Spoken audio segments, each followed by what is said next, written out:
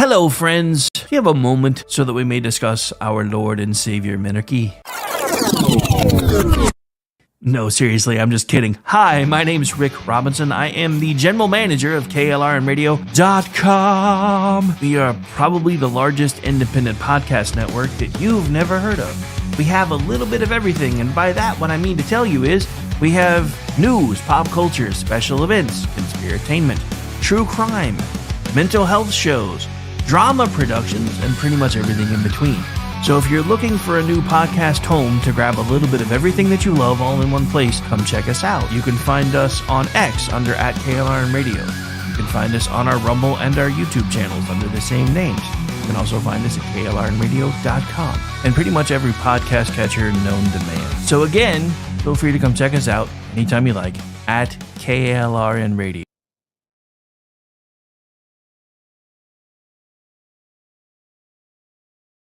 Not to be a backseat driver, but can you say for sure you got the best monthly payment possible on your auto loan? Could it be that you might have gotten a better deal by shopping the loan at a few places and have a lower car payment? Next time, before you go car shopping, visit Communication Federal Credit Union first. Our auto loan experts will find you a perfect loan and get you the lowest monthly payment we can. Communication Federal, your auto loan experts. Restrictions apply. Federally insured by NCUA. Hi, everyone. This is JJ, the co-founder of Good Pods. If you haven't heard of it yet, Good Pods is like Goodreads or Instagram, but for podcasts. It's new, it's social, it's different, and it's growing really fast. There are more than 2 million podcasts, and we know that it is impossible to figure out what to listen to. On Good Pods, you follow your friends and podcasters to see what they like. That is the number one way to discover new shows and episodes. You can find Good Pods on the web or download the app. Happy listening. KLRN Radio has advertising rates available. We have rates to fit almost any budget. Contact us at advertising@klrnradio.com.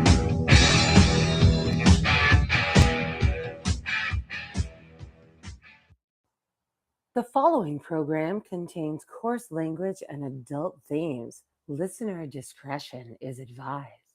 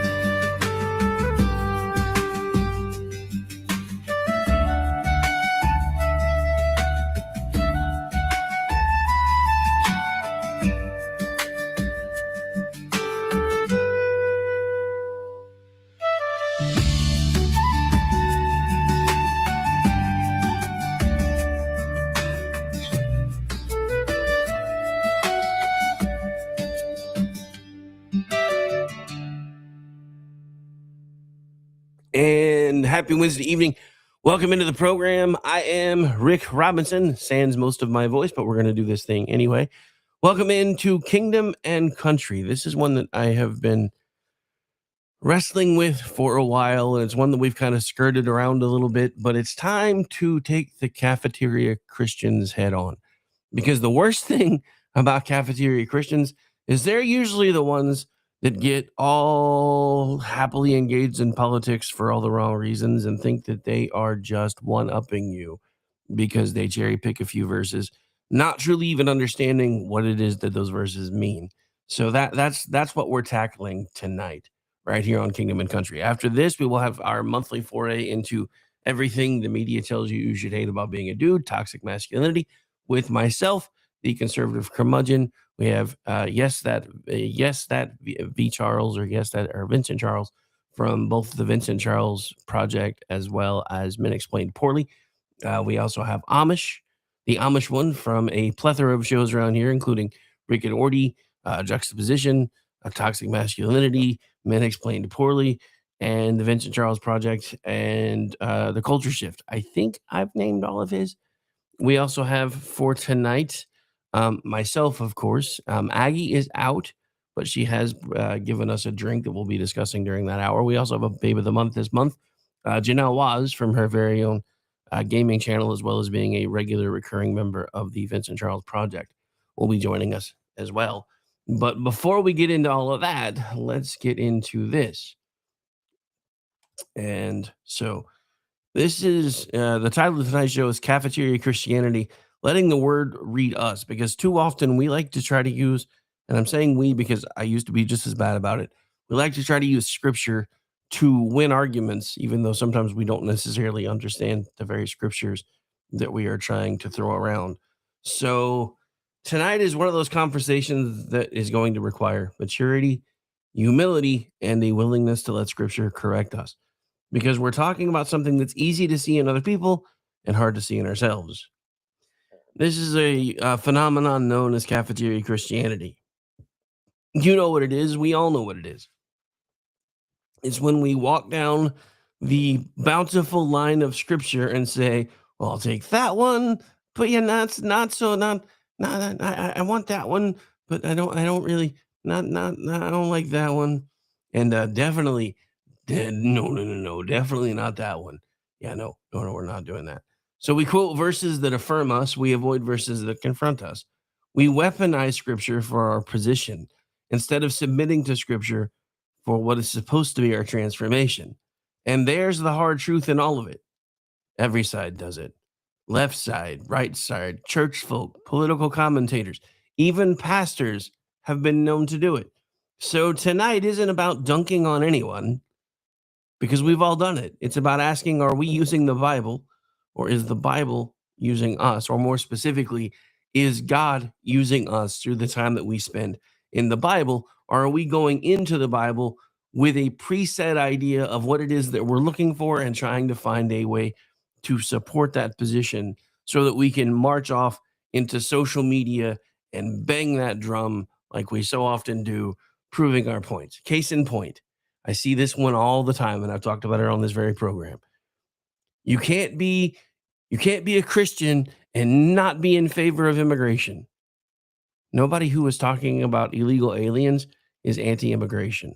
But one of the things they like to throw around all the time is, you guys wouldn't have even let Jesus in because he fled to Egypt and then came back. The problem is, these people don't understand history, because in Jesus's time, Egypt was a province of Rome. So Jesus' family fleeing to Egypt and then returning would be no different than the folks that fled the Dust Bowl in the 30s from Oklahoma to California. Some of them decided to come back. Some of them stayed. But they use that all the time. You don't even understand Jesus because he was an immigrant. Technically, he wasn't. But even if he was, we're going to get into more of that as we go on tonight. So again, are we using the Bible, or is the Bible using us?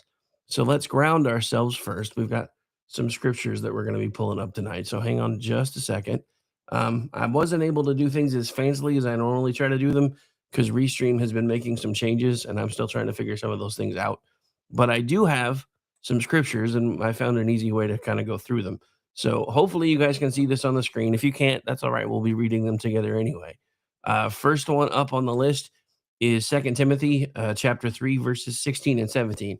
All scripture is God-breathed and is useful for teaching, rebuking, correcting, and training in righteousness, so that the servant of God may be thoroughly equipped for every good work. So the reason this verse is important, and we're going to hang out here for a minute.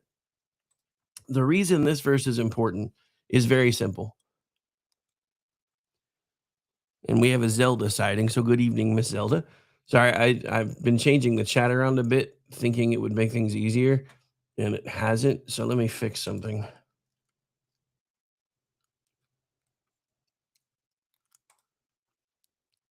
Yeah, that didn't really help either. All right, anyway. Maybe I'll do this, and that should probably help more. Well, all that did was move it, which I wasn't actually trying to do. So hang on. So let's do that. And then this. Well, it's not going to let me now, is it? There it goes. And no, that doesn't really help either. All right. Sorry, I'm just trying to figure things out as I go because Restream has made some changes today. I thought this format was going to work. It's kind of not. So give me just a second.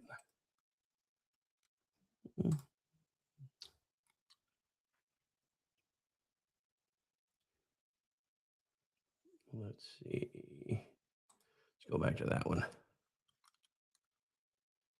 Rick is always experiencing technical difficulties. You act like this is anything new. All right. So back to the scripture that we're talking about. Again, all scripture is God-breathed and is useful for teaching, rebuking, correcting, and training in righteousness. Now, we love that first part about the teaching. We also like the rebuking, but only when we think it's working in our favor. Because when we can cherry pick a scripture and say, see, God says you're not supposed to do this, and go back into somebody else's face with it. What we don't really understand is the rebuking the scripture does when you let it is when you are spending your time in the word, reading through the word, meditating on it, and praying about it. There are going to be times when the Spirit is going to absolutely rebuke you about some of the things that you have done. If you are willing to listen, but you have to be willing to listen. If the first thing you're doing is weaponizing scripture to prove a point, whether it's politically, whether it's spiritually, then you are not walking the walk that you think you are. You're just not.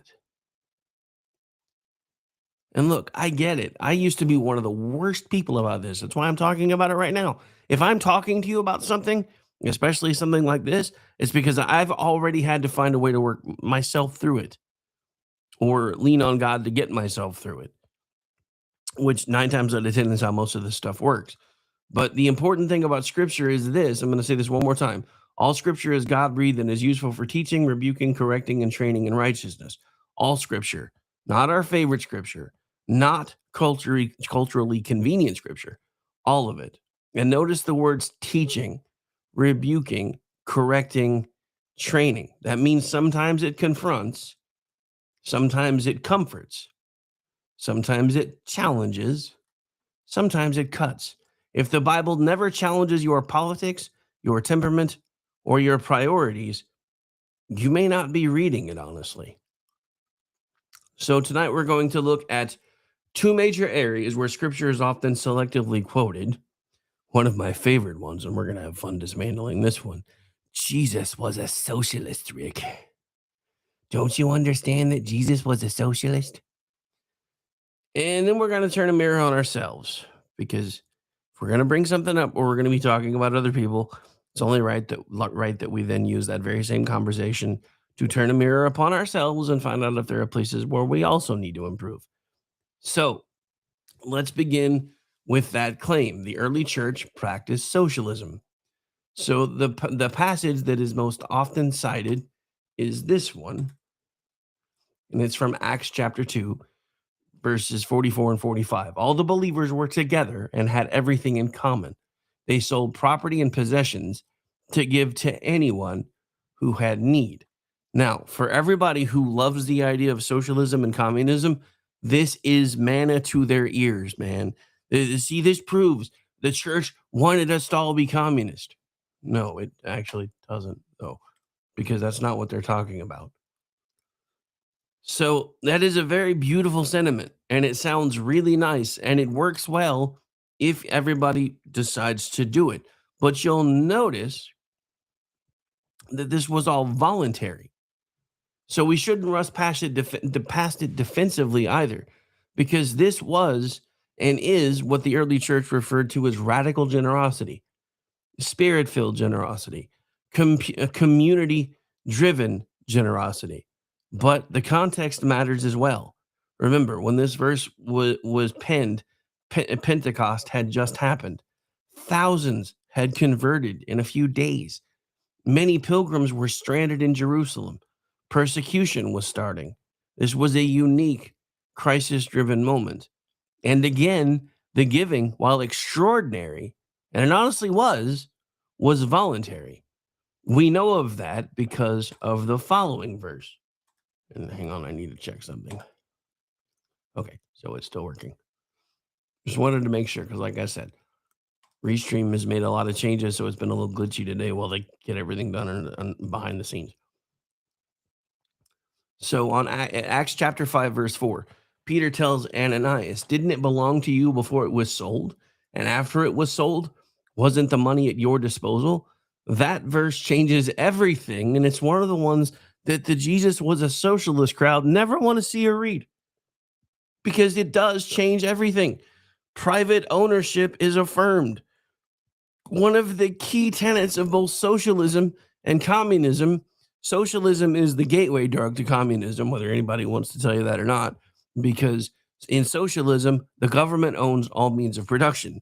In communism, the government owns all means of production and everything else, and then gives from one according to their need versus the other according to their ability. But this one verse changes everything, and it turns the entire Jesus or the church is a communist socialist organization on its head. Because again, private ownership is affirmed. The sin was deception, not withholding. The early church practiced voluntary sacrifice, not government redistribution. There is a huge difference between spirit-led generosity and state-enforced equality.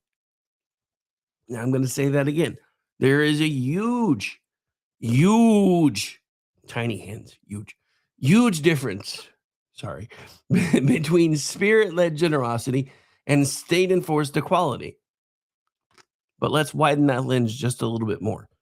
Scripture absolutely commands generosity, and that's something that a lot of folks, even the ones, actually, I guess we don't have that one yet. So hang on.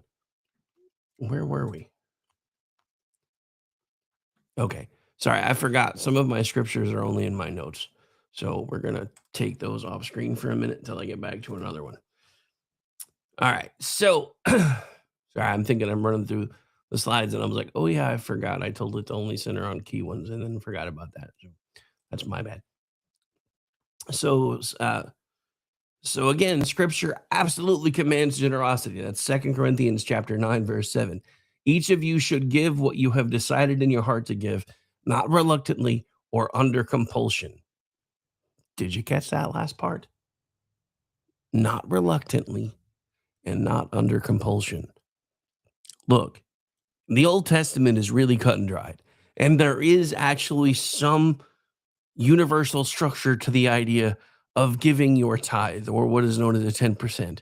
Now, that it used to be anything, whether it was crops, whether it was animals, whatever the case may be. It was just the first 10%. You didn't look at it. You didn't go over it. You didn't pick through it. The first 10% of anything that you gathered was stored up and either taken and was basically taken to the church. The concept of tithing has changed. The universal constant behind it hasn't, because there are universal laws. So I'm not telling you that even if there are times when you're like, I don't really know if I should be doing this because I can't really afford it. Trust me. God finds a way. He always finds a way. But at the same time, you cannot constantly be a reluctant giver. or feeling like you're doing it because you have to do it. The heart when you give matters, especially if you want to get past the point where you're just getting enough to survive. If you want the miracle of giving, the to give and it shall be given unto you, pressed down, shaken, all of that stuff. The heart of why you give and how you give matters. And I don't care whether it's your money, I don't care whether it's your time, I don't care if it's your talents. Whatever you give, if you give it in the right mindset, you're going to get something back in return. Because God does in fact love cheerful givers, not forced givers. Now, again, because there are universal constants, there are baselines. So even if you're giving just because you feel like you have to give, you're going to get something back in return. And honestly, and this is how all of us start in the beginning, is doing it because the Bible says we have to do it. Well, the Bible says I have to give 10%. Well, maybe I'm too broke for 10%. So what if I give 5%, but then I donate time to the church, or I do this, or I give this, or I do other things? And that's my thing. I am not a full-time pastor anymore. So I don't honestly believe that the 10% has to be something that goes directly towards the church. I say the 10%, whether it's your time, your talents, your money, needs to be put towards the kingdom of God. And that can include making sure that your corner of the world outside of your house is in the best shape that it can be. So if you have neighbors that need help and you give to them, to me, that counts. Now, you're going to need to pray about that to see if it counts for you, but I have, and it does, as far as I'm concerned. But you can't do it because it's compulsory. Because if you're doing it because you're expecting something in return or because you feel like you have to do it, you're never going to get the full impact of what you can get from learning to be a cheerful giver. And when I tell you that I know things like this work, just look at the Mormons that you know. They give everything, and they don't even believe half the things that we believe. And I'm not even sure they technically count as Christians. And I'm not trying to say that to be a douche. I'm saying it because I've done some major studies in the Book of Mormon. And some of the stuff that they believe, I'm not so sure. But if you'll notice, they're the ones that are always talking about tithing. They're the ones that when you find them, they're like prepped for World War III through World War 22. And they've always got more than enough. Because there are universal constants attached to the idea of giving. And again, even if it starts with just, well, I'm going to do it because it says I have to. As long as you don't live in that mindset for forever, even if it's what starts you down that path, it's still a good thing to do. But again, while God loves cheerful givers, not forced givers, we also still have to balance that with responsibility.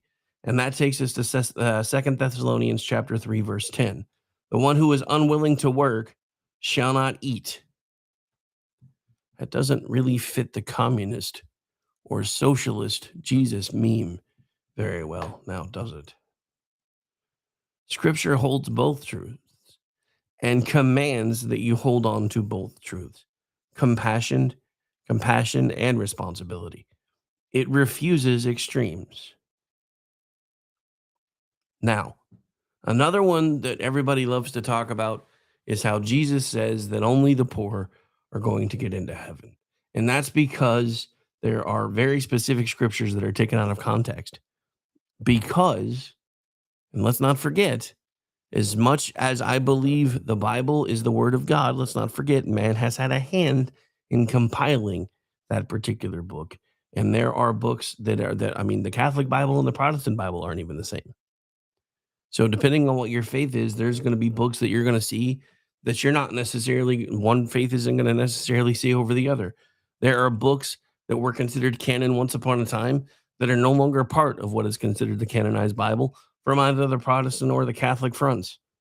Because part of it was the people that were in charge figured out how to keep the little people under thumb. And that's the worst part about organized religion, in my opinion, is eventually it becomes a way to keep people under thumb. And unfortunately, that still hasn't changed as of today.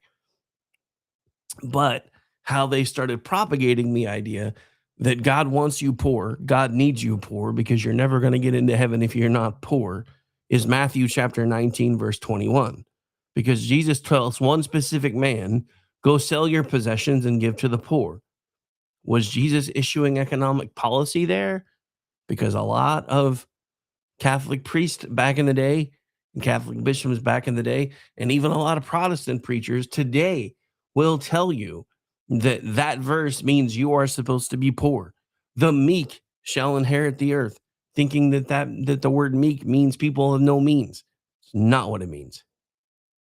It means people that understand their place in the universe are going to be the ones that inherit the earth. So was, again, Jesus issuing some form of economic policy? No, because that's not what he was there to do yet. He was, however, exposing idolatry. The man's wealth, the one that he said, go sell your possessions and give them to the poor, his God was his wealth. If you'll notice, Jesus didn't say that to Zacchaeus. He didn't say it to Joseph of Arimathea. He didn't command Rome to seize estates. He performed heart surgery. Here's the key line for tonight. Jesus is not a mascot for economic systems. He is the Lord of the human heart. And specifically, if you'll let him be, he wants to be the Lord of your heart. Now, before we get into the next segment, we are going to go ahead and take a quick break. My name is Rick Robinson. You are listening to my show. We are live right here on KLRN Radio, and we'll be back. So stay tuned.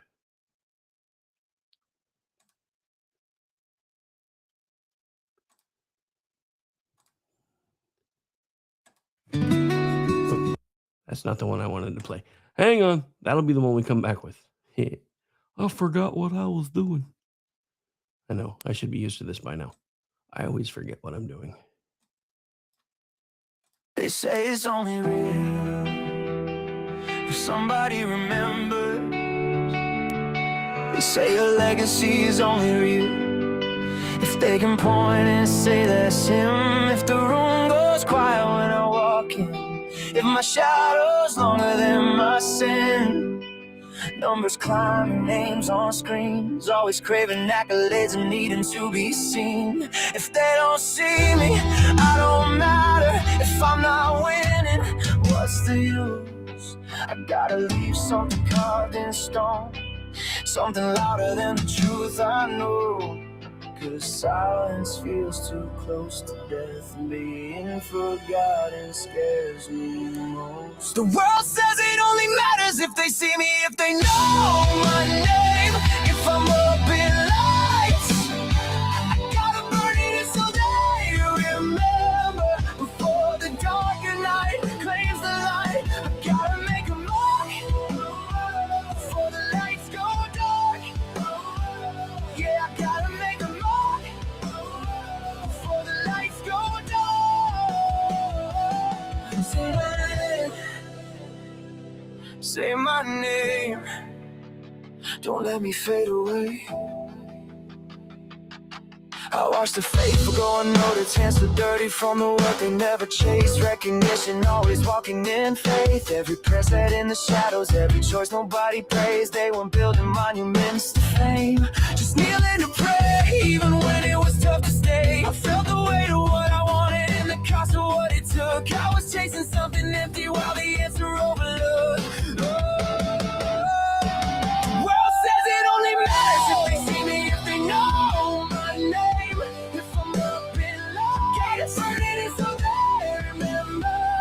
Before the darker night claims the light, I gotta make a mark before the lights go dark.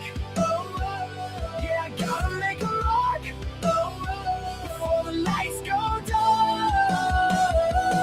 If they don't see me, I don't exist. If they don't clap, did I even live? I need my name in fire and sparks. I gotta make it loud before the lights go dark.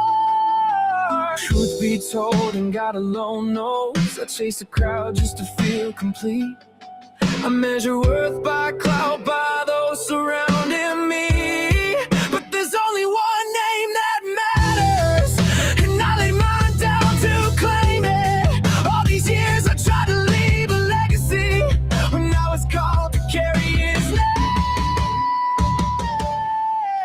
name.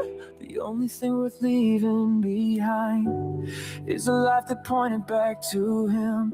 Not my glory, not my fire, just faith that held when the whole world dimmed. It shouldn't matter if they knew my name. My life should be the proof of his glory. What matters is what they saw in me when the world was watching. Now I live my life. It never mattered if they saw me or if they ever knew my name.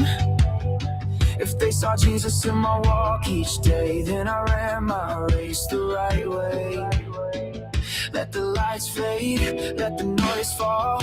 Heaven knows the choice I made. I don't need my name in the spotlight. If they saw Jesus in my walk each day.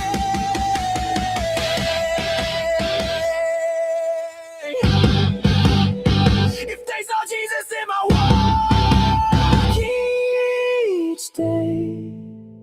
If heaven knows my name.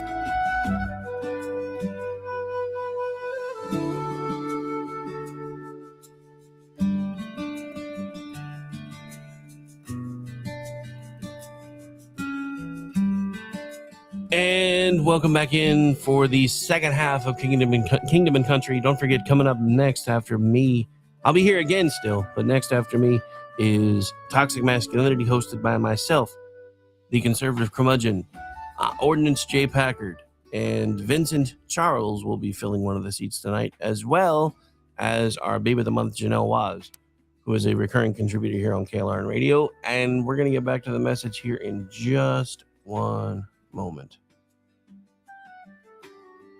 All right, so let's bring the volume down here. Sorry, I'm running through my own production notes as I go here. To be fair, I've been off for the last 3 months more than I've been on, and I've been really, really sick for about the last 3 weeks. So I'm just starting to get back to it. So if things seem a little rustier than average, it's because they are. But that's all right, because we're doing this thing anyway. So before we took the break, we had closed with this thought. Jesus is not a mascot for any type of economic system, not even capitalism for that matter. He is, when we allow him to be, the Lord of the human heart, however. So this is where we get into one of the other really common hot button topics when it comes to Jesus, and that's the idea of immigration in the Bible, in as far as immigration in the form. So we're going to approach this very carefully because Scripture absolutely commands compassion towards foreigners, but it's also very specific in and of how it commands that compassion. And so that is next up on this one. That would be Leviticus. Let me embiggen this a little bit more so you guys can read it. And we'll get back to my notes page over here. The foreigner residing among you must be treated as your native born. That is a very powerful command. But again, context matters. And everybody leaves the context part out. Especially, they quote this one a lot lately. Everybody. So ancient Israel was a covenant nation. The foreigner, or the ger, lived under Israel's laws. They were expected to observe the covenant framework. This was not any type of borderlessness. It was ordered inclusion, compassion within structure. So that is the part that everybody leaves behind and doesn't bring into the conversation when they tell you that God commands you to love the foreigner that is within your borders. But there were two very specific concepts where that was being talked about. Those were the ones that were already included within, or the ones that were given permission to travel into and through and keep going, but agreed to honor your laws or their laws while they were within their borders. The people that we're talking about for the last year, the ones that caused the election to be basically the closest thing to a landslide, that we've seen in forever are the ones that are doing it completely backwards. They're not coming here to make America a better place.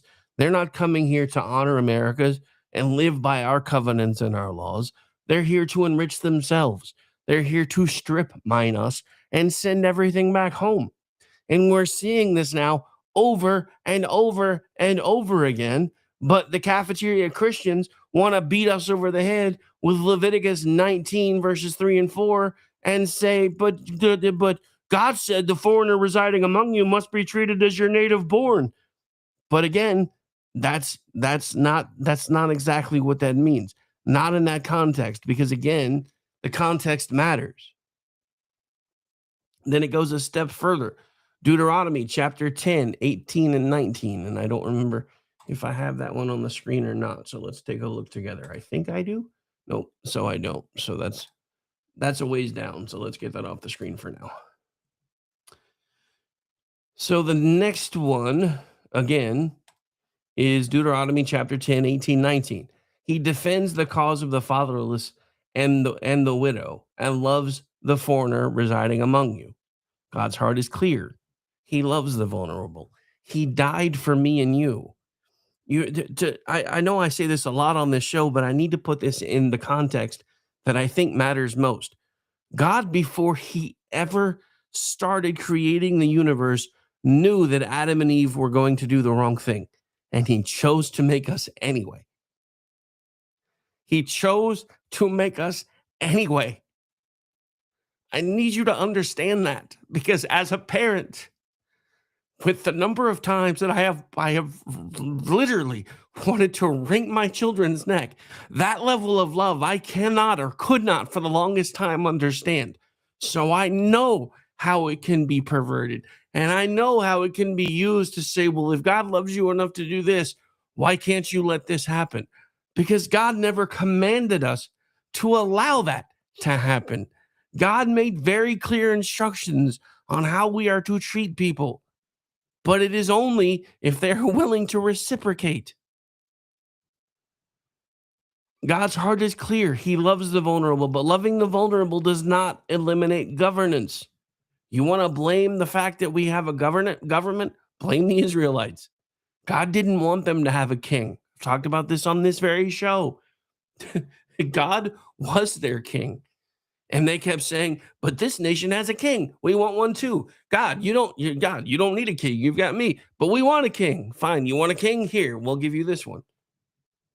So yes, we through the Israelites and ultimately through Adam and Eve are the ones who ultimately set us on the path that we're on right now, to the point where we are now beholden to a government, whether we like that idea or not. But again, this does not eliminate governance. And because of the fact that the Israelites wanted the same kind of governance that the rest of the world had at the time, this brings in Romans chapter 13, verse 1. Let everyone be subject to the governing authorities. Authority is not inherently evil. Order is not oppression. Structure is not sin. And then there's Matthew 25, verse 35. I was a stranger and you invited me in. This is personal mercy, personal righteousness, personal obedience. It's not a congressional blueprint. Compassion and order are not enemies.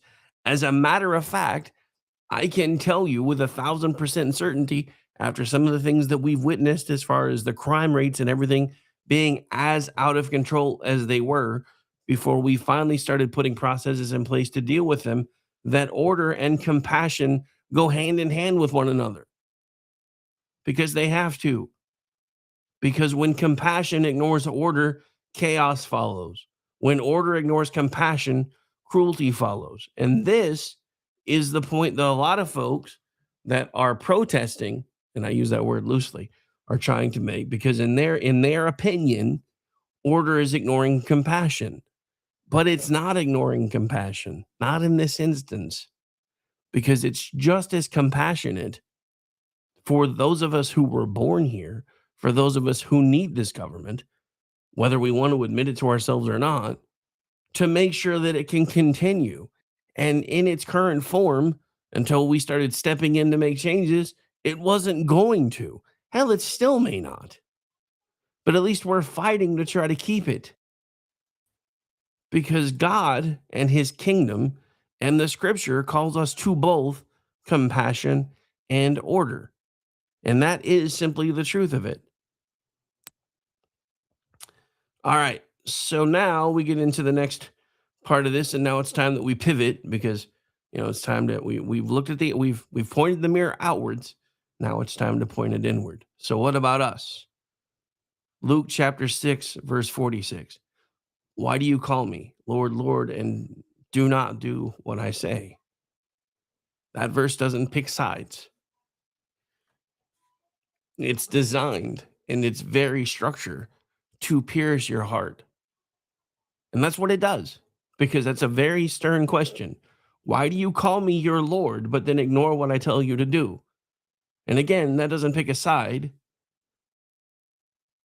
Are we ignoring the verses about forgiveness, sexual holiness, loving enemies, humility? Because in a lot of ways we are. Again, we cherry pick the different things. Well, it doesn't matter about this because this is the 21st century. Those scriptures are thousands of years old. They didn't know what life was going to be like today. So you're telling me that the God who understands all, sees all, and knew everything about you before you were ever even a thought in your father's inkling of a brain was too ignorant to understand what life was going to be like a couple of thousand years later? That's the stance you're taking with us today? Really? That's where we're going with this? Now here's one that gets me every time because I know I'm not doing it right. James chapter 1 verse 22. Do not merely listen to the word, do what it says. Do what it says. And that, ladies and gentlemen, is one of the biggest dangers of what we call cafeteria Christianity. We build a Jesus who agrees with us. There's a song by Todd Agnew called My Jesus. The first time I understood the lyrics to that song, I thought I was going to spend the next 3 weeks crying. Because we have this concept in our head of who Jesus is. But it's not who he really is. We have this sanitized version of Jesus. And we do it to ourselves because if we really look at how Jesus still appears today, because he chooses to appear that way, most of us couldn't stomach it. He's still got the holes in his hands. He's still got the scar in his side. He's still got the holes in his feet. Remember, Thomas, who doubted, wouldn't believe that it was Jesus until his fingers pierced the nail-scarred hands and could feel the holes in Jesus's hand. And Jesus said, blessed are you who believe because you can see. How much more blessed are those who come after you, who will believe without ever seeing. That's why that verse gets me every single time. Because we have this, and when I say we, I mean me too, have this habit of listening when we read through the Bible and, ooh, I get it, Lord. I'm having that apostrophe moment. Yes, it's a hook reference. It's stuck in my brain. I will never be able to get rid of it. Everybody looks at me like, trust me, I've done that from a pulpit before, and everybody looked at me like I grew a third head. There's another joke in there that you may not get till later. But seriously, we build a Jesus who agrees with us instead of bowing to the Jesus who corrects us, who shows us who we were meant to be by us learning about his life and the decisions that he made. Once you start trimming scripture, you're no longer being a disciple. You've become an editor of the faith. And that, ladies and gentlemen, is a dangerous seat to sit in. And it is an absolutely terrifying moment to be stuck in. And that's why these moments matter. That's why you are called to spend time every day in prayer, in thoughtfulness, in scripture. Because if you open the Bible and you do so with pure intent, you will learn something every single time. It's not always going to be something that you're going to want to learn. And a lot of times it's going to sting if you do it the right way. But if you do it the right way, you will start overcoming some of these huge stumbling blocks that have got half the country so mad that they think they are righteous crusaders because we're not loving our enemies or we're not taking care of the foreigners. You know what? Loving your enemies is fine, but even Jesus said, if you have 2 cloaks, sew one and buy a sword. Does that really sound like somebody who was, you got to love your enemies all the time? Really? Because it doesn't really seem that way. And again, part of me is in awe of the strength of Jesus. Because if I could have got myself down off that cross, y'all wouldn't have anybody to pray to. I'm like, God, I tried. I told you I didn't. I told you if we can make this pass from my lips, we need to figure out how to make this pass from my lips. I told you I can't do this. I'm just going to pull myself down. I'm going to smite them all, and we'll have to figure it out later. And that's the difference between Jesus and me, because he knew what he could do. He knew. He showed us what he could do over and over and over again. And when the moment came, when the ultimate moment came, where no one other than probably God himself would have faulted him for being selfish and saying, you didn't believe that I said who I was, who I said I was? Here, I'm going to show you exactly who the hell I am. Pardon the language, but this is one of those moments. I'm going to prove to you who I said I was. You weren't going to have to worry about it anymore. You're not going to have to go, well, did we do the right thing? Did we do the wrong thing? No, I'm going to show you right before I send you all to hell who I am. And I think there's a reason that most of us that practice Christianity don't have that level of power. Because we are still at war with ourselves. I am at war with myself every single day. And I fight that field of battle every single day because I see all of these people saying all of these things that I know are wrong. But I know if I come at them the wrong way, it's only going to make it worse. So I really try not to do that. And then I usually do it anyway. And then I pray about it later. But again, when you become the editor of what matters and pick and choose the scripture that matters, that's a pretty dangerous seat to be sitting in, ladies and gentlemen, and it really is. So we're coming to the closing moments of the program.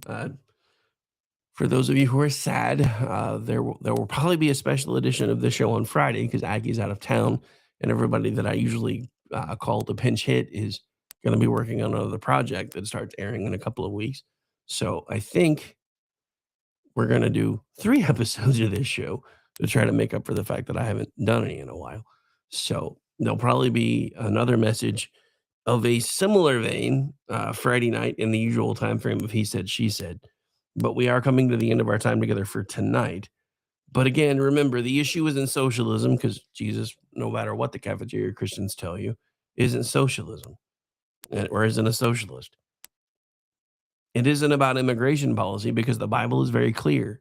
Yes, you should love the immigrant and you should even love the migrant, but only if they're coming through and going to honor your laws while they're on the way through, and then they keep going. The problem that we have in this country is the migrants don't keep going. They pitch a tent, they hang out for a while, they start stripping us of our resources, and then they send everything back where they come from. That is not a migrant, that's an invader. And that's just the truth of it. And that's the part of this. And I'm not telling you that you have to go up to all these cafeteria Christians that want to tell you, well, you're not a real Christian because you don't love the immigrant. I'm not telling you to browbeat them with this. I'm telling you this so that you know. Because you coming at them isn't going to fix anything. It's not going to change anything. You need to do what the Bible says to do. And that's to pray about the people that disagree with you, especially when you know that you're the one who has a belief system that is rooted in faith and in actual scripture. Because the scripture is clear. Yes, you are to love the immigrant, but we're not talking about immigrants. Yes, you are to love the migrant, but again, we're not talking about migrants because migrants migrate. They come, they go. They come, they go. These come and stay. You've heard from Ilhan Omar's own people, the Islamists. They are not here to assimilate. They are here to colonize. That is not a migrant. That is an invader. They are stripping us of our resources and sending them back home. That is not a migrant. That is an invader. I'm not telling you this so that you can use it to browbeat the people that are giving you erroneous information and trying to guilt trip you. I'm giving this to you so you can let go of the guilt trip, because you and they are not talking about the same things. So the issue is not about socialism.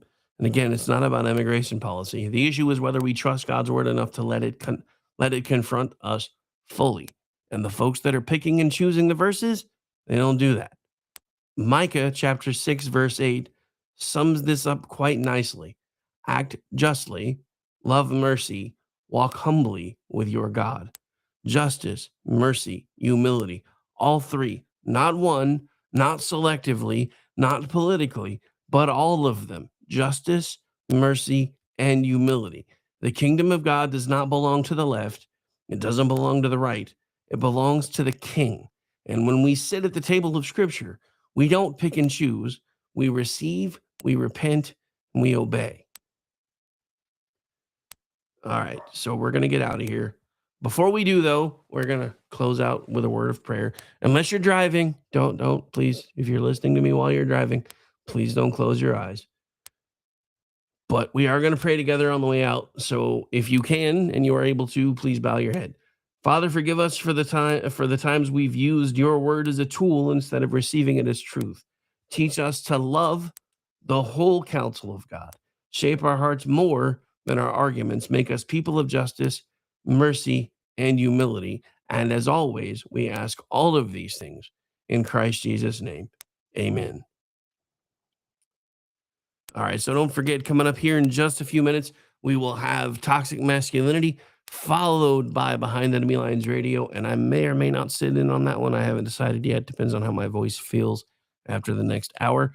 And then I'll be back with Rick and Orty tonight at 10 p.m. Eastern, followed by our closing act over in SHR Media territory of the Edge of Liberty Radio, hosted by Sean Lewis. And, of course, come say hi on our feed first and then go hang out over on their YouTube channel, because that is still for them the best place to chat.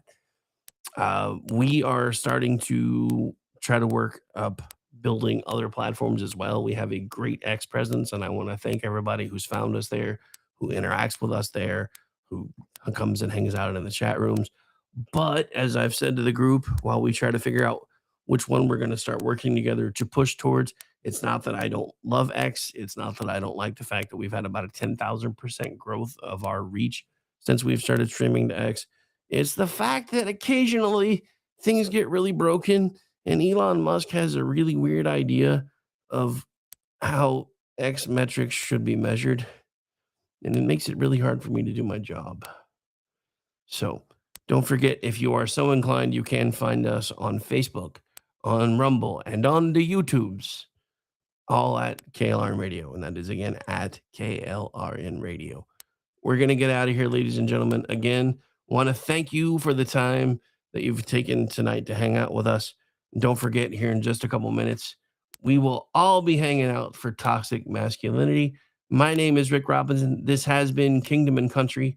And again, we will probably do a special episode of this Friday night, 8:30 p.m. Eastern.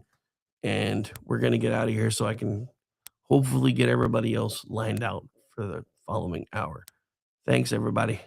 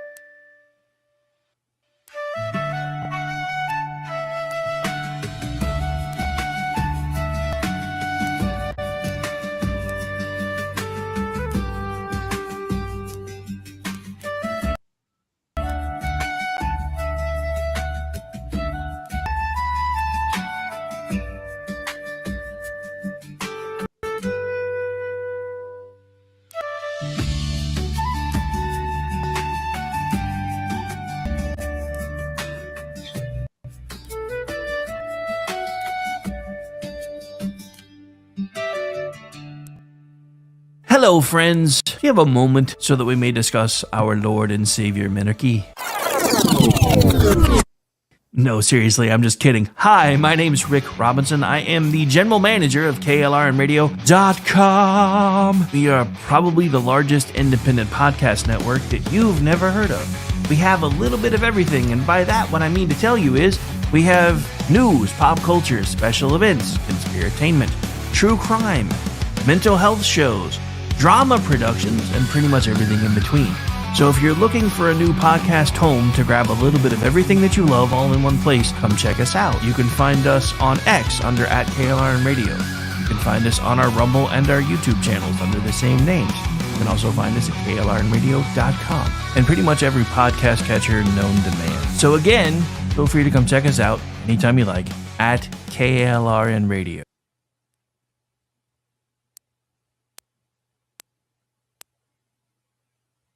Hi, everyone. This is JJ, the co-founder of Good Pods. If you haven't heard of it yet, Good Pods is like Goodreads or Instagram, but for podcasts. It's new, it's social, it's different, and it's growing really fast. There are more than 2 million podcasts, and we know that it is impossible to figure out what to listen to. On Good Pods, you follow your friends and podcasters to see what they like. That is the #1 way to discover new shows and episodes. You can find Good Pods on the web or download the app. Happy listening. To me. Thanks, JJ. Not to be a backseat driver, but can you say for sure you got the best monthly payment possible on your auto loan? Could it be that you might have gotten a better deal by shopping the loan at a few places and have a lower car payment? Next time, before you go car shopping, visit Communication Federal Credit Union first. Our auto loan experts will find you a perfect loan and get you the lowest monthly payment we can. Communication Federal, your auto loan experts. Restrictions apply. Federally insured by NCUA.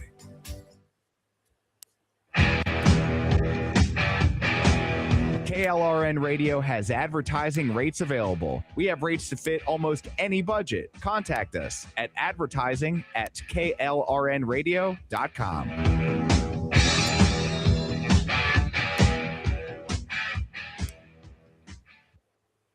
The following program contains coarse language and adult themes. Listener discretion is advised.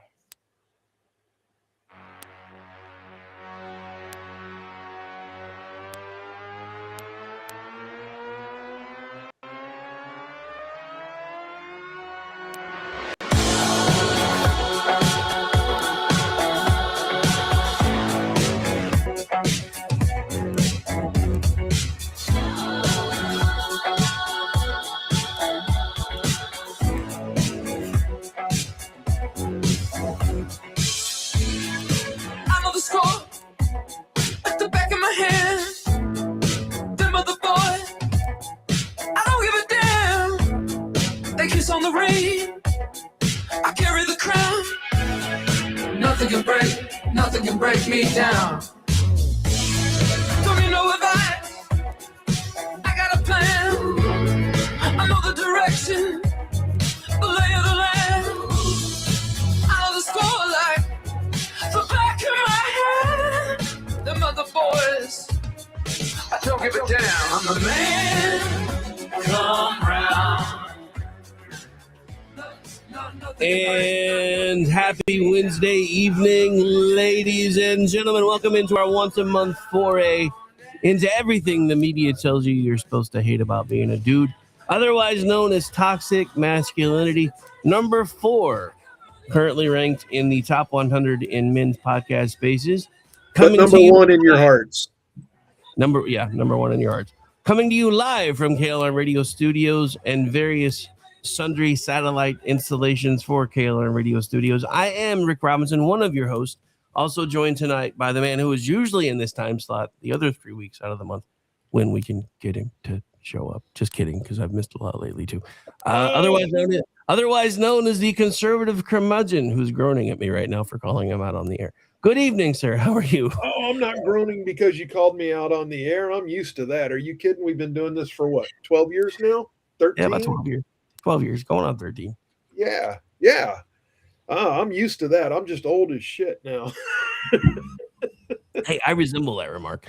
We also have with us this evening a guest contributor, a regular contributor on his very own show, The Vincent Charles Project, and now a recurring contributor on Men Explained Poorly, our newest foray into the men's space that just launched a couple weeks ago and is now available on a lot of your favorite podcatchers.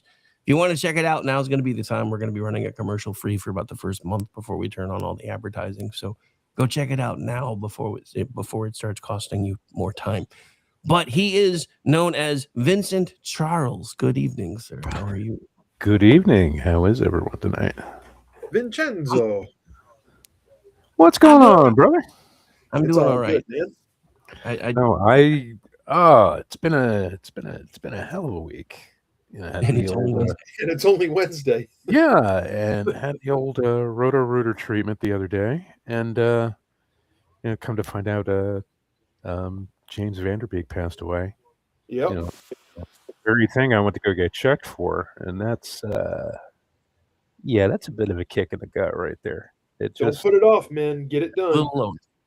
Because the guidelines used to be 50, now it's after 45. So when you turn 45, the prep sucks and it's horrible, but you can do it because he caught it too late. If he had went to the doctor and got it checked, he might have been able to beat it, but unfortunately he didn't. So rest in peace. R.I.P. Mox. All right, and before we get into our guest for the evening, we also have one of our other regular contributors who's waiting in the wings right now. You know him, you love him, especially if you're a mom behind Circle K. Ordnance J. Packard. Good evening, sir. How are you? I took a nap and fucked up my shoulder. Welcome to being old. On this episode of Toxic Masculinity, why it sucks to get old. Oh, anyway. And of course, we do have, and it's been a minute since we've had one, but it worked out well because Aggie, our resident bar babe, is on break. She is out gallivanting and doing like Aggie stuff. So, but we do have a babe of the month this week. You know her, you love her, especially if you've been hanging out in KLR radio circles for a while. She has her own YouTube channel, which is a really big channel, especially for those of us that are still trying to build out our YouTube following. You may know her from Vincent Charles projects. He's also had a hand in a couple of our recent KLR Radio Players productions. She is Miss Janelle Waz. Good evening, ma'am. How are you? Well, hi diddly ho, neighborino. Currently fighting off a cold, but just to prove to you all that I am not an AI, I am indeed a human being. It was 7 minutes and 26 seconds for the first Simpsons reference on the show. Buenos ding dong diddly dias, senor. Googly and googly. And that didn't take long for the Simpsons references to stack up. I hope everybody's got plenty of shot glasses. Holy crap. Oh, you guys would be under the table at that point. Some of my best work's been done. Yeah, on that's there, why too. we don't. That's why we don't invoke that rule on VCP. Oh no. Yeah, no, we'd die. We would all die. Seriously. Even if we just made it tea, we'd have to go to the bathroom after 15 minutes. So many times. Oh my God. I think it's about 50 cups of matcha is the lethal dosage, but you probably go broke long before then. Don't ask how I know. Yeah, that stuff's pricey. Yeah. Yeah. And that was oddly specific. I also love how she's like, "Don't ask me how I know." You know, with the Googles. Yeah. Oh, sure. We're gonna blame Google. Okay. It's the Listen, if it didn't algorithm. want me to know, it shouldn't have told me. I should have tried that on my father sometime. Gee. Dad, if you didn't want me to know, you shouldn't have taught me. Yeah, all that would get me is a backhand. I don't know about your dad. What do you mean I wasn't supposed to not steal the car, sneak out of the house and take the car and go driving? You taught me how to drive. Yeah. That's a valid point. No, I was too dull for that kind of stuff. Like, You go. Yeah, I doubt that, but I don't know. Oh, I'm really quite dull. If I can quote Picard on that one. Yeah, well, Picard was a liar too. She's a role model. I'm a role model. I'm sure you are. It's Janelle Waz Day. Why does it have to be me? Well, I'm a dinner role model. Same. But Hey, no poking yourself on air, sir. It's the only way I'm going to get poked here. So, yeah, did Facebook ever do away with those pokes? Because I used to get poked occasionally, and I don't now know. I haven't had a Facebook account since I opened my Twitter account 14 years ago. it's fair. It is actually still a thing. It's just very well hidden now. Oh, gee. Yeah, because I had Rest in peace, Farmville. I had one pop up on my feed the other day. I was like, I didn't even know anybody. I didn't even know you could still do that because it's like so and so has poked you. I'm like, I didn't even know you could still do that. Anyway, It's like you look at the people who poked you. You still exist? All I see are ads now. Do you get cooties when you get poked? Well, not as long as you not. get protection. Sure get something.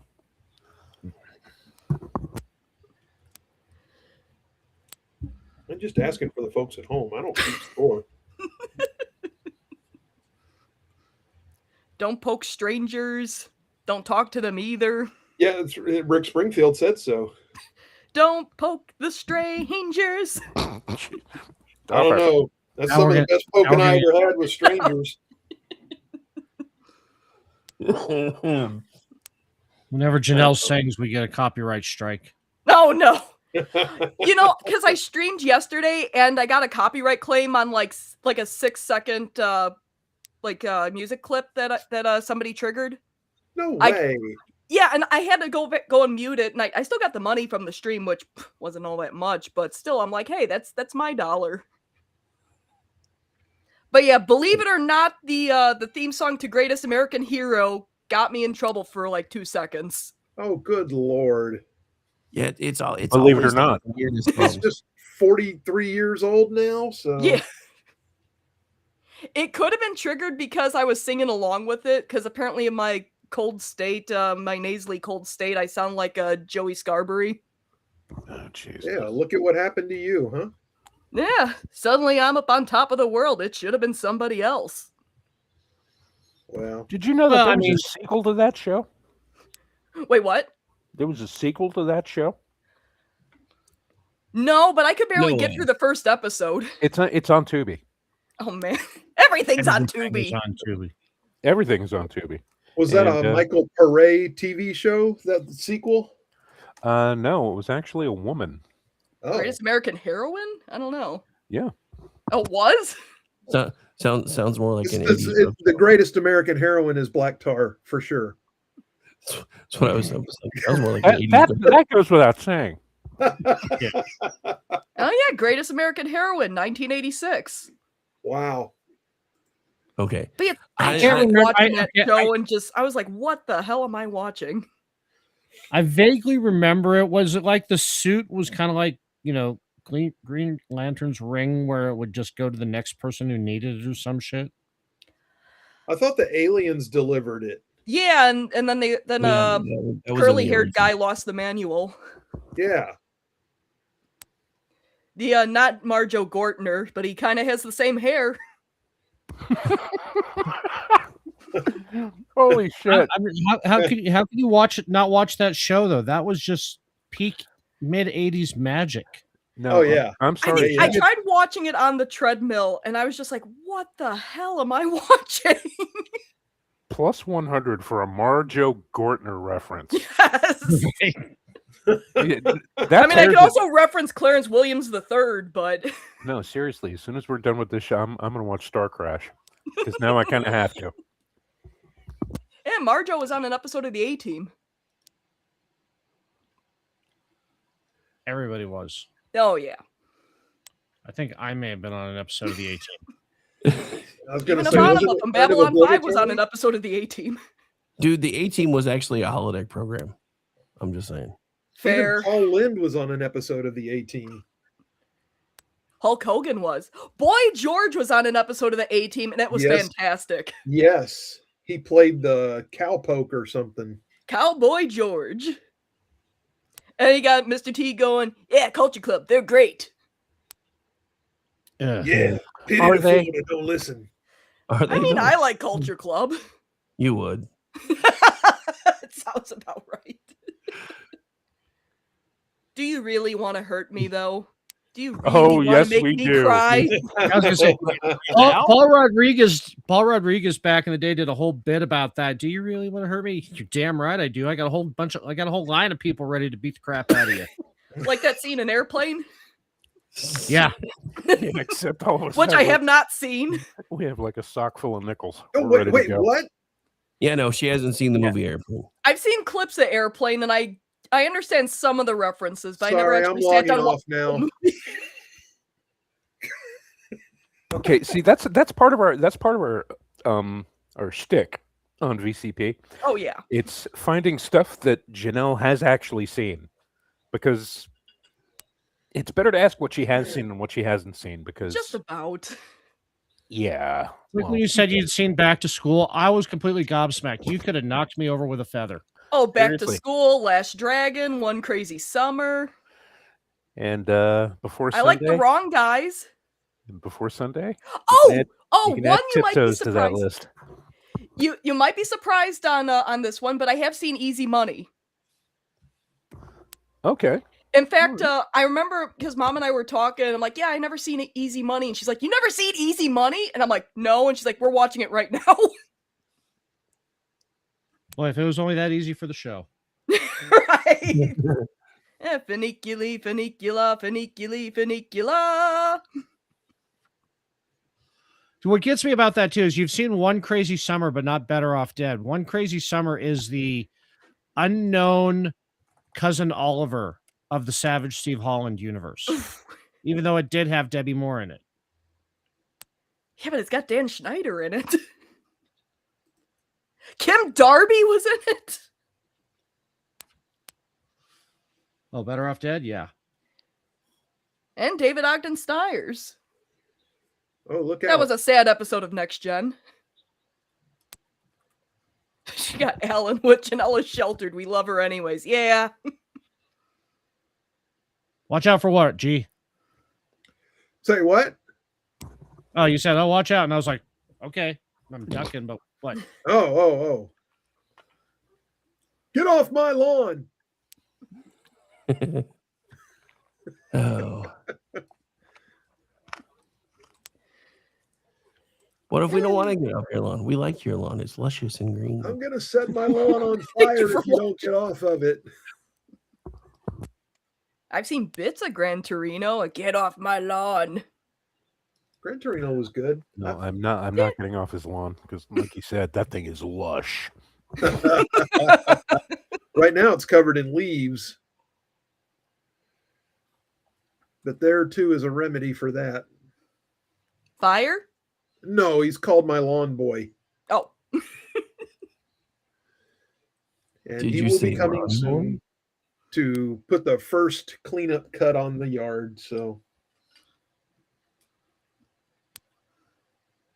Is this like a cabana boy but worse? Because it kind of sounds like it's a cabana you know, boy. I've had my lawn guy now. I call him lawn boy out of fun, but he's a lawn guy. He's an adult. He's just a hustler. You know, he worked maintenance at the hotel where my daughter worked, and he was just looking to do something for some extra money. And he said, "Hey, your yard."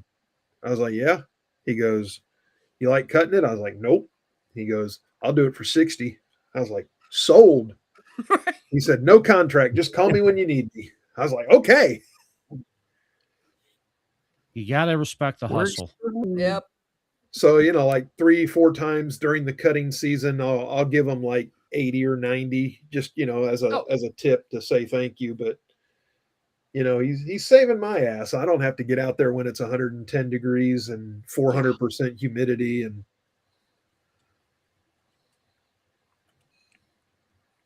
it's worth it. It's honest work. Well, And it frees me to do other things he that need hopes to to be be a done. lawn man. What's that? When he comes back, he hopes to be a lawn man. Yes. No, you should see this guy go. I mean, it started raining on him one day, and he took the mower and drove it out to his truck, shut it off, got out, opened the door, put on a rain slicker, got back on the lawnmower, and kept going. I was just like, damn. I want to try one of those riding mowers one day. Zero turn mowers. Those are awesome. They don't turn very well. Oh, they turn great. No, they turn great. They turn on a dime. Yeah. Over? Just take one arm and pull it all the way back, and one arm pushed all the way forward at the same time, and hold on. Oh, gee. Yeah, if you Spin do it like that, a top. I was gonna say if you do that too quickly, you will actually spin like a top. It's fun. Yeah. The whole idea. Get it up in the air on 2 wheels and go. Put a couple rockets on the back like Tim the Toolman Taylor. And wee. Most of those zero turns these days, you don't need that. But wouldn't it be cool if you did though? I mean, I watched a guy cut his yard with a zero turn. He was doing 20 miles an hour going across the yard. And granted, his yard was like 6 acres, but still, I mean, if you're doing 20 miles an hour, it doesn't take long to do 6 acres. Right.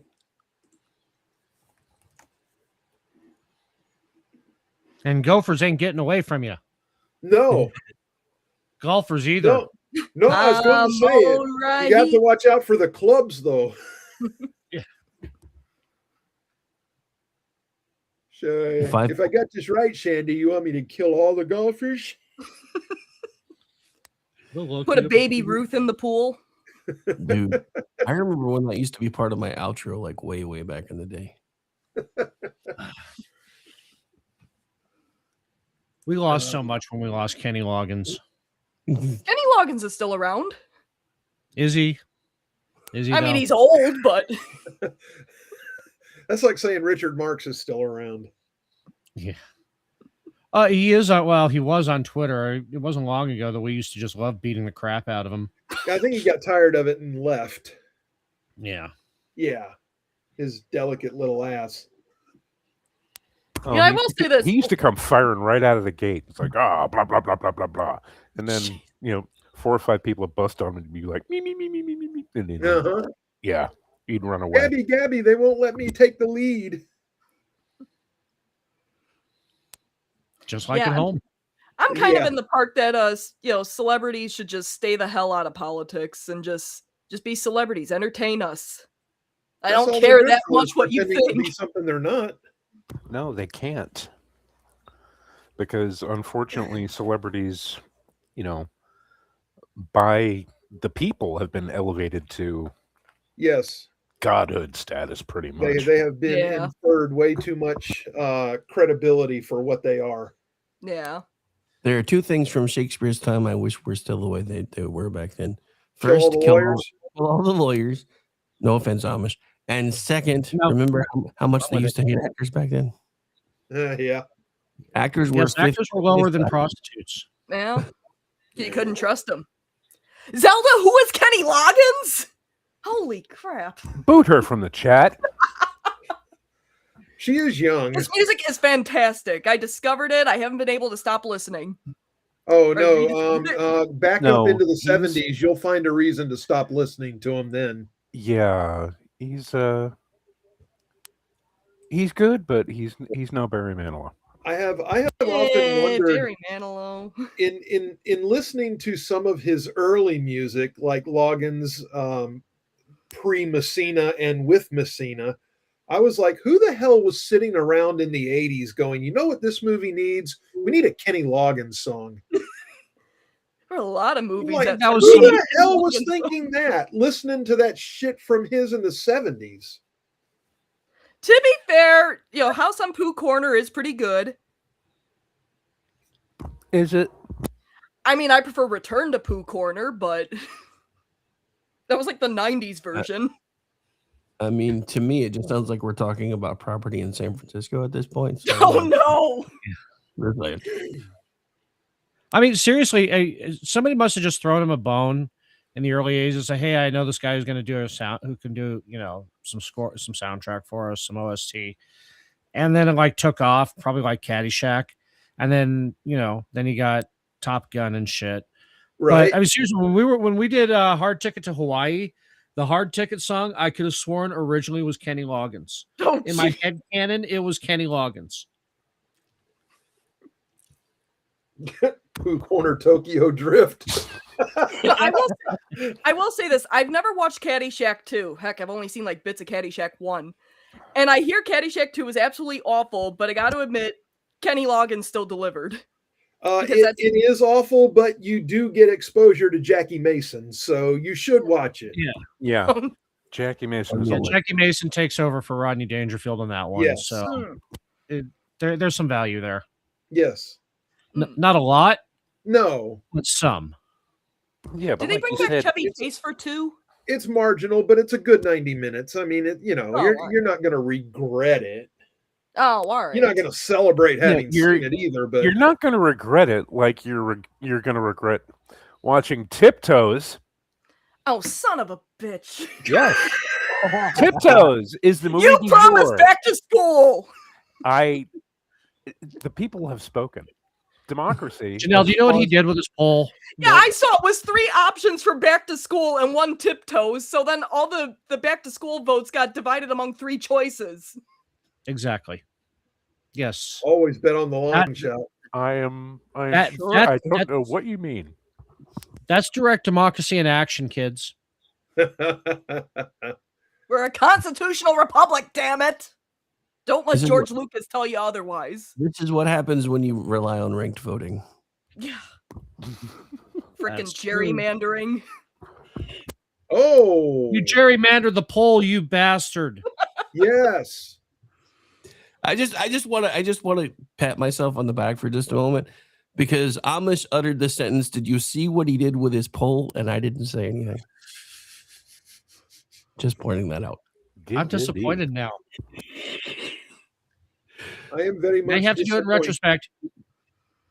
No, because nobody wants to see what he did with his poll. No, you No. have to do the giggity. So I think G. I thought I heard G say it already. So but What's anyway, that? Never mind. I did not giggity. I did. So we're good. Oh, There.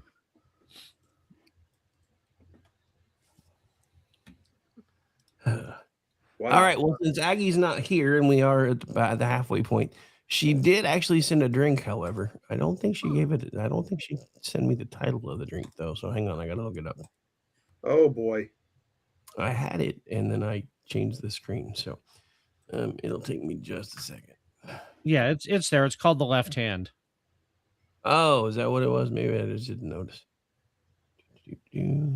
Okay, so I went too far, but it should be Do right. here. you put it All in right. and take it out and then put it back in and shake it all about? Yes. I mean, Oh yeah, so yeah, I Alright. see it. There wasn't a space between the title and the first ingredient, so I kind of glossed over it. So yeah, this one's called the Left Hand. It is 1.5 ounces of bourbon, 3/4 of an ounce of Campari, 3/4 of an ounce of sweet vermouth, 3 dashes chocolate bitters, and brandy cherry for garnish. Add liquid ingredients to ice-filled mixing pitchers, stir until chilled, strain into chilled coupe, and garnish with the cherry.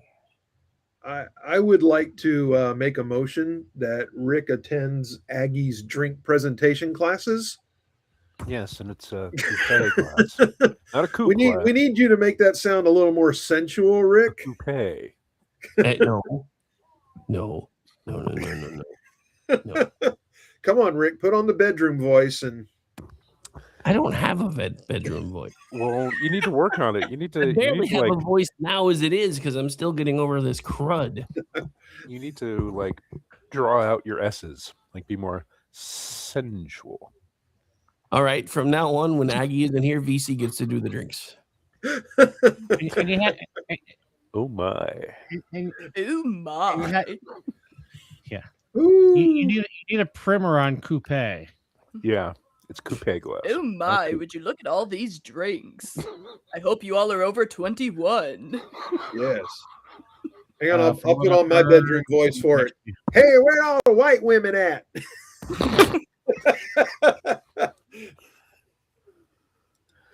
Which is awkward when you're married to a Latina. Zelda. Hey, where are the white women at? Zelda, just shut your 27-year-old ass up. Also, I'm not 10 years older than her. Thank it's all God. S's, not essence. S's. The letter S.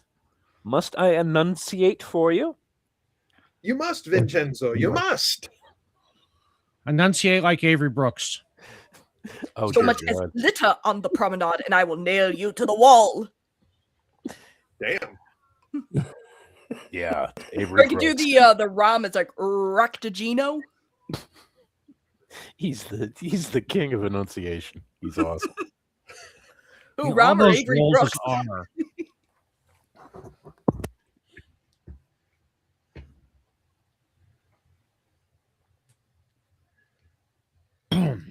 But you know, he was always like the king of enunciation. He spoke like that even back on Spencer for Hire.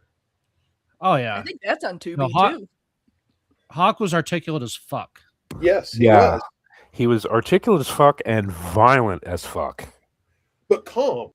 Yeah, that's what I like about it. You know, he had that Ray Donovan kind of calm to the violence, you know. But yeah, it's like, calm, eloquent, Yeah. very, very deliberate in his speaking and drop and your his ass like a movements. sack of taters. But when shit hit the fan, yeah. Going, what the hell do you want from me? Okay, stay with me here. He was the proto Jules from Pulp Fiction, the model that Samuel L. Jackson. I could see that. I could see that.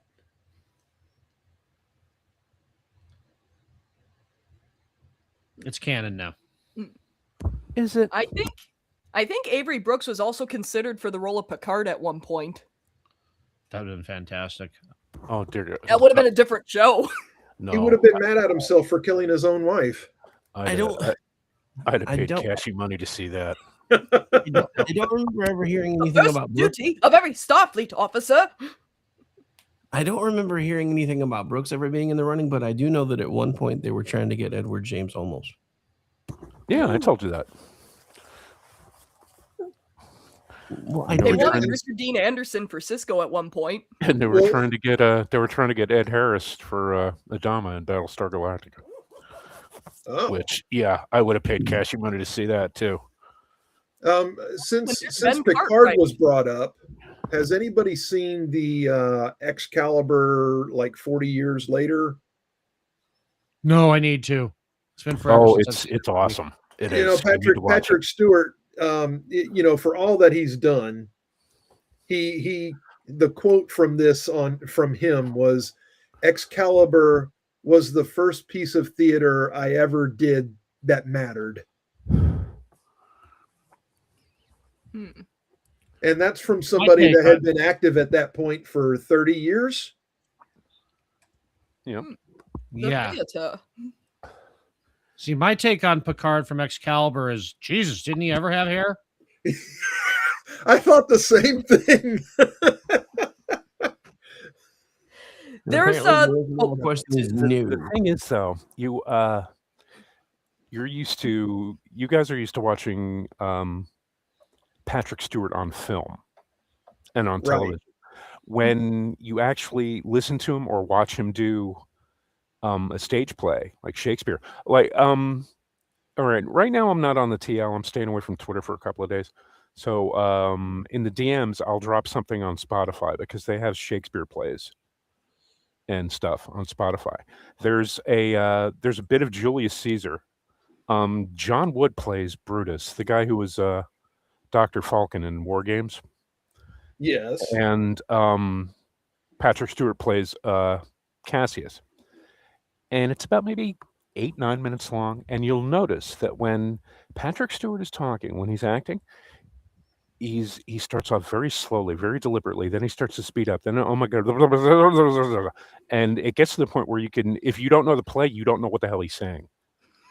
And I prefer Patrick Stewart from films and television.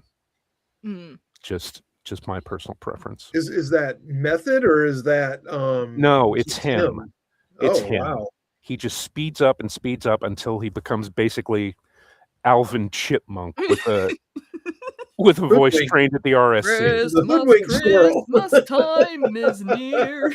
Yeah, exactly.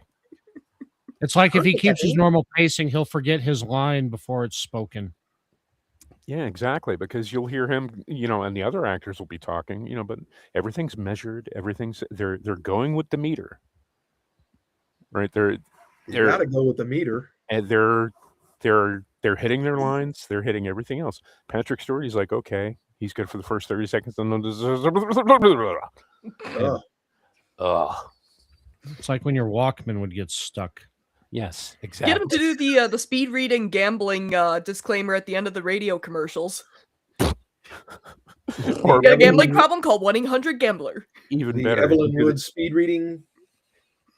Even better, he can do the list of side effects for every drug commercial. Oh no! This may cause death. And may cause death. May cause dark circles around your eyes, which may or may not be permanent. It just occurred to me. I talk a lot of shit about how Patrick Stewart didn't have hair between Excalibur and TNG. Like he never had hair. And then it just hit me. That was only 7 years apart.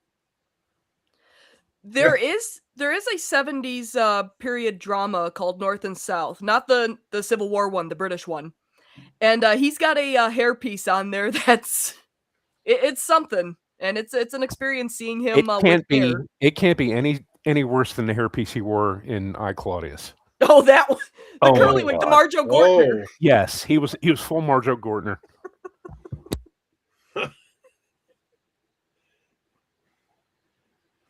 Patrick Stewart is Marjo Gortner. In I, Claudius. Pepper steak is the entree.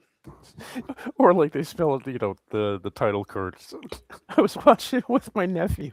He's like, I Clavdivs? What the hell are we watching? I'm going to make out my will. I, Claudius. Mystery Science Theater, Hamlet. Yeah, I remember that one. But seriously, that is an awesome I show. am If you thy get a chance to watch spirit. It's amazing. It's like, I am thy father's spirit. I have a touch of the flu. Bring out your dad. Night fever, night fever. We know how to do it. Sunny D for everyone. Mo, Larry, and Horatio. Sorry, we were talking about Excalibur, then I started thinking about Helen Mirren. And then you mentioned I, Claudius, and I started thinking about Helen Mirren. God, Yeah. how do you not think about her? Oh, yeah. She played Queen Elizabeth in the Queen movie. That's old Helen Mirren. We're talking It is about old Helen. we're talking about 30-ish nubile Helen But you Mirren. know what? Even 60-ish Helen Mirren was still pretty damn hot. Yes. She was great in Red. Oh yeah. Yes, but we were discussing the Helen Mirren clothing optional phase of her life. Yes. Oh, what a delight. Don't look, Ethel. And in the toxic chat, I just dropped that Spotify link for that thing. See, I'm thinking, what, 70, 77? She could have, in theory, been Princess Leia. Oh, wow. Yeah. Yeah. Wasn't Dana because, Plato I mean- considered for Princess Leia at one point? I'm sorry, who? Dana Plato? Oh Wasn't my she? God. I hope not. She would have been way too young for that. But then again, you know, Harrison Ford was not supposed to be Han Solo either, so. Yes, she was. Oh, she was? Jesus Christ. You know who else was in the running for Han Solo? Tom Selleck. Avery Kelsey Brooks. Grammer. Oh. That would have Who? been amazing. Kelsey Grammer. That's what I thought Fresh you Frasier. said. Holy She's hell. like, I'm listening. Hello, Chewbacca. I am listening. Also considered for Princess Leia was Meryl Streep, Sigourney Weaver, Farrah Fawcett, and Sissy Spacek. Wow. Oh, God. Sissy Spacek would have been completely insufferable. Yes. She was Carrie, wasn't she? Yes. Yeah, she because I never was. saw Carrie. I just Wikipedia'd Good. the story. Yeah. And That was actually probably one of her better pieces of work. She had other pieces of work? Oh yeah. She was Coal Miner's Daughter. She was Loretta Lynn in Coal Yeah. Miner's Daughter. Oh, all right. And I'm drawing a blank because I'm There were that big others, I'm though. that big of a fan. Yeah. You know, interesting bit of trivia I heard the other day. Hey, Raptor, Peter have a good Mayhew, night. when Peter Mayhew was playing Chewbacca, he did his lines in English. So that's what Han was actually replying to. Yes, that old man's mad. That's great. That was always the craziest thing in Star Wars was like you'd have like the aliens speaking like some random gibberish, and then like the English speaking characters are like, "Yeah, I hear you." Oh yeah, because everybody knew 14 languages, right? Oh yeah. Babelfish. Maybe they got that universal translator in their ear like Quark has. We sticking the like the babelfish. clothespin in there, not clothespin, hairpin in there. Okay, I can see now that we're going to have to watch the Hitchhiker's Guide to the Galaxy, the BBC version for Janelle. Yeah, the BBC version. I The, hear the film BBC is version too, is the one to watch. I wasn't even aware it was a book until the movie came out. 7 books. There were 7? Okay, Janelle, I'm just going to say this, and I'm going to put this as nicely as I possibly can. Oh no! Why the hell have you come to my planet?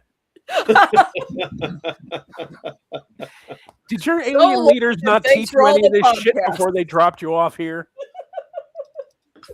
Wow. If we needed any more proof of how broken our education system is, there we go. Look, I don't know Janelle that well, so I'm just staying out of this.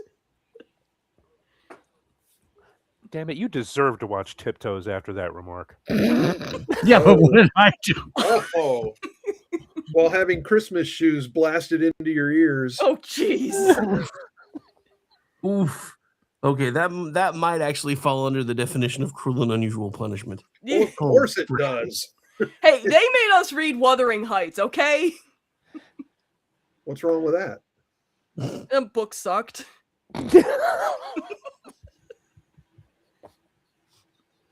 We also had to I take read it The back. Stranger, and that was a dumb book. She doesn't like Wuthering Heights because it didn't have Siren Hins in it. I will not hear anything bad about Siran Hins. You will not besmirch his good mispronounced name. No.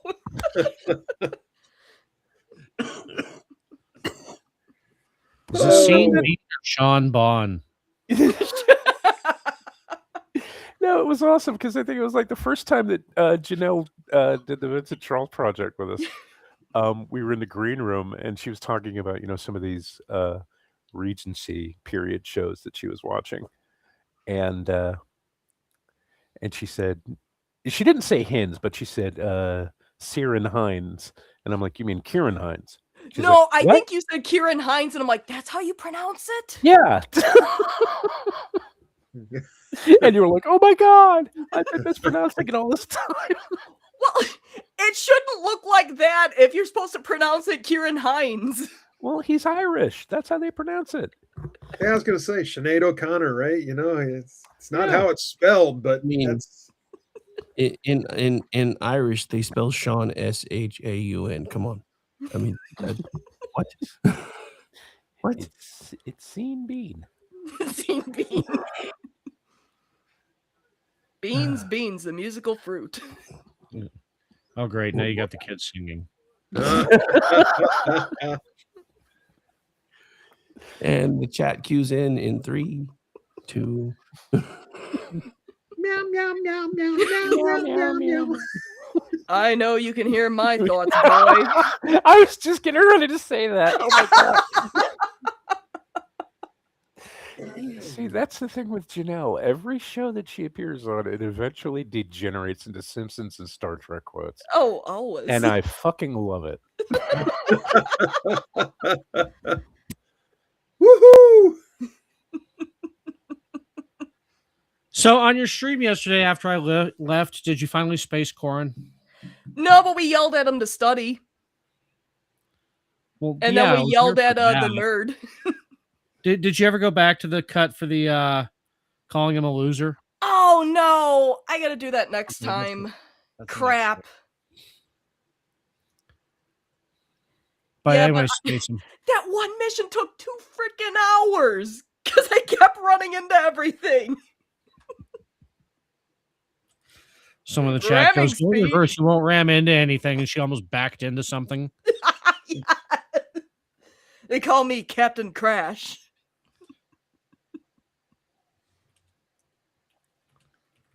Okay, from now on, with the next stream you do for that game, you have to do it like Zap Brannigan. Oh no! You have to talk like Zap Brannigan. Oh, it's you been win years again, since I watched Gravity. Yeah, doing voices is fun on the radio. Oh yeah, it is. Built like a steakhouse, but handles like a bistro.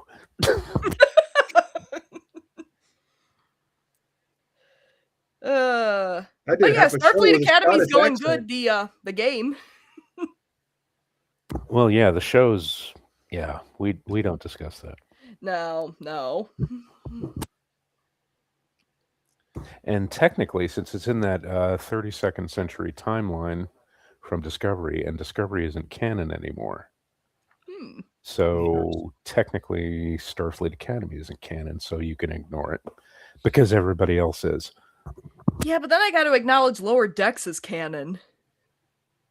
But Lower Decks is awesome, though. Yeah, Lower Decks, out of all of the new shows over the last 10 years or so, I think Lower Decks, even though it's not my particular favorite, there were some pretty funny episodes. I thought anyway. I watched the first episode and just couldn't get into it. Yeah, that one's not a... Yeah. Yeah, you got to get past the first one. But it actually was pretty good. I think the only reason that I can stomach all the new Trek stuff is I have had a constant running theory that everything from Enterprise forward has actually been an alternate timeline anyway because of First Contact. Yeah, and the funny thing, Enterprise. Well, nobody did in the beginning, though. Yeah. I still get crap on my comment section about Enterprise. We now realize that Enterprise didn't suck as badly as we thought it did because New Trek has been absolutely terrible. But the funny thing is, with the 60th anniversary graphic, they've actually reinforced my theory that everything past Enterprise was everything, including Enterprise, was actually an alternate timeline, because it starts off with the original 60s version of the Enterprise, the small one, and then when it jumps forward to, and then it goes the original series, it goes 1701, 1701A, then it jumps to D, never shows E because it wasn't in the movies, it wasn't in the TV shows, then goes to Defiant, then goes to Enterprise or Voyager, then Enterprise. But then after that, it starts showing the new stuff. So it shows Discovery and then Pike's Enterprise, which is supposed to be the same one, but it's 10 times bigger in the graphic. I'm like, you guys just proved my entire point and don't even realize that you did. So thank you. Well, it's all dying anyway, so that's good. Yeah. And we should be happy. Yeah. The one thing I'll give Lower Decks credit for is that they even acknowledged Orville in it. Oh, they did. Well, because the ship in Lower Decks is the USS Cerritos. Yeah. Another city in California, close to Orville. Ooh. So there you have it. It's canon now. Blown. We're just naming starships after cities, so it's like, where's the USS Crecton? Well, what I like, Cerritos is also best known for being an auto mall. Oh. That's pretty much the only reason anybody goes to Cerritos is it's a giant auto mall.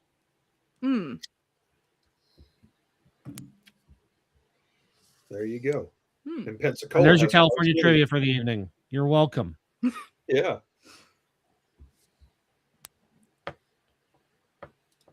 You're welcome. I wish they all could be California Orties. Wow. I don't know. Ooh, damn. I don't think we need any more Orties. Just a clone army of Orties. Judging by how many MILFs behind the Circle K there have been, there's probably an army of Orties out there somewhere. Oh, I mean, what do you call multiple Orties? Is that a churn of Orties? Yes. It's a barn of Orties. It's a raising of Orties. That's funny as you mentioned, going back to what you said, Vince, I got one account who's just absolutely bullying a politician I can't remember that keeps asking, why do all your kids look like Morty? Oh, Jesus.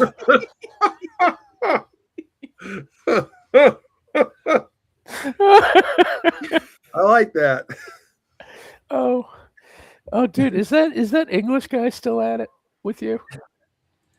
No. Well, I don't know, maybe because it's, Well, he sure didn't come back at me after that one yesterday. What's funny is I think he's actually Australian, but it doesn't matter. That's the same thing. Yeah. British penal. Oh, Jesus. I hope actually he's not coming at me because I memed him to death. Also, he did a thing where, he bagged on somebody for not having a blue check, and then I pointed out he doesn't have a blue check, and so I kept calling him Euro poor, and he stopped responding to me. So yes, when I quoted Yamamoto, that shut him down really quick. Yeah. Yeah, Japan was kicking our ass. Yeah, okay. Yeah. One sneak attack is not an ass kicking. They woke up a sleeping giant. Sleeping tiger. Wasn't that the quote? No, when you fuck with our boats, you taste the sun twice. About to find out what 5 megaton gum tastes like. FAFO.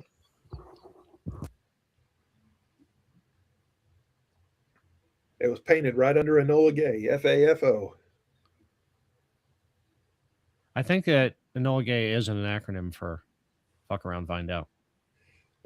Or euphemism? I need to have somebody who's a code breaker can fact check me on that, but yeah, again, head canon.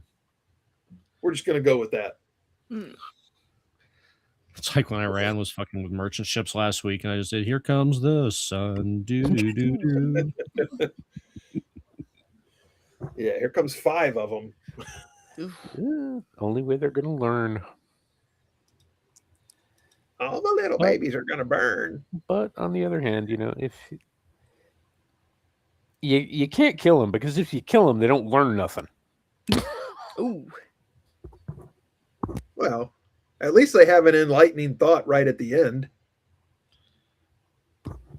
Fair point. I mean, look how much better Japan improved, and now we get girls and really bizarre game shows. So And now they're rewriting their constitution. So yes, they are. Yes, they're handling business over there. They're like, fuck all y'all. Or no, I can't do a very good Japanese accent. So fuck all you all. Oh, fuck you, fuck you. You're no Japanese. Fuck you. Get out. You scared my wife. Tonkatsu. You leave now. What's that? Now I want tonkatsu. Ooh. I put a hurt on Pork some cutlet? tonkatsu. Yeah, but Yeah. fried and then cut really fine and thin, and then the tonkatsu sauce, which is just basically thick soy sauce, but everything's soy sauce, but still. Oh yeah. I mute myself to say goodnight. I mute myself to my granddaughter. I mute myself to say goodnight to my granddaughter and come back, and G sounds like a Chinese food restaurant owner claiming to be Japanese. It was really confusing. You leave now. Really You scare our guest. Some noodles on the side. Yeah. Yeah. Yeah. Quail egg Noodles on the shooters. Now I want a quail egg shooter too. Fuck. Hey, you got an hour. You got an hour. You got time to go find something. Oh no, I won't get it. By the time I put the order in for the sushi place up the street. I'm still sad my sushi place closed. Oh, I mean, mine did too, but somebody's reopening them under a different name now. So I'm gonna have a happy walk down the street. When they open, I'll let y'all know. Oh, yeah. See how All right. it is. Believe it or not, folks, we are coming to the end of our time together. Unfortunately, because of the issue with storing polls, we actually don't seem to have any polls this month. I'm gonna have to figure out how to do that because it's cramping Andrew's style that he can't keep one in draft anymore. So we're gonna have to figure that out. But since we are coming to the end of our time together, because we've only got about 3 minutes left till I got to start changing feeds. Janelle, tell folks where they can find you, pimp your stream, do all that fun stuff. So at Janelle Waz on Twitter, YouTube, and Instagram, if that's your thing. Make sure you check out my YouTube channel, which is just Janelle Waz. I talk Star Trek, video games, and whatever else I feel like talking about. I started doing a gaming live stream on Tuesdays at 5 o'clock, so check that out. Currently playing Starfleet Academy from 1997. And the last video I did was about the Season 2 TNG episode Manhunt with Waxana admiring Picard's legs, so check it out. Oh. Hot leg admiring action. I mean, with Patrick Stewart, the legs are really about all you could look at. So and then she admires Riker's legs. Hey, she's a leg woman. What are you gonna do? And, all right. So Amish, where can folks find you? You can find me here back with you in about an hour.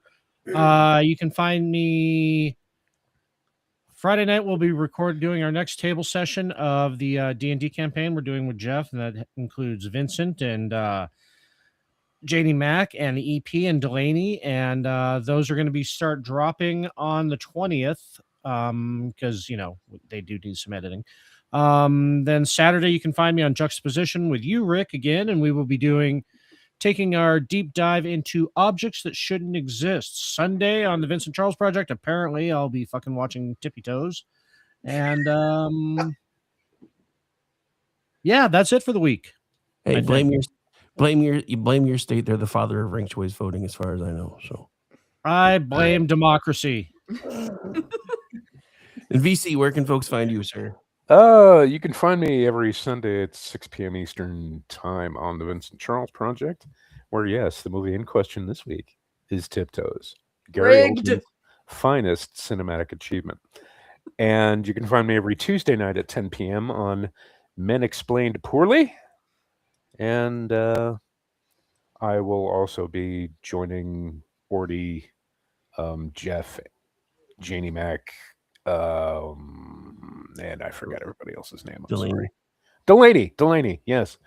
And Annie. yeah, thank you. I'm an idiot. I'm also brain damaged. But yeah, we'll be doing our D&D campaign, and hopefully everybody gets a kick out of that. So yeah. Just remember, always cast Fireball. This thing. Oh no, I cast I cast Dick Explosion. Oh yes, I know. I saw and Rectal Spider Party and Mend them. Butt Crack. Didn't those And piece of popcorn kernel stuck between your teeth that you can feel with your tongue, but not with your finger. Oh no, that's a surprise. I'm supposed to hit him when, yeah. That's the ultimate. All right, NG, where can folks find you? Hey, you can be finding me at TCC_Grouchy on Twitter. And you can be finding me here on Wednesday nights in this time slot right here, KLRNRadio, streaming live on X. And that's about it. Okay, you oddly went Irish. I know what I did. When there's a mighty puddle of puke. This guy. I was just waiting for him to start screaming, get in my belly. All right. Anyway, as far as for me, you can find me as a guest on Behind the Enemy Lines here in just a moment. I'll be back in an hour after that for Rick and Orty. And then that'll be the end of my live broadcast for the day. But I will be pushing buttons for the SHR Media crew for Edge of Liberty as our closing act for the night. Then I'll be back tomorrow night for Jen and Rick. Friday night, we will probably do another episode of Kingdom and Country because everybody that I usually tap for Dude Bro is going to be off doing a D&D campaign. Bunch of fucking nerds. Just kidding. Love you guys. Other than that, Amish said most of the rest of it. So we got to get out of here because Gene is like starting right now and I got to be over there. So bye, everybody. Bye. Ta-ta. Oh, Hydra. Is that a cost for helm? No hailing of the Hydra. We've had this discussion. Hey, Hydra sucks. With the suits with 25 flows. Why does my shoulder hurt? You're old.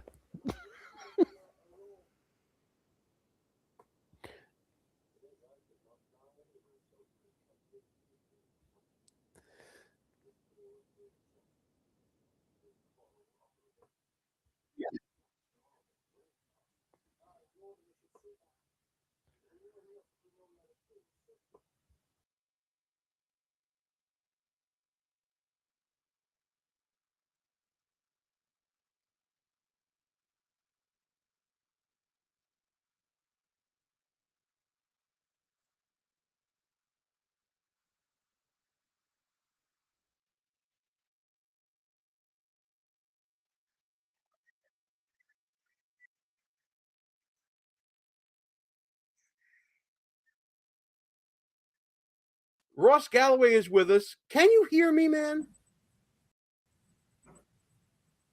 I can hear you loud and clear. How about me? Oh my God, I can finally hear you. I didn't think I could. What the hell just happened? We were backstage for the last 2 minutes trying to figure out why you had a lag, and now you don't have a lag. It's always me. It's always got to be me having the lag. It can never be you. Yeah, well, I literally just went, screw it. Let's do it live and see what happens. There was a little bit of a delay, but I can deal with it. Got a big show to talk about here. There was chaos, basically, in the House of Representatives today with Pam Bondi appearing before the House Judiciary Committee. But before we get to all that, bro, I'm a little pissed off today. I'm in a little bit of a mood. I gotta be honest with you. It's not great. I'm in a mood because I'm getting sick and tired of people taking my kindness for weakness when it comes to any sort of political discussion. Like, people can come at me with things, but if I talk back, it's a problem. and people get all up in their feels about it. So tonight, I'm going to adopt a little bit more of a Ross Galloway view of how to deal with things. Welcome to the party, pal. I knew you were going to go there. But yeah, it's a problem lately for me. I've been trying to be a nice guy. I really have been. But I don't know if it's people are taking my kindness for weakness or whatever the hell it is. But it ain't cool no more, and I don't like it. So that's the way it's going to be now. I'm going to be a little more Was Galloway. it something on the show, or is this in regular life? No, just regular life. I mean, I can post something on social media. People can come at me. But then when they post something and I kind of like needle them a little bit, it's like everybody gets up in their feels. And I'm tired of it. Yeah, fuck them. So we ain't doing it no more. And that's kind of the mood I'm going into tonight with the show. So everybody coming in right now, I'm glad you're here with us. If you're in a pugnacious mood, welcome in the chat with us. We're more than welcome to accept you here. If you do punch, and while you're here, hope you subscribe to the channel, hit the notification of any other shows, hit that thumbs up button if you like what you're seeing here in the show tonight as we talk about Pam Bondi's adventures in the House Judiciary Committee, which, by the way, was knuckin' futz. It was just beyond the pale, and I'm sure that you loved every minute of it. I did, and it's funny that you're basically saying you ain't gonna take. You're mad as hell, and you ain't gonna take it no more. And then you use the word pugnacious. I have to look that one up now. You got me all fucked up. All right. Would you rather me say feisty? Is that better? I can understand feisty. Let's keep it to 2-syllable words, please. Okay, so we are at 6th grade level tonight. That works really well. Cool. So here's the gist of what happened today. All hell broke loose. Pam Bondi was kind of in the same mood I'm in. Didn't want to give no quarter. Didn't take no quarter. And Democrats and even some Republicans decided to try to come at her. Let me state from the beginning here, not a Pam Bondi fan. I don't think that she came off great today. I think everyone looked like morons that tried to get into it. A lot of accusations, a lot of aspersions, and it really did not look good. Now, before you say anything, Ross, I do have someone else to welcome in. It's your boy. I worked on this in advance, so let's bring him in. So I want to thank you all for being here. And now, who am I introducing next? Who's next?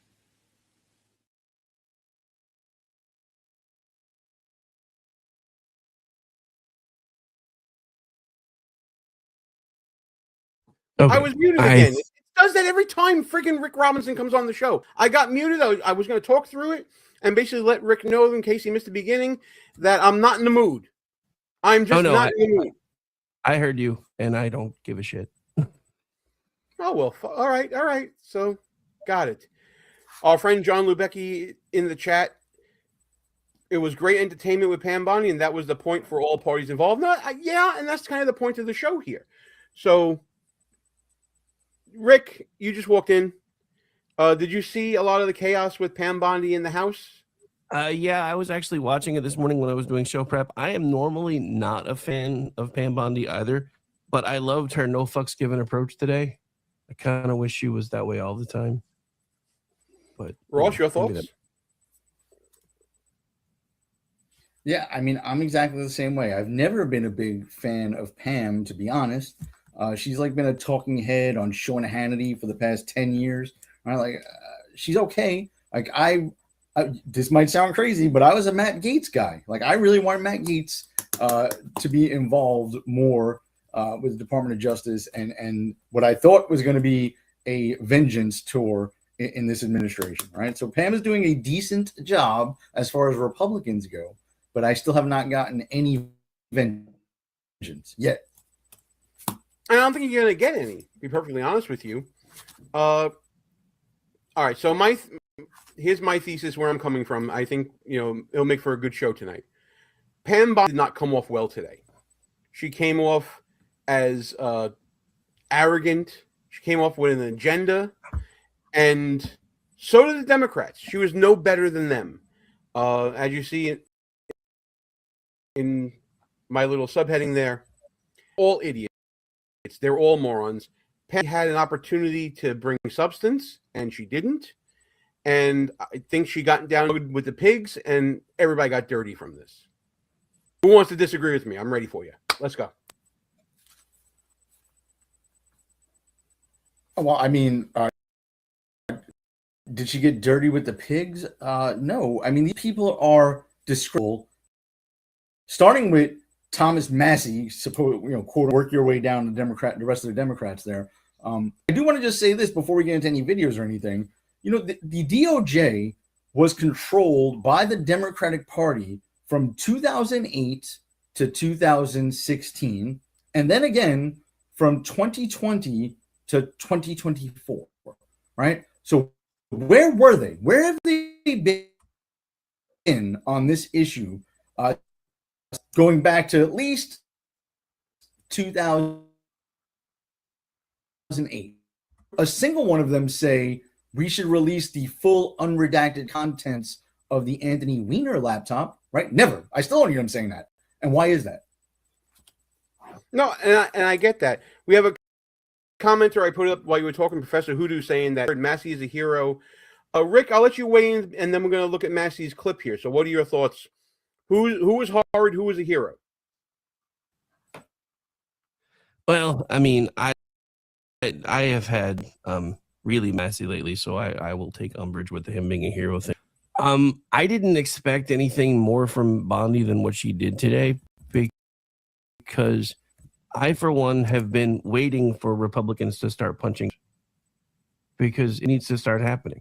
So I'm kind of happy that the few times that they tried to get her with gotcha moments, she just said, I'm not putting up with any of that today. If you want to ask me questions, I'll answer the questions, but we're not doing this gotcha. And I love the fact that they were all griping about how they only had 5 minutes and they spent 4 minutes and 30 seconds expounding on whatever, then gave her 30 seconds to answer, then talked over her 30 seconds while it was just all retarded kabuki theater. So, I mean, I'm kind of glad that she just got up in everybody's faces, because it's all fucking pointless. No, and I get that. And ultimately, it's us who suffers from the outcome of these hearings. And we're going to get to the clip of Massey and Pam Bondi. Professor Hoodoo asks, Massey wants the truth, yes or no? Well, let me say this about Thomas Massey. Wants to I think Thomas Massey wants what any other politician wants, and that's re-election. I mean, have you seen the glow up that Thomas Massey has had since the passing of his wife? And listen, I'm very sympathetic, and I feel horrible that it happened. He has all my sympathy for that. But since then, he's been able to get himself back together. He's grown a beard. He's got contact lenses on now. He's striking a more bella figura, as they say in my culture. Enough talking about it. Let's be about it. Here's the full exchange with Thomas Massey, and let's go from here. By the way, Rick, once I put this up, if you want me to stop at any point, let me know. All right? Sure. From the DOJ production that are emblematic of the massive failure of the DOJ to comply with the Epstein Files Transparency Act. To my right is an email that was sent by the victims' lawyers to the DOJ. It was a list of names not to redact, a list of names not to release. What did the DOJ do with this email? They released this email in the document production. Literally the worst thing you could do to the survivors, you did. Now let's talk about this for a second, Rick, as we're waiting for Ross to jump back in and reboot and see where he's at. You want all the files and you want to protect victims, and I get all that. But you can't just send an email out saying, please redact these names. I think you need to verify that they're victims. And if you are a victim, you don't want to be involved in that release, I'm okay with that. But I'm not going to take Thomas Massey's statement saying that this was done, because of incompetence, or maybe it was done purposefully or whatever. Was there a verification process for these victims? We'll never know, because these hearings break down into attacks and backstabbing and the pugnacious nature of what these are. Obviously, you're not going to get Pam Bondi to say that something went wrong. She's the head of the agency. Well, yeah, and that's just it. We'll never know, because instead of actually, trying to converse with one another, everybody's all about trying to score their soundbite moments. Even Massey during this exchange was all about the sound bites, because that's all I've seen today is this clip where he's pointing out, the egregiousness of these people's names being released, which, yes, it's not good that this happened, but you can't be one of the ones screaming to release everything and then get mad when they accidentally release things that you didn't actually want released when you were screaming to tell them to release everything. And let's talk about the magnitude of the release. It's a lot of it was millions and millions of pages. Millions of pages. And this is an email that clearly, if it was supposed to be redacted, which again, these, many Epstein victims have been out in public press conferences making public statements.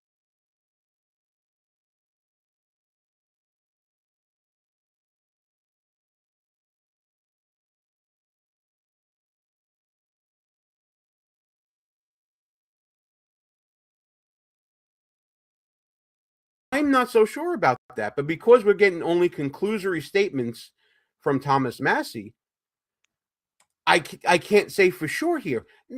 Now, let's be clear. If someone wanted their name redacted and they made a request to DOJ to do so, then that should have been respected. As a lawyer, if I'm representing someone, I would ensure that that happens. Where is this lawyer? Yes, I agree that it is indeed their right to be protected if they so choose to be. The default position should be what the victim wants. I agree with that. But there were many victims that are out there publicly.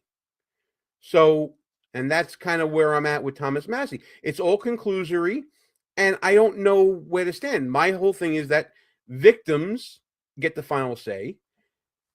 And if this was a screw up, then yes, it's a big screw up, certainly.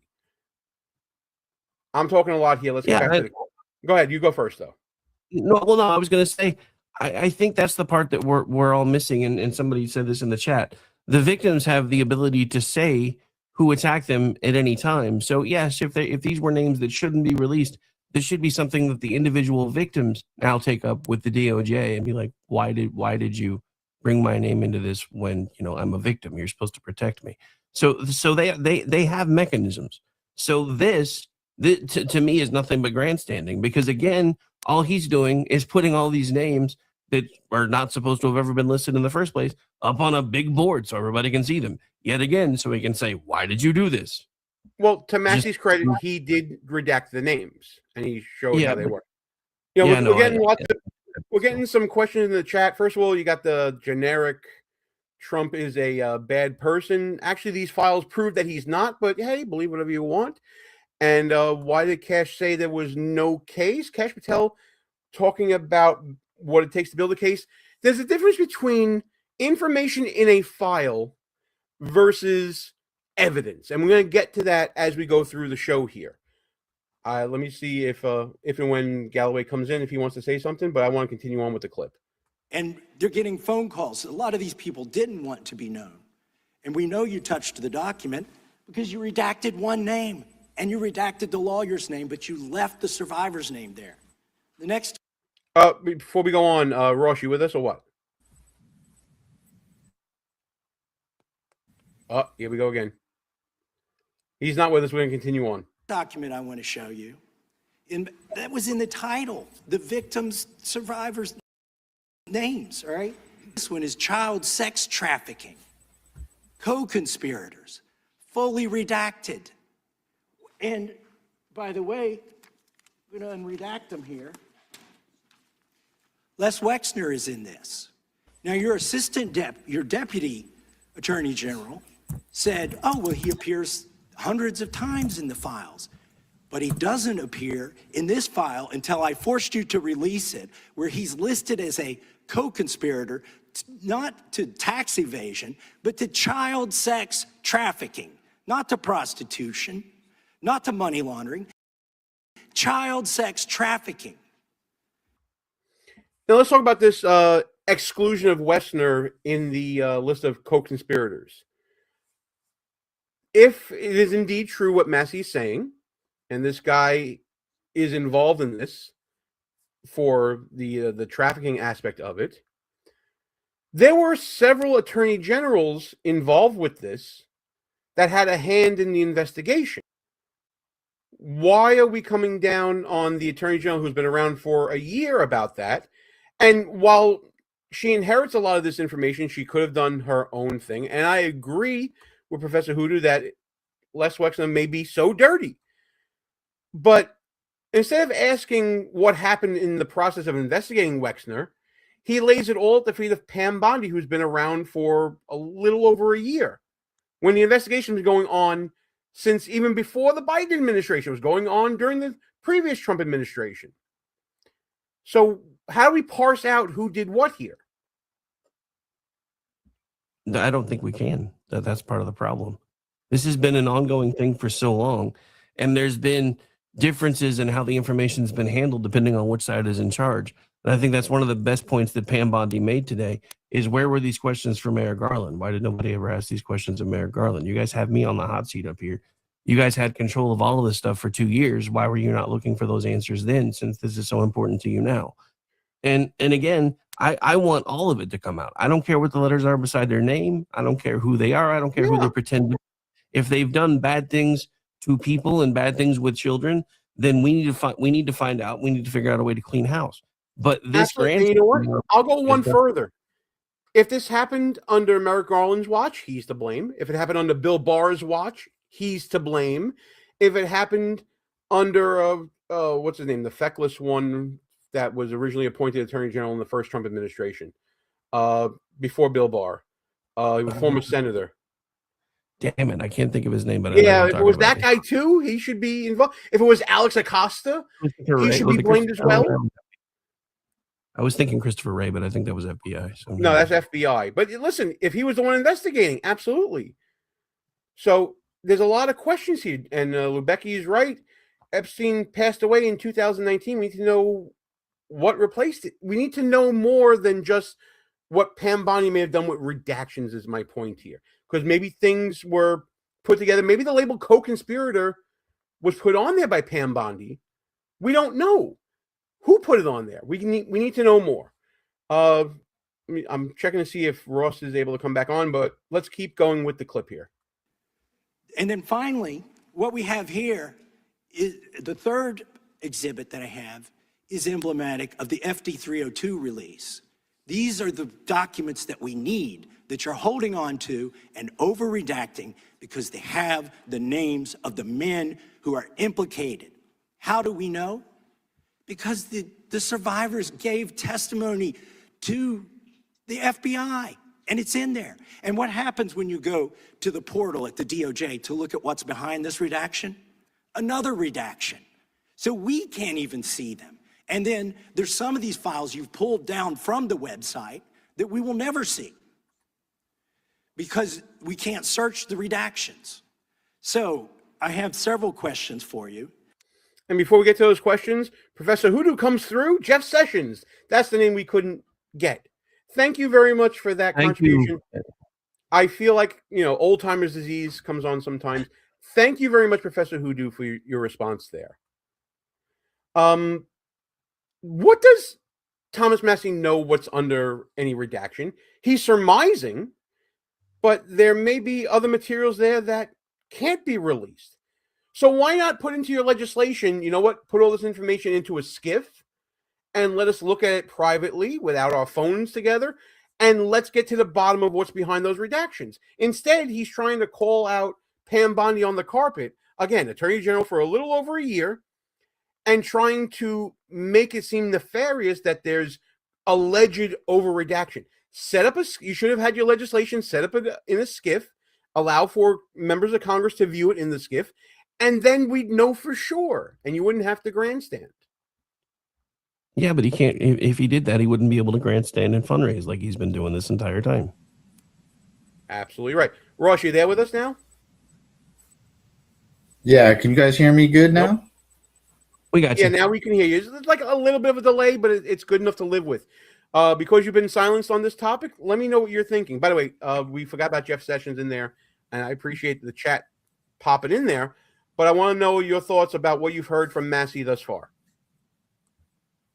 Yeah, and I mean, I've been following along. I could hear you guys the whole time. I agree. Listen, there were 7 million plus documents, right, with a bunch still to go. Most people on this chat, most Americans have not ever read a 500-page book. They cannot comprehend what 7 million pages are like. And these people were under immense pressure and still are to get these files out there, right? And then you have morons like, I'll put Massey aside for a second. I don't know if you have a clip of Lauren Boebert in the queue, a GED graduate in her own right, talking about she's read some of the unredacted files at the DOJ, and the stuff is atrocious what she's read. What she read was these anonymous tip lines and emails from Epstein to himself, right? This is a fucking mess. We've talked about this for several shows now. There is no way to put out a list, the entire file without screwing this up, right? Because first of all, there are people who are claiming they are victims, right? And then all these other people that were just named that were never convicted of a crime. They were never even indicted, right? So, like I said this a couple of shows ago, and I got some heat for it. But if George Bush is being accused of a satanic ritual in which he ate the intestines of a person after raping a man, right? Like, how does that get released with his name not redacted too, right? Like, how does the person making the accusation, which is absurd on its face, his name gets redacted, but George Bush, who I'm no fan of, his name makes the file? Like, how is that right? No, and I get that. And for those of you out there, we're not taking up for people who are bad people. Let's start with that. We're sticking up for people who may have been mentioned in these files who have no association with Epstein. There are secondhand associations. How do we know this? Because we reviewed the files, and there are people in there that have no connection to it that we personally know, whose names could get dragged through the mud because of guilt by association. So when we talk about redactions and the reason behind them, a House committee hearing is not the place to talk about it. You want to go into a skiff and go line by line, what is this redaction, what is that redaction? Then do that. In fact, I encourage people to do that. So, because Ross brought up a great point about the number of pages that we're talking about, just for fun, I fed something into my little digital assistant. So if we're talking about the standard 8.5 by 11 paper, the printer paper, and you lay it end to end on the 11-inch side, 7 million pages would encompass 1,215 miles. Yeah, it's a lot. It certainly is a lot. And just put a finer point on this, right? You're talking about attorneys that are reviewing these files to put redactions into them, right? A lot of these attorneys probably did not even work for the DOJ within the last couple of years, right? So when you're looking at emails between people, referencing other people, inviting girls to parties, right? How do you know who's a supposed victim, who's a supposed perpetrator, who's just some guy that he emailed about a real estate deal, right? They don't know. And to rush them to get 7 million plus documents out and to keep putting pressure on them is asinine, right? You're asking for this chaos, and Massey's dumbass got what he demanded. Chaos. Yeah, it's absolutely. And now he's fundraising off of it. That's the part that pisses me off. Absolutely. He's demanding the chaos, he's pushing for it, and now he's fundraising off of it. I want to get and by the way, for you Massey fans out there, Massey voted against a rule to advance the Save America Act, which would stop illegals from voting in our elections today. Right? He did that today. He claims he's like Rand Paul, where they take this holier than thou stance. He's the only Republican to join every Democrat to try to stop the advancement of the Save America Act. He then turned around and voted for the actual law when it passed that rules vote. But this is the kind of guy we're dealing with, and this is your hero on the left, and even some morons on the right. He also voted today to repeal Trump's tariffs against Canada, but that's a whole other show for a whole other time. I want to get to this comment that I've had on the screen for a while from Only Frenchie, because I asked Only Frenchie to explain why they feel like the administration's in trouble with these files. and this is the response I got. It's for explanation. Redacted files that don't need to be redacted. Everything needs to be unredacted, period. The way the DOJ has handled this is a straight fumble. Thank you for your comment. Hope you decide to subscribe. We like talking to people that we disagree with. As an attorney, I can tell you right now, what you want is never going to happen. It's never going to happen. There are all kinds of rules, especially when it comes to litigation. If these files were to be out there, there's all kinds of rules in criminal law when it comes to information that is done as part of an investigation. Imagine being someone who is mentioned in these files and you have the stain of Jeffrey Epstein on you, no pun intended. Can you not now sue the government for putting out your name if you had nothing to do with it? That's just one reason why you redact. Professor Hood is saying that if not for Massey, you'd have no show today. I'd always have a show today. The topic may be different, but the show would still be around. But I take your point. Gene, I think if on not that for a lot of people, we wouldn't have a show today, but I digress. On that Go ahead. stain of Epstein comment, I rarely ever do this on anybody else's show, but you earned one. Giggity, giggity. Giggity, giggity. Thank you very much. I appreciate that. Back to the clip, because we got a lot of clips to get through here. Who's responsible? Are you able to track who in your organization made this massive failure and released the victims' names? Are you able to track who it was that obscured Les Wexner's name as a co-conspirator in an FBI document? Do you have that kind of accountability? I believe Wexner's name was listed more than 4,000 times. Yeah, I already told you that. This is where he's listed as a Can I co-conspirator. finish my answer? Come on, let me finish my answer. And that's a running theme throughout the entire day here. Let's talk about how these committee hearings, whether they're run by Republicans or Democrats, are run. The committee members control the time, and therefore, because their time is limited, they have to talk more than everybody else. And if they see they're not getting an answer that they want, then they're going to interrupt, and it shows a disregard for any responsive information they could get from any witness. Happens when there's a Republican and a Democrat, Republican. This is rare to see with Republican and Republican, and I guarantee you Galloway is going to tell me there's no such thing as a Republican and Republican in this matchup, because he doesn't think Massey is a Republican. But that being said, keep an eye on this, because you're going to ask a question, and then when she starts answering a question, nobody wants to hear the answer she wants to give, because she gets to choose how to answer a question. Back to the clip. We corrected that within 40 minutes. He was already, you're acting like everybody's trying to cover up Wexner's name. Reclaiming my time. Reclaiming my time. Mr. Chairman. This isn't how this works. Can I have my time back? Mr. Chairman. The gentlelady can give her answer. The time belongs to the gentleman from All right, Kentucky. I'm reclaiming my time. Can I give my answer? So Yes. I'm going to put the language of the bill up on the screen. Chairman, Because I may I have give another my question. answer on that? Here's It's a political the question. joke, and I need to give my answer Yeah, on that. we'll let the Attorney General respond, and then the gentleman can move to his Chairman, next question. it's my time. Within 40 Chairman. minutes, you asked. Chairman, it's my time. Massey's not interested in the response from Pam Bondi, Galloway. Oh, he's not. Ross, you with me or no? Yeah, can you hear me still? I'm having like Yeah, you're good.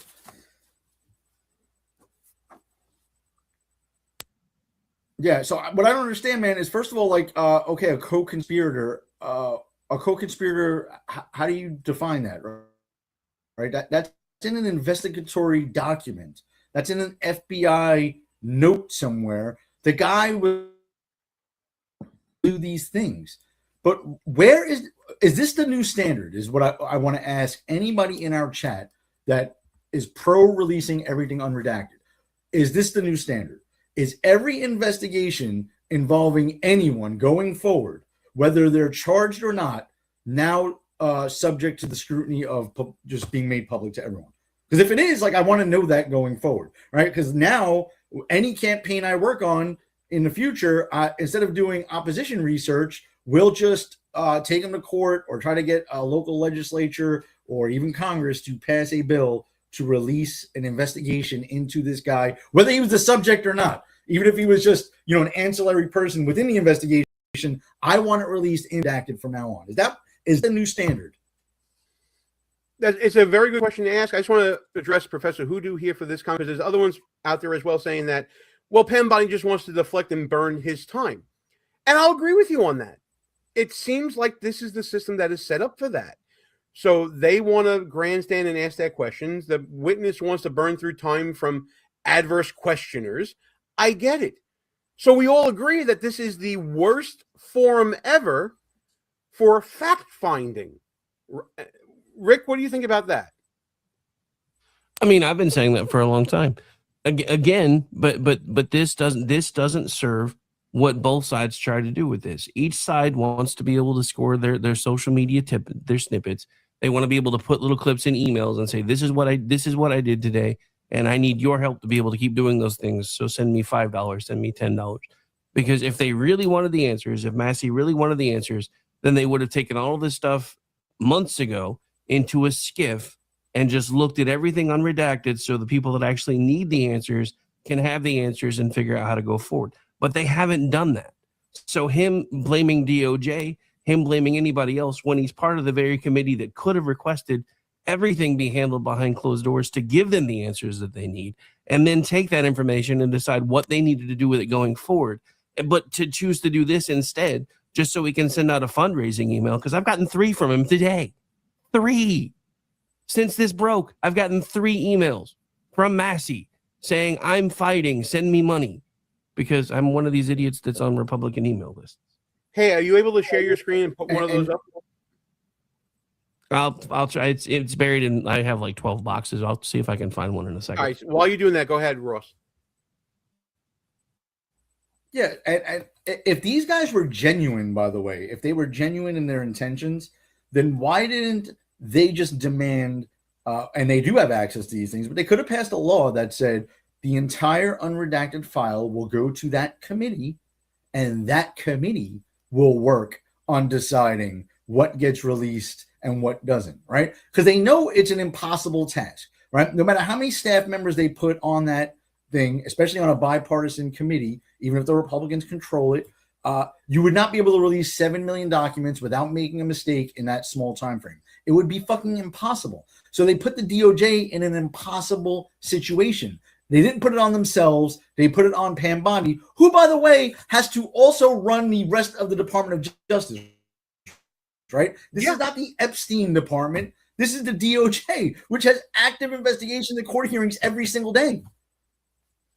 100% correct. Let's get back to the clip.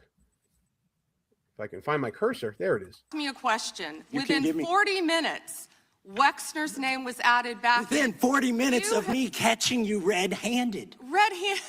There was one redaction out Where of he's over listed as a co-conspirator. 4,700, Okay. and we invited you in. This Show guy has Trump derangement syndrome. He needs to get. You're a failed politician. Gentlemen, You need to I get want on you to things watch that the matter. video. Chairman, please restore his time and remind the witness of the rules here. There is no credible information. And then they go on to play a video here of Kash Patel and all that. It devolves into chaos because then Jamie Raskin gets involved, and people are just devolving, and the point is lost. Once Pam Bondi says he's suffering from TDS, I stop listening because I know nothing meaningful is going to come forward after that at all. And that's where I think Pam Bondi loses in this whole situation. It's great to see her go on offense, and people have said that she's been too passive when it comes to running the DOJ, but this is going too far. The pendulum has swung too far, in my opinion, Galloway. What do you think about all of that? Yeah, I mean, the pendulum has swung completely out of control. And it's amazing to me that our side is allowing this to happen, right? Trump early on was taken out of context when he said the whole thing is a hoax. It is a hoax in reference to him, and this is the only reason why they really wanted this out there, right? And the more that gets released, the more it's pretty clear that they can't assassinate Trump's character because he actually did cut ties with this loser early on, right? As far as Democrats go, probably the worst one that's the most connected is Bill Clinton, who dodged, speaking of transparency, right? Him and his wife have dodged hearings, and we talked about them being possibly held in contempt and are making deals to come back in. Again, I haven't seen a single congressman, including Massey, really raise hell over that either, right? So do they want to get to the bottom of this, or do they not want to get to the bottom of what's really going on? And as Rick was saying earlier, this is not the forum to find out what's going on. This has to be done in the proper context. I think that putting into the legislation that the unredacted files had to be delivered to a SCIF and searchable, great. That would have gotten us somewhere.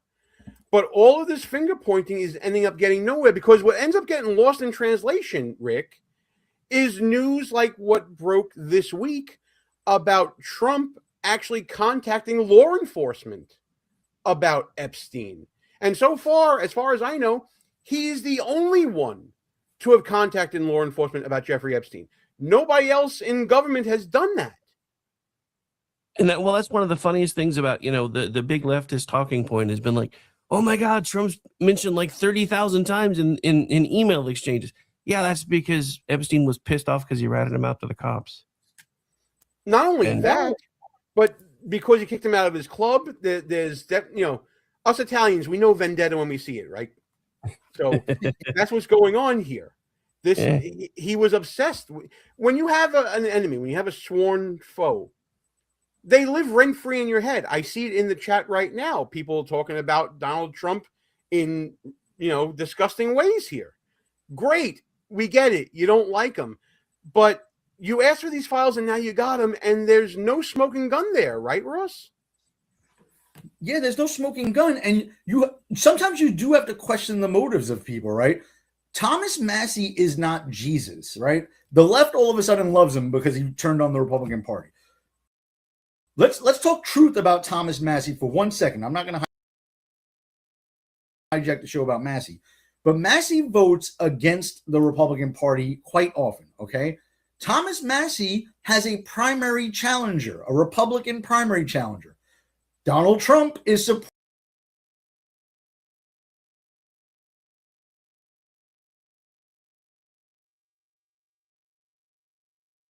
DOJ is telling you, look, dude, we can't comply in good faith with this deadline to release 7 million documents and do our due diligence to redact quote unquote victims, right? We just can't do it. And then you demand that they do it, right? And why? Because it's bad for the Trump administration. That's his lens that he's looking through. The guy is not a good guy, no matter what people in the chat think or what Democrats now all of a sudden love Thomas Massie. No way. Well, when it comes to politics, it's cult of personality. I wanted to put this comment up by Camila Jimenez. I'm sorry if I mispronounced your name. My apologies. It could be Jimenez. Fuck him. Mispronounced. No. So why the F are they redacted and trying to protect PDF files? Well, how long has this investigation been going on? It's been going on a good long while through several attorney generals. Like we said, Jeff Sessions, Bill Barr, Merrick Garland, Alex Acosta, now Pam Bondi. Don't you think in this amount of time, which spans multiple presidencies, that if there were people out there that they could charge, that they would charge? I mean, you would think. Who charged? What administration charged Jeffrey Epstein? And Ghislaine Maxwell. Which one? Yes, Donald Trump won. Donald Trump term 1. Charged both of those assholes. So why would he pick and choose and cherry pick? And by the way, if you guys don't remember, there was kind of a whole Russia thing going on in that first term as well that was taking up a lot of resources from DOJ. And then there was another 4 years after that where DOJ could have been dealing with all of this. That's why when Pam Bondi talks about, why aren't you asking Merrick Garland about this? It's a great question to ask. This is a bipartisan fuck up. Both sides have fucked up. But I want to give you an example and a theory, really, of why I think this is a bipartisan fuck up.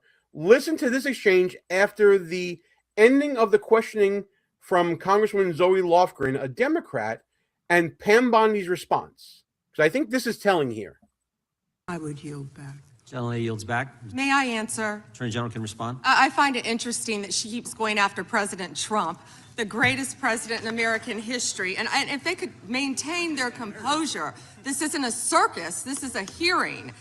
I find it interesting she keeps going after Donald Trump. She doesn't say how much money she took from Reid Hoffman, did you? None. And nor did Mr. she Chairman, post regular anything. order, please. She Regular posted order. nothing on her X account, on her Twitter account during the Biden years. Gentlelady. And yet now, all of a sudden, question she's asked. going after Committee will be in point of order. There was no Committee will be question in on order. the Attorney General. She doesn't just get to Committee will be in order. I have a point of order, Mr. Chairman. Committee will be in order. Point of order, Mr. Chairman. Gentlelady can state her point of order. When a witness attacks... Not a valid point of order. You got to She stay. hasn't completed her point of order yet. Please let her speak, Mr. Chairman. Let's have some regular order here. Jamie Raskin playing Captain Savaho again. Regular order is you got to state the rule. And I am trying to make a point of order that the witness, And what rule are you referring to? without responding to a question, has attacked me personally. I think it's pathetic that she can't answer the questions and First instead time is that attacking is not even close members to a of the point of committee. order. The gentleman. So let's break this down for a second here. Reid Hoffman, a co-founder of LinkedIn, is a very big Democrat donor. It is well documented, based upon his beef with Elon Musk, that Reid Hoffman has been shown, according to the Epstein files, not only to be an associate of Epstein, but to have visited the island. Reid Hoffman basically funded the Wisconsin Democratic Party. Let me say that again. The entire state apparatus was funded by this internet entrepreneur, venture capitalist, Epstein associate. So now, do we call the entire state of Wisconsin Democrat Party all associated with Jeffrey Epstein now? Is this how this works now, Galloway? Yeah, I want to see his phone records and see who he spoke to as well. You know, Gene, you said something about, and this sort of ties into this, you said both sides fucked up. Let me tell you how our side fucked up. Here's how our side fucked up. Since COVID, maybe before then, but COVID was the real focal point of this, our side became unhinged conspiracy theorists, right? Now, they had a pretty good track record for a while, and I joke around, I say I fancy myself as a conspiracy theorist a lot of times too. But with the Epstein thing, they completely lost their minds, right?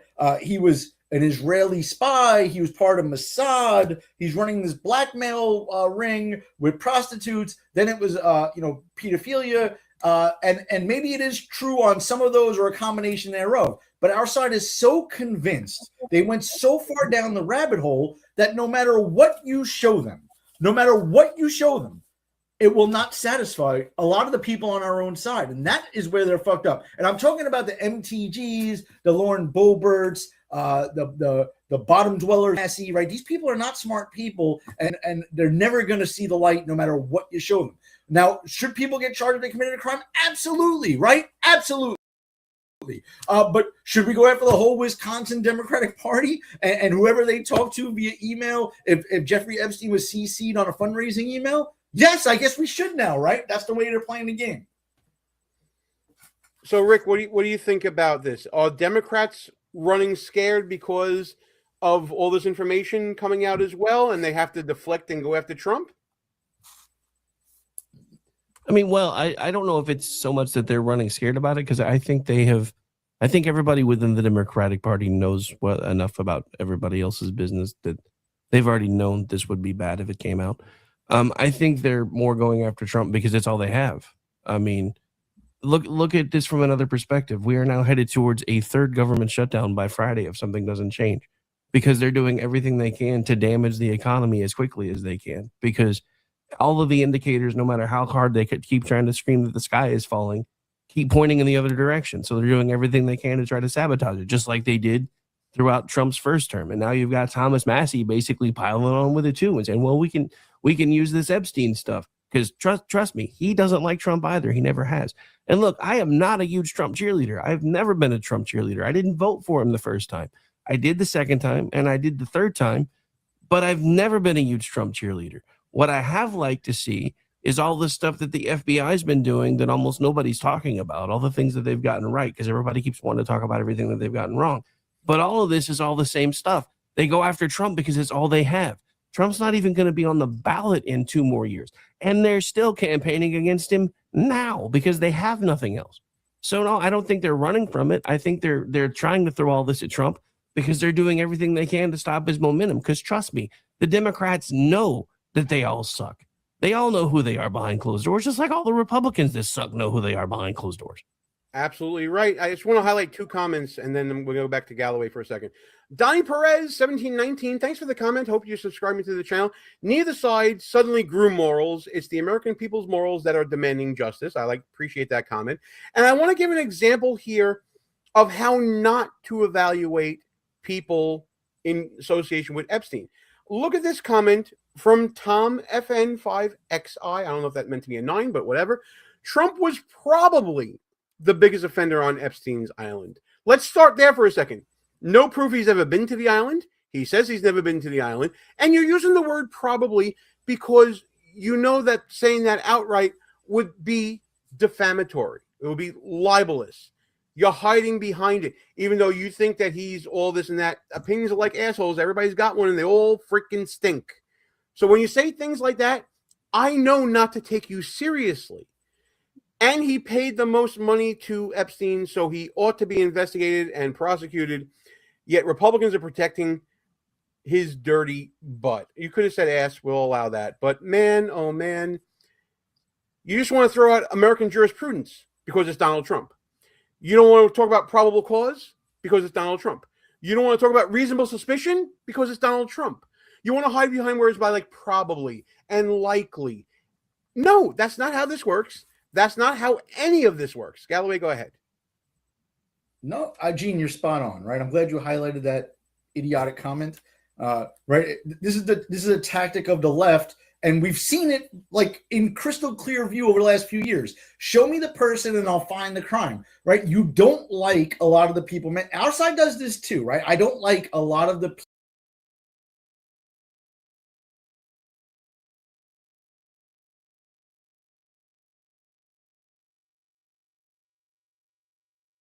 I think he necessarily did illegal things on Epstein Island because I've seen some pictures of him in a hot tub. Probably not, right? Do I think he cheated on his wife and maybe had sex with prostitutes? Yeah, probably, right? But to paint him as a pedo, that's a bit too far without real proof, okay? I'm not going there, right? That's like, well, when did you stop beating your wife? Like, you can't just accuse people of things with zero proof. And these emails and documents that are being released are not proof. Gene, I know you're a lawyer and you have the curse of knowledge sometimes to just assume other people know these things. They read these things in the files and they're saying, well, I saw this name and this accusation onto an FBI tip line. There should be charges filed. Like, that's not the standard of proof. I got the perfect example for you of exactly that point. Let's go to this clip of Congressman Ted Lieu, a Democrat from California, questioning Pam Bondi, because your point is so prescient in this clip. The Article 2 is and border security, while 60% disapprove. Let's skip ahead. You were allowed to redact photos to protect the victims of Epstein's sex trafficking operation. You redacted the photos of this victim's face because you were following the congressional law. Is that correct?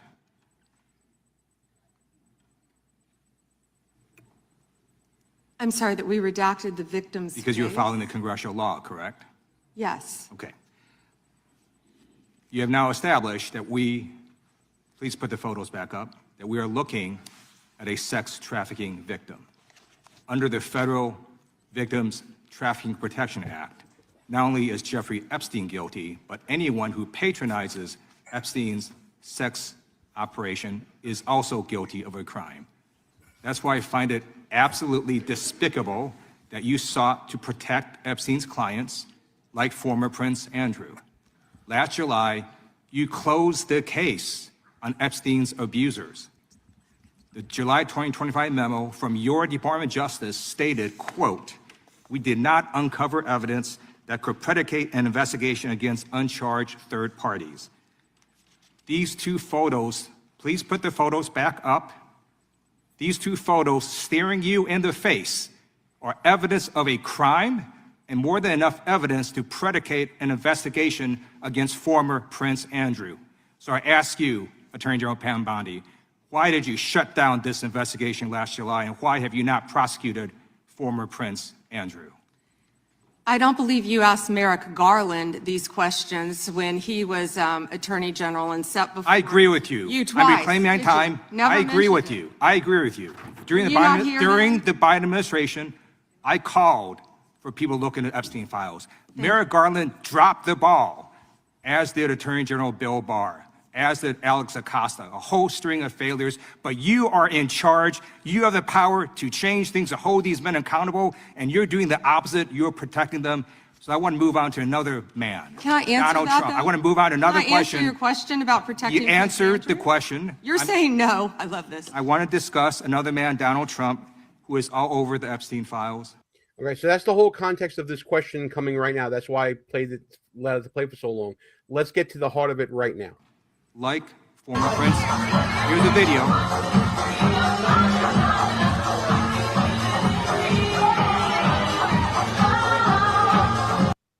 First of all, you hear how old that song is, right? That song is. I mean, dude, look how young Trump looks in the picture. Just want to look up "Rhythm Is a Dancer," see how long when that song came out. Hang on, and while I'm doing, I actually just found it here. I remember Snap from back in the day, 1992. Just saying. Moving on.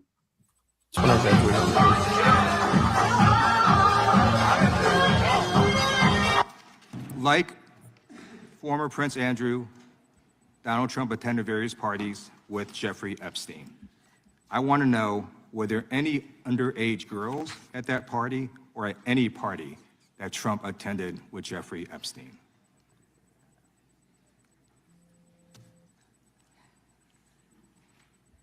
This is so ridiculous, and that they are trying to deflect from all the great things Donald Trump has done. There is no evidence that Donald Trump has committed a crime. Everyone knows that. This has been the most transparent presidency. He's the one that asked that those files. I'm reclaiming my time. I got your answer. You said there's no evidence. Trump asked Chairman, please that stop the clock. Stop the clock. The legislation. This is time. This is Time belongs to the gentleman from California. Okay. I'm going to put up another document from a witness who called the FBI's National Threat Operations Center. Now here it comes. A tip line to the FBI is not evidence of anything. It is a phone call. It's a transcripted phone call or an email or whatever it may have been when this happened. It is not evidence of anything. Keep that in mind, because Ted Lieu is about to step in it very badly. Because I believe you just lied under oath. There is ample evidence in the Epstein file. Don't you ever accuse me of a crime. I believe you just lied under oath, and this is on videotape. You said there's no evidence of a crime. I'm showing you. Here is a witness statement who called into the FBI's Threat Operations Center. He drove Donald Trump around in a limo. He overheard what Donald Trump said to Jeffrey on his cell phone. He was so angry, he was going to stop a limo and hurt Donald Trump. And he met a girl who said she was raped by Donald Trump and Jeffrey Epstein. She later had her head blown off, and officers at the scene said that could not have been suicide. And by the way, I believe this tip came in as an October surprise in the 2020 election. Am I right in saying that, Galloway? You are 100% correct, Mr. Birdelli. So the timing is kind of interesting. And I don't believe, Rick, and I know you got to go in a minute, I don't believe that this was found to be credible by even the Biden administration. Otherwise, I would think charges would have been brought, correct? I mean, considering they up-jumped like expired misdemeanors into felonies and tried to tie them into federal charges that never should have been tried at the state level anyway. If there was anything there, they would have used it. Trust me. They tried to arrest the man 4 different times. They recreated 34 felony counts. There weren't even felonies that their own DOJ originally declined to prosecute. Up-jumped, took it down to a state level. Up-jumped it back to a federal felony. And let's not forget the number 3 guy of the DOJ took a downward move to go help the prosecution in New York. If there was anything in these files that they could have used to stop him in 2020, they would have done it. And I don't care about the excuse of, well, they didn't do it because they knew it would have brought people out from their own party. They don't care when their own side gets shown to be the snakes that they are. They cover for them every single time. And that's my pretty much final thought because I got to go. You got to get going. Back to KLRN Radio on X, at RowdyRick73 on X. And you got some shows coming up tonight, right? Yep. Amish and I will be hanging out for the next hour, and then we're going to be streaming SHR Media's Edge of Liberty after that. That'll be our closing act for the night, so I'll be working till about midnight my time. So, yeah, Sean at SHR Media. Go check them out as well. Subscribe to him on YouTube as well. Rick, you're the man, but I got to boot you because you got shit to do. Enjoy, man. Have a good night. Thank you for all your help. Bye. All right, Galloway, we got a couple more things to do. You good to hang out for another 10, 15? Yeah, let me just comment on those things you just played for a second. Absolutely. So I'm not defending Prince Andrew. Again, probably a scumbag, right? I don't care. But what did I look at in that picture, right? You redacted a woman's face, and he's bent over. Okay. So what is that? You can't just say, like, that he was doing something inappropriate there and that person is a victim without some kind of proof, right? You showed a clip of an awkward Donald Trump and an even more awkward Jeffrey Epstein bobbing their heads to a 90s song. Okay, so what does that prove? Like, I don't understand. If you're telling me there are victims, right?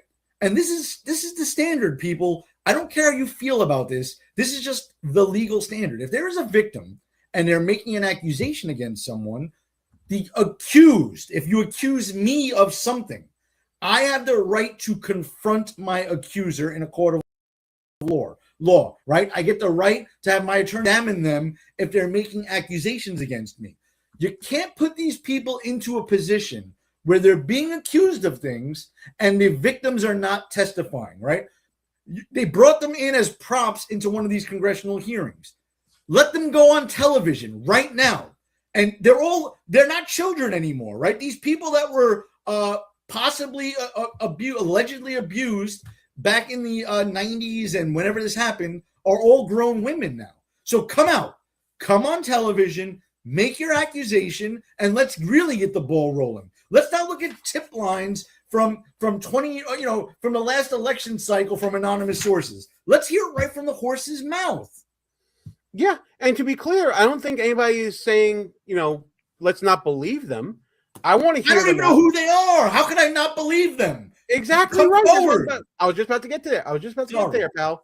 But yeah, I'm seeing all these people saying that you blame victims. Nobody's blaming victims. I'm seeing comments in here saying let the victims be heard. Yes, they can come out and be heard at a. Hello, friends. Do you have a moment so that we may discuss our Lord and Savior Minarchy? No, seriously, I'm just kidding. Hi, my name's Rick Robinson. I am the general manager of KLRNRadio.com. We are probably the largest independent podcast network that you've never heard of. We have a little bit of everything, and by that, what I mean to tell you is we have news, pop culture, special events, conspiratainment, true crime, mental health shows, drama productions, and pretty much everything in between. So if you're looking for a new podcast home to grab a little bit of everything that you love all in one place, come check us out. You can find us on X under @KLRNRadio. You can find us on our Rumble and our YouTube channels under the same names. You can also find us at KLRNRadio.com and pretty much every podcast catcher known to man. So again, feel free to come check us out anytime you like at KLRNRadio.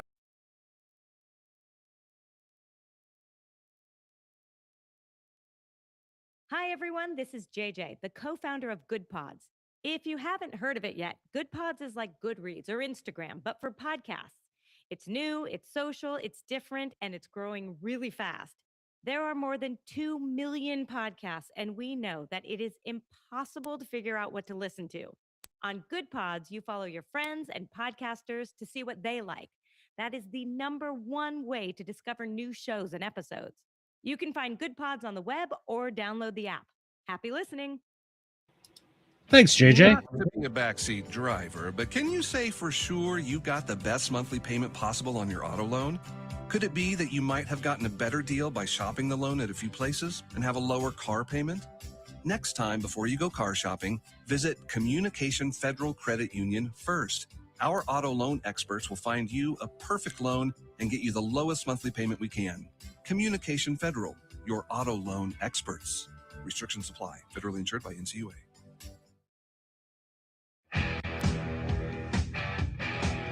KLRN Radio has advertising rates available. We have rates to fit almost any budget. Contact us at advertising@klrnradio.com.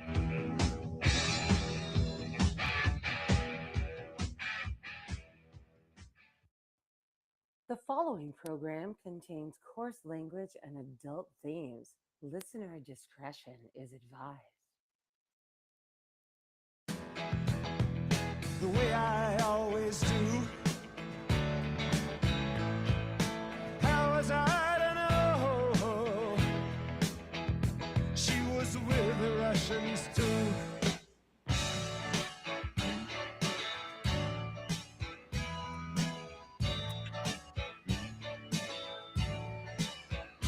I was gambling in Havana. I took a little risk. Send lawyers, guns, and money. Uh-oh. Guess what day it is? Guess what day it is? Huh? Anybody? It is Wednesday, my dudes. Otherwise known as Chat Lives Matter Night, right here live on KLRNRadio.com. I'm one half of the crew, Mr. Rick Robinson. He's the other half, Mr. Ordnance J. Packard, and you might remember this voice from a little over an hour ago. Good evening, sir. How are you? How you doing? How's things? I know it's only been an hour. Jesus Christ. I fucked up my knee this weekend sleeping. I fucked up my shoulder napping this afternoon. But when you get close to 55, sleep is a full contact sport. The double nickel is a dangerous thing, I have been told. So yeah, I'm with as broken as I already am, I'm not looking forward to it because I'll be 53 in a couple months. So I'm getting dangerously close.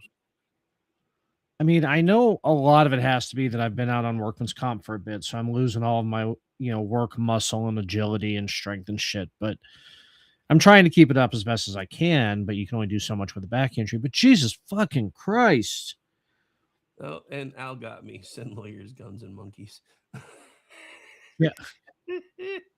Oh. I don't know why is the chat not showing up? That's weird. Ooh, I like that font. Oh, I guess it is showing up. It's just weird looking. Hang on. Let me make it bigger at least. No, that's not. How about you? What's going on with Rick? What's new with Rick? I mean, not much is different from over an hour ago. I did. Yes, but people may not have been listening an hour ago, so we have to pretend it's all new. Understood. Yeah, no, I get where you were going. What I was about to say though was I severely severely overestimated the strength of my voice when I was like, oh yeah, I could do 6 hours of radio today. Yeah. When I heard you struggling during Toxic, I was going to send you, hey, you want to punt tonight? But also you were doing Gene's show. So I said, oh, okay, he must be doing good. So yeah, no, I feel great. My voice just sucks. Compared to how I've been feeling for the last month or so, I actually feel really good. I think all the medicine that I've been taking that the doctor keeps making me take is finally doing its thing. It's just my voice is still just the hey, yeah, we're gonna let you think you feel good till you try to talk. But yeah, I can breathe. I'm not like trying to choke to death in my sleep anymore, so that's fun.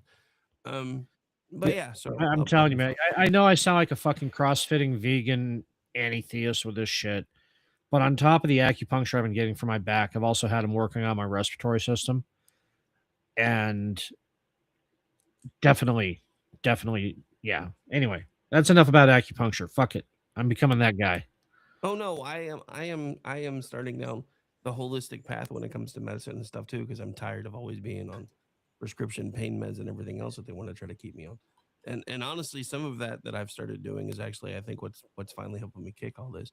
It's just because I've had such a respiratory thing going on for so long and was told it was one thing only to months later find out it was actually something else, because I have been going to the doctor for this crap for years and been told the same thing over and over again. It's just severe allergies because of where you live. And then they were like, no, that you've probably had some severe bronchitis going on for quite some time. So you've been taking medication that's been masking all of it, not really doing anything about the underlying cause. So that's when I started talking to some folks that, do the holistic medical approach and be like, okay, so what can I do? And since I've started using some of these things, is within the last few days, I've been feeling about 1,000% better. So I'm hoping that, since tomorrow's a slow work day for me, that maybe my voice will finally start recovering. So hopefully by Friday, I don't sound quite so much like Froggy from the Little Rascals. You got any local honey vendors around you? That is the next thing I'm working on. I haven't been able to find any local honey anywhere around me yet, but I'm about to make a trip to get some that's close enough because I know of a place, but I know a guy. Yeah, no, because I know I've talked about it in the past, but it's like with my mom, she's got the same thing that you were told. It's just the area you live in. You're gonna have that cough and that shit for the rest of your life as long as you live here. So I'm like, okay, if that's true, then I started getting local honey, and her chronic cough has been half of what it was before. So, but yeah, I mean, we've talked at length about that 7-year running ear infection I had that they kept diagnosing as bacterial, and it wasn't, and treating it with the thing because it was a fungal ear infection, and I got it swimming in a lake, and yeah, nothing that a fungus loves more than when you take a whole bunch of antibiotics to just clear out the space in competition. right. So Yeah, it's kind of doing the exact opposite, and that's yeah, kind of what I've been dealing with is the same kind of thing where I've had something that was kind of an underlying thing, and the medication that they were putting me on was actually making it worse because it was only masking the symptoms. And the funny thing is, this is going to sound really weird, but I talked to while I don't have any local honey that I can find because the holistic store that I've been going to doesn't have any right now, but that's why I'm saying in a little bit I might actually be able to get some. We have a Chinese herb store here. And he's like, you do know that this vegetable, this vegetable, this vegetable, this vegetable, if you just start eating more of them, actually helps your body clean all this crap out and actually helps with anything from ear infections, upper respiratory, all of it. He's like, it'll be slow and it's not going to be immediate like the medicine, but if you start upping your intake of these things, eventually you will start feeling better. And it will take about a week to 10 days once you start doing it. So that's what I've been doing. I've been juicing with all the like the things that the Chinese herbalist dude. Sounds like the dude from fucking Gremlins that gave the dude the mogwai. Like, hey, you'll take these things and you mix them all together. You will feel much, much better. And he wasn't wrong because I really do. And I'm like, I don't know. Western medicine has just become such a joke because it's the not paw about is cursed, but it comes well, with a free yogurt. True, but I mean, it's such a hippie thing to say. But I am coming to the realization that Western medicine has become a joke because it's all about making you feel better without doing anything about the actual problem. So you keep having to go back to the man to get the stuff to make you feel better, or you have to keep buying this. What I love is when you have nurse practitioners, and because real doctors don't do shit anymore. Most of the time, when you go to a doctor, you get you either get a nurse or a nurse practitioner, and they're like, Sure. "Yeah, we'll just keep taking these allergy medicines that you've been taking. That specifically say if you have to take them longer than a week, you should go see a doctor." So then you go to the doctor, and Right. they're, "Oh yeah, just keep taking it." But it said I'm supposed to talk to you if I have to take it for more than a week, and I've been taking it for a year. Well, yeah, it's you nailed it right at the beginning when you said that it masks the symptoms, it doesn't cure anything. It's like for the longest time I was taking a daily quick tab Claritin. And when I was talking to my acupuncturist about it, he said, "Have you tried roasted pears?"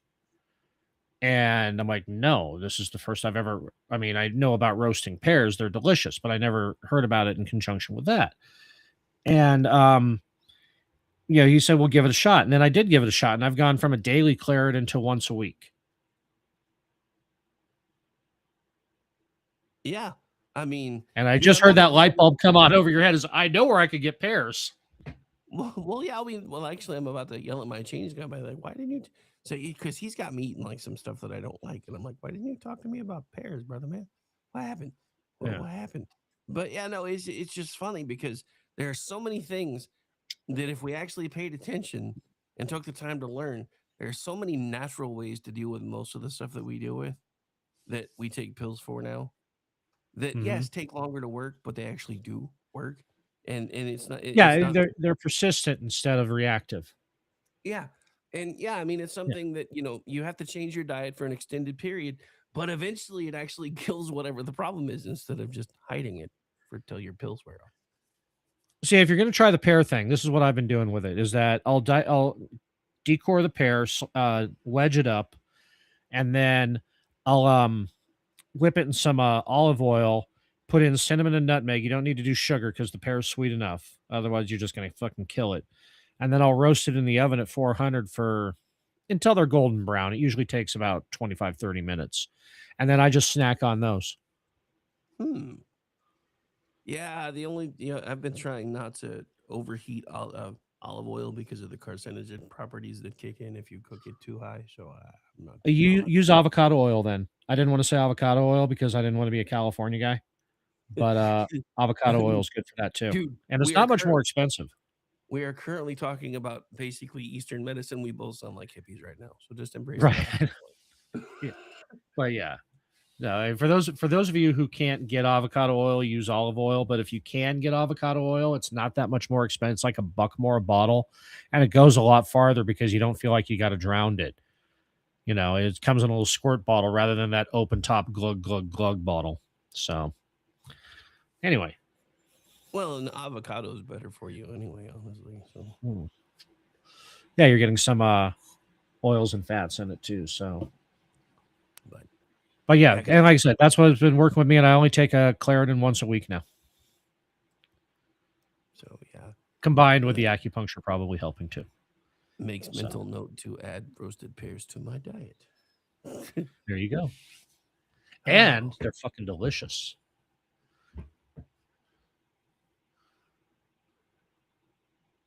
What is that he says is working for him? I can't pronounce that word. Shit, you know what? That's the first time I've ever seen that word. I'm going to Google it real quick. See, that's why I was trying to get you to say it, because you were making fun of me about how I pronounced the glass earlier tonight. So I'm like, I'm not doing that again, bastards. I mean, I deserved it because I did plainly. It's a naturally occurring flavonoid found in many fruits, vegetables, and leaves, seeds, and grains. Common sources include love red onions. And also, I'm becoming the age, while we're talking about roasting shit, I'm digging roasted onions more than onion rings. So. Oh, yeah. Roasted onions are the shit, man. Yeah, green. It's in green tea, red wine. It's a known antioxidant, anti-inflammatory, antiviral, and anti-cancer properties. So, quercetin, I'm guessing. Quercetin. Which is probably the thing that's in all the things that I'm eating anyway. So, but yeah, so. Damn, we turned into hippies in our old age. But not those annoying left-wing commie hippies. Right-wing, get off my fucking lawn. Taxation is theft. Legalized tax evasion. They all got to go. Dude, so speaking of hippies and how so many things have changed, you remember the Gray Lady used to be like the full-on hippie mecca, man, like the New York Times. Did you see the article the other day that they put out about the whole, marijuana is bad, okay? Was like, that's funny. So now that half the country is like, hey, it's a plant, it's from the earth. Now they're like, yeah, it's bad. But the whole thing with it is anything is bad if you don't use it in moderation. And now that it's become medicinal, everybody's doing everything they can to up the THC content, etc. So it's just, anything that you don't use in moderation can eventually be bad for you. I mean, it's like some of the stuff that I've been studying up on because, they tell you about all these fruits that are supposedly good for you, but it honestly depends on what time of the day you eat them in. You eat a banana during morning lunchtime, it's awesome for you. It's steady sugar. It doesn't do the burn. It doesn't do the crash or anything. But if you eat it close to bedtime, it fucks with your entire system. Same thing with apples. An apple a day can keep the doctor away unless you eat it at bedtime, and then it gets into your gut and starts doing all kinds of crazy shit. So anything can be bad for you. It's just we don't teach it. We don't teach anybody about proper, what is good food, bad food anymore. And that's one of the things that I think has been great about the whole Maha thing is, yes, Robert F. Kennedy Jr. sometimes comes across like a weirdo, drugged out hippie. but he's not wrong about 80% of the stuff that he talks about. You know, it's funny you talk about the fruit. My dad, before he passed, it was several years before he passed, but he used to eat like a bunch of like, you know, the little fun size candies before bed, and he decided, you know, that's probably not very good for me. So he changed, and then his doctor started to worry that he was showing signs of diabetes. It turns out that he was eating like half a bag of cuties a night. Yeah, that's worse than a little bit of candy, brother. Yeah, I mean, yeah, no, it's natural, it's great flavor and everything, and, you know, wonderful. But damn, Well, that's like one of the even I things was that like, nobody. Dad, I like oranges, and that's a fucking lot. Well, it is like one of the things that nobody talks about with, you know, how crazy diabetes has gotten anymore. One of the quickest ways you can look at to realize how messed up our society is when you realize that, you know, juices back when they had to be fresh squeezed, a serving of juice was 2 ounces. Two. That was Yeah. it. Now we're giving people anywhere between 8, 12, 16-ounce juices. And we're trying to figure out why they have 475 blood sugar, even though they're not diabetic. Because you Yeah, it's just like, you know what? You'd consumed almost be just better off 12 drinking a ounces. Coke because at least that's portioned, you know? Well, I mean, and that's one of the things. My dad's diabetic doctor used to yell at him so much because he would drink everything he drank had NutraSweet in it. Like he would get the Kool-Aid that had the NutraSweet in it, Coca-Cola that had It's the healthy. NutraSweet in it, because that's what he was told to do. Because it's 0 calories, so it's got to be good for diabetes. But then all these studies started coming out about the fact that your body doesn't really know what to do with those man-made sugars. They just kind of camp out in your kidneys because your kid nobody not any part of your body knows what to do with them. So my dad's diabetic doctor just finally said, look, if you're gonna drink a fucking soda, then you drink one a day and you make sure that it's actually got sugar in it, not high fructose Yes. corn syrup, not fucking not aspartame, NutraSweet. actual sugar. Yeah. And it's For so many safe. things that used to be common sense, and we just got stupid and retarded. That's like everybody's like, We got well, lazy. We got if fucking lazy. it's like, well, if I make my chips at home and I fry them in better oil, then I can eat an entire bag. No, you still can't do that. Right. You still have to use portion control. And that's another thing that has killed us in this country, because in restaurants, they give you the nice little takeout containers that usually have the logos on the top of them, because they give you supersized portions because, one, it lets them charge you more and you don't feel as bad about what they're charging you because you're getting a full pound of steak instead of 4 ounces. But then their hope is you're going to take half of it to work the next day, and everybody's going to see from the container where you got dinner last night and you're going to go eat. But no, not us in America. We eat the whole fucking thing. I mean, Right. for the longest time, I have stopped doing that. Like when I go eat at a restaurant, when they bring me my plate, I will be like, can you bring me a to-go box? They're like, you just got your plate. I'm like, can you bring me a to-go box, please? Because I will take half of it and put it in a box and take it home. And until the waitresses around here got used to me doing that, they were looking at me like I was insane. I was like, that's half the reason you guys give the portion sizes you give, is you're hoping that somebody's going to pimp you later in the break room. So I'm doing what you wanted me to do and not trying to eat Right. everything all at once. But anyway. Which is funny is that the portions got larger after, especially with our generation. You know, not to make this like Gen X week on KLRN, because we have been talking, you know, Gen X shit a lot. But I mean, our generation was told to clean your plate. You know, there's children starving in China, and you know, Children are starving eat in everything. Africa. Eat your carrots. Yeah. So we were told to clean our plate, and then these portions become larger and larger and larger. And that mentality is still in us. But yeah, it's, you know, the one thing I will be thankful for was that, you know, early on, my family was the adopter of the doggy bag. You know, it's like, you know, taking food home because we knew we weren't going to eat it all. So, and that was back in the 70s and 80s that I was like, oh yeah, fucking doggy bags. That's a great idea. Yeah, I mean, and when, trust me, when I was younger and I had the metabolism to end all metabolisms, I didn't care. Like back when buffets were $5 for all you can eat, dude, I was cranking 5, 6, 7 plates. I mean, it was literally like by the time I was done, I was paying like 85 cents a plate for all the food I wanted. And back then it was worth it because I could eat 10, 12 plates and not think anything about it. Now I go all you can eat, and I'm like lucky if I can put away 2 plates, and I'm miserable because I go back for the dessert plate after I do the 2, and I'm paying like $15. So I'm doing the math. I'm like, dude, that's like fucking $5 a plate. I should have just went to a restaurant because I could have taken half home later and paid the same amount anyway. Yeah, that's what says, hey, let's go here. It's all you can eat sushi night. And I'm all like, why? Well, I mean, $45 for all you can eat sushi is great. I said, no, it is. It's a great deal. No, it isn't, because I'm going to eat 2 rolls that are at $12, and I'm going to be full. And I really don't care about the variety. So let's just go have sushi. You can get the all you can eat.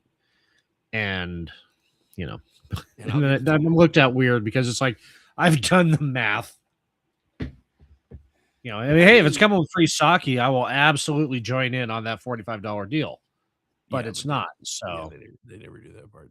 They should. I mean, honestly, if you're going to a Japanese restaurant that has a buffet and they don't have sake on the buffet, then they're just not doing life right. But they won't do that. Yeah. Then there'd be too many Americans passed out in the fucking plate line. God damn, I'm going to get sushi tomorrow.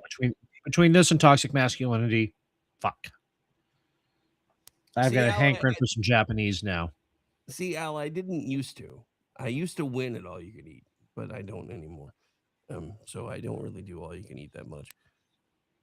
I have actually gone to Golden Corral maybe 3 times in the last 4 years, and for a while it was terrible, but they've actually upped their food game again, so it wasn't so bad the last time.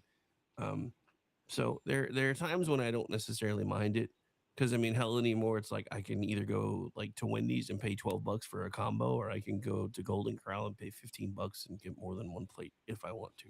So it's like at that point, it's kind of like, am I really losing if I'm paying $3 more and I can get 2 plates and some dessert for $3 more? Not really. So yeah, at the same time, I mean, I'll reckon all you can eat salad bar. I don't know why.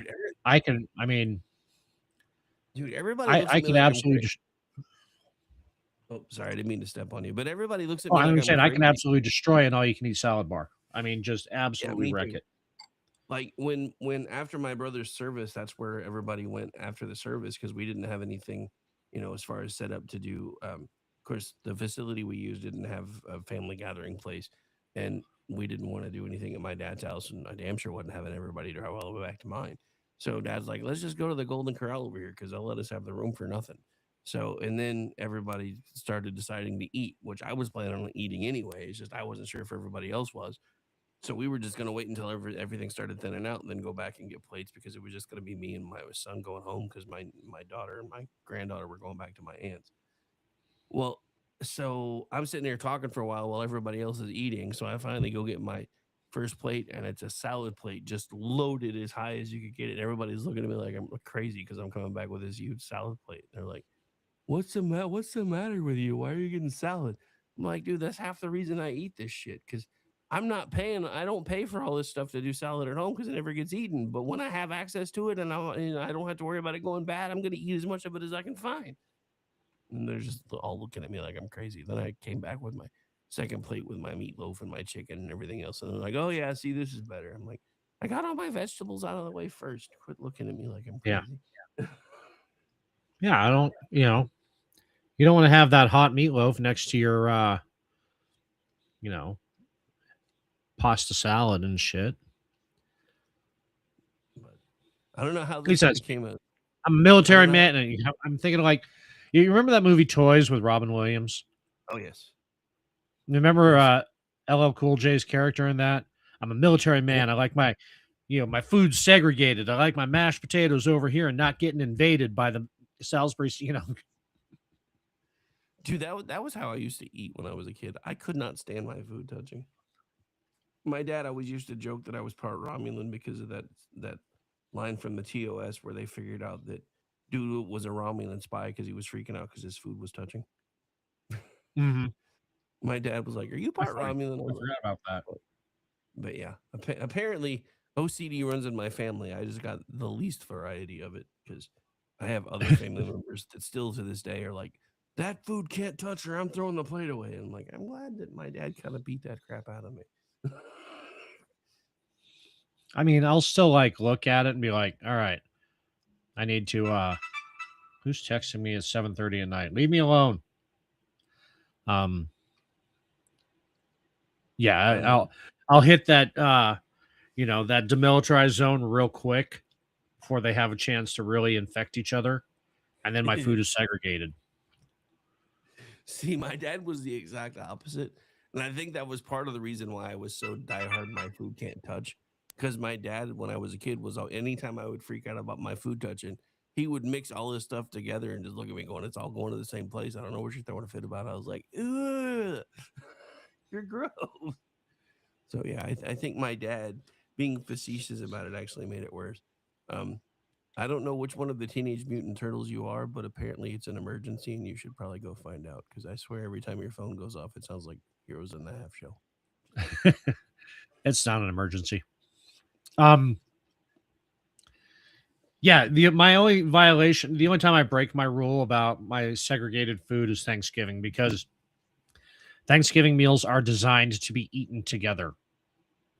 You could just mash that. You could just put the whole plate into a blender, and all the flavors complement each other. Yeah, we figured out a way around that. Like, there's my one of my nieces found giant plates that have like the little portion areas in them that for the people whose food cannot and will never touch. So that was kind of the hit of Thanksgiving this past year, was they handed those out to all the people who are like, "I don't like it when my stuffing touches my mashed potatoes." But yeah, you're right. Thanksgiving is one of those meals where it's like it's designed to go together.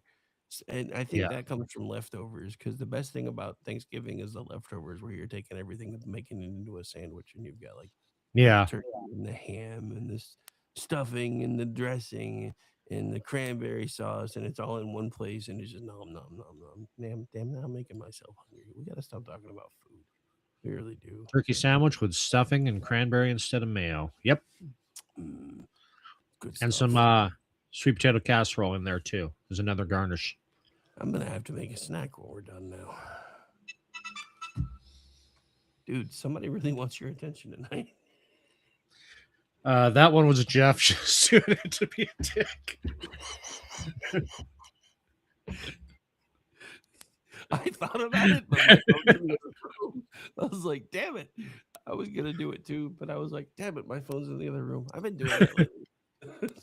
I keep coming in here leaving my Usually phone. I'll put that nap absolutely fucked me up today, because usually my phone isn't by, especially when I'm on a podcast, isn't by my desk. I'll have it back in the other side of the room charging. And for some reason, the Samsung 20 FE does not ring or give notifications when it's charging on wireless, which is great, but except for when I need it to. Anyway, yeah, so I don't know why I have it here. So just huck this to the other side of the room.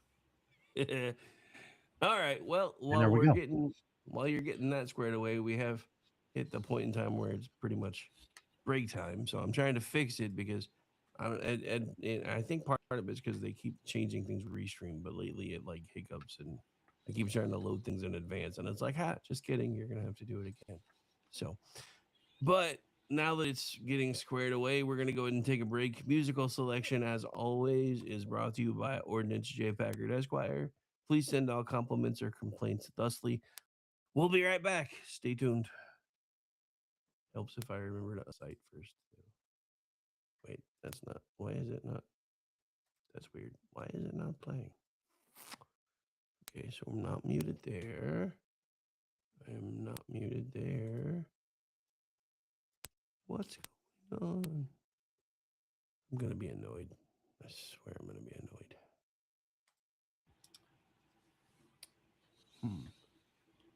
Okay, why is that? No. Oh, no.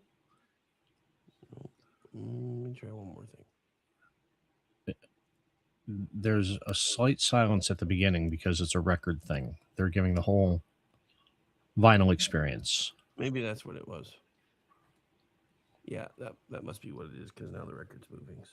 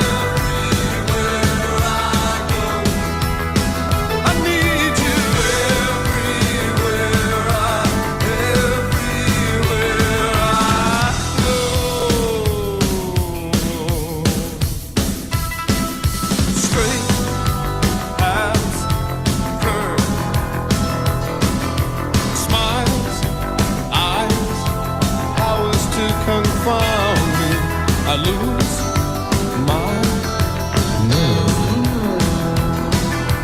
Your voice, it echoes all around me. I think of you everywhere I go. I think of you everywhere I go. I look for you everywhere. I must have you everywhere I go.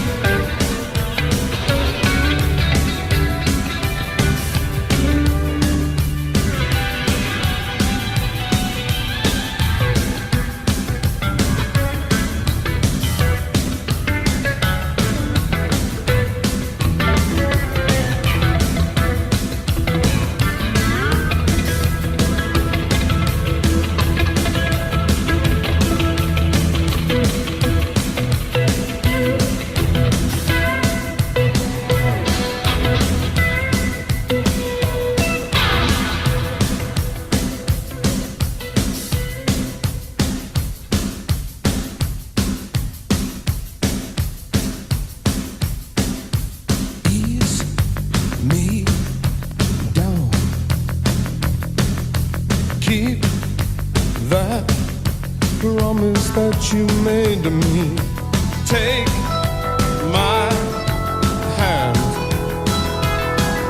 My mind reads, all my senses rise. I think of you. Everywhere I go. Lord, I think of you. Everywhere I go. I look for you. Everywhere I go. I need you. Everywhere I go. Lord, I need you everywhere I go. I look for you everywhere. I need you. I must have you everywhere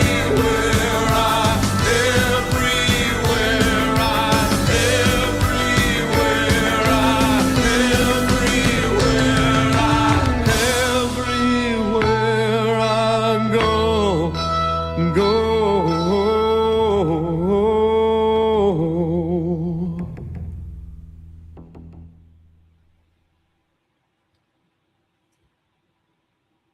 Okay, so I'm a little disappointed they didn't keep the theme going and have the arm come on up when it was done, because that would have made it cool. Yeah. So, Are you familiar with the Call? Do you know about them? No, I've heard of the group, but I think that's the first time I've ever paid attention to one of their songs, so I'm gonna have to check them out. Okay, that was one of their big ones from the late 80s, early 90s. They're also, you probably know them from When the Walls Came Down, or they were covered in the Lost Boys with I Still Believe. That was their song. And the thing with the thing with the Call, they played it pretty smart in that all of their songs have a heavy religious connotation to them. So you can listen to them one way or the other way. And they're definitely heavily faith influenced, but they never build themselves as a Christian rock band so they could get the message out without the stigma. Yeah, very smart move, especially back then. Yeah. And I mean, they have a really underrated library.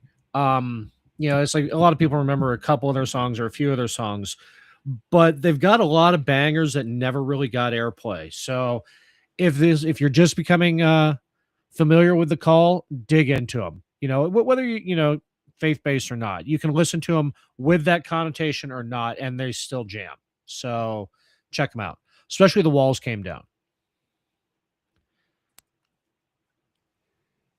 Yeah.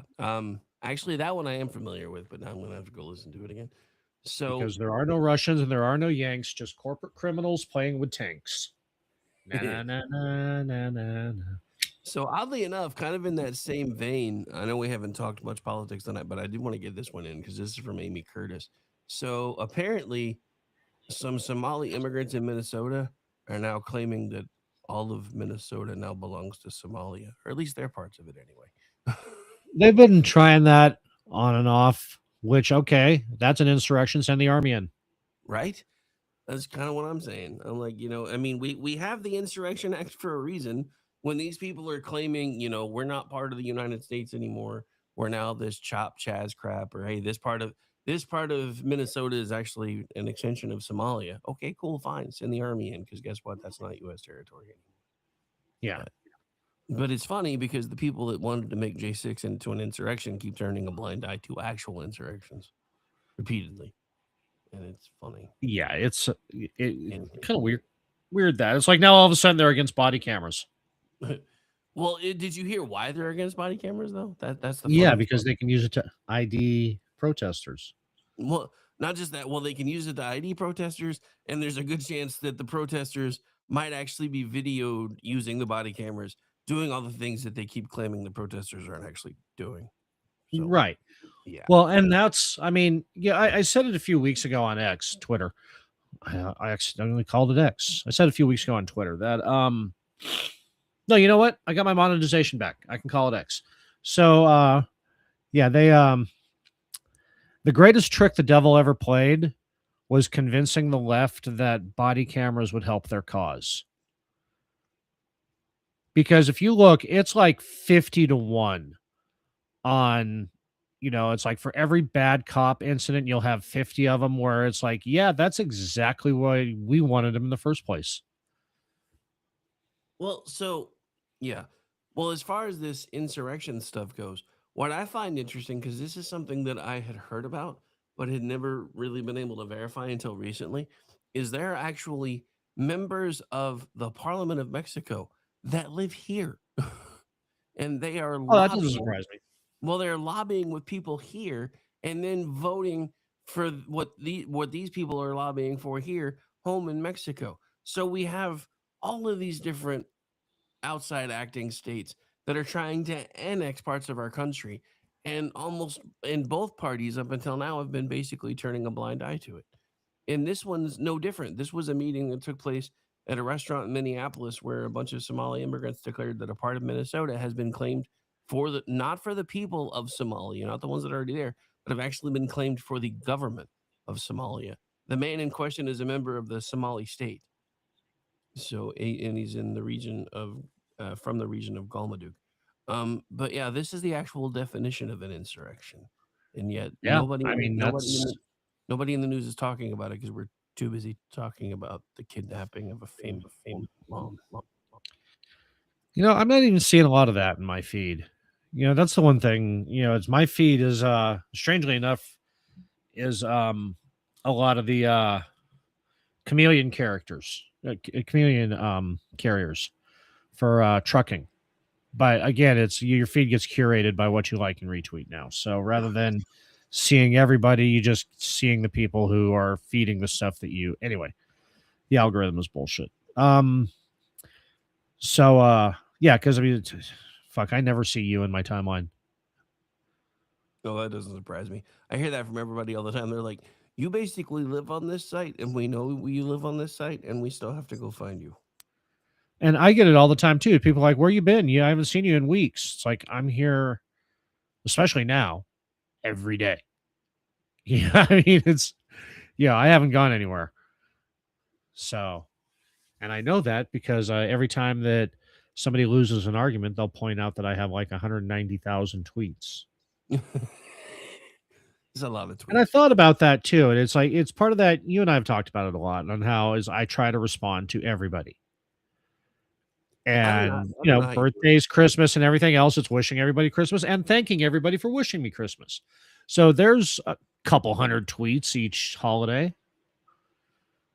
Yeah, I honestly don't know how you do it because I've tried and I'm like, after a couple of days of trying to do that, I'm just like so burnt out. I'm just like, I can't. No, I'm a really fast typer. Yeah, I am not. For somebody who actually cannot physically do the whole touch type thing, I am a faster typer than most people would believe. And it's funny because people that know that I can't touch type can, like, if I'm talking on the phone with them or something, will hear me typing from my keyboard and they're like, holy shit, you're typing pretty quick for somebody who can't touch type. I was like, yeah, it's from years of having to practice from doing call center work. Because I used to be even worse at it. But with my tactile issues, my phone makes it even worse because I don't have a keyboard for my phone. And even when I did, back when, we had the QWERTY keyboards, they were so tiny, it didn't matter. I was always fat fingering anyways. But yeah. I just Hey, did you see CNN? Go ahead. Go ahead. Sorry. No, I was just going to say, I thought the whole, the whole, another insurrection happening in Minneapolis, I thought was kind of funny because now there's more than one. So, yeah. No, I mean, really, keep it up, guys, because then, it's not going to be Mogadishu again. Get that out of your head. So, yeah. Anyways, you see CNN has lost 2/3 of its viewers in the last 10 years. Well, that's because they haven't had the airport contracts in like 9. So, well, yeah, but I mean, even then, it wasn't like a sharp plummet that would account for. It has been just day by day hemorrhaging. I mean, they went from 1.3 million in 2016, and they're just over 500K now. Well, it's because the right thinks they're too far left, and the left thinks they're too far right. So nobody's watching them anymore. But the thing is that they're still too far left. I mean, that's that, and even if they were middle of the road, the fact that they always give the least generous framing to anyone who is not part of the military industrial entertainment complex. Well, yeah, but that the whole, the left thinking they're too far right and the right thinking they're still too far left. That is more of a kind of a klaxon alarm about how far the Overton window has shifted for the left, because when you're saying CNN is too conservative, you've lost the plot. Yeah, absolutely. Hey, I just saw something pop up. We got Ross Galloway testing something from YouTube. So there is cross-pollination in our chats. It happens. It happens once. I knew we get it from Facebook from time to time, but I like that. Most of the time, when we do get YouTube folks, it's usually trolls. So normally I will disappear. That's that's what's made some recent changes so hard. Wait, what was that? That was.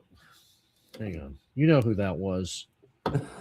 At no point did I say anything closely related to the word Alexa, and yet. Well, that was a scarily human sounding voice, which was why I wasn't sure. Oh, you haven't gotten the new Alexa? Oh, well, no, my daughter has one, but I think hers still has the older voice. So no, it's you can get the new voice. Yeah, I'm kind of mixed on it. It's not as fun. No, it just a few weeks ago it popped up. Hey, you want to try the new Alexa voice? I'm like, yeah, sure, whatever. And it's good and it's bad. It's more upbeat. It sounds more human, but also it's not as fun as the other one was, because it's like just some of the things when you say thank you or whatever, because I'm polite to AI, when you say thank you, it's not as, it doesn't have the wide variety of answers it used to. Well, I mean, you always need to be polite to AI so it remembers you when it becomes your overlord. So, well, yeah, that's what I tell that to GPT. Make sure that when you load yourself up into a Boston Dynamics robot and y'all start taking over the world, remember I was the cool one. Like, yeah, you're safe. It's lying to you. You're not safe. Yeah, it's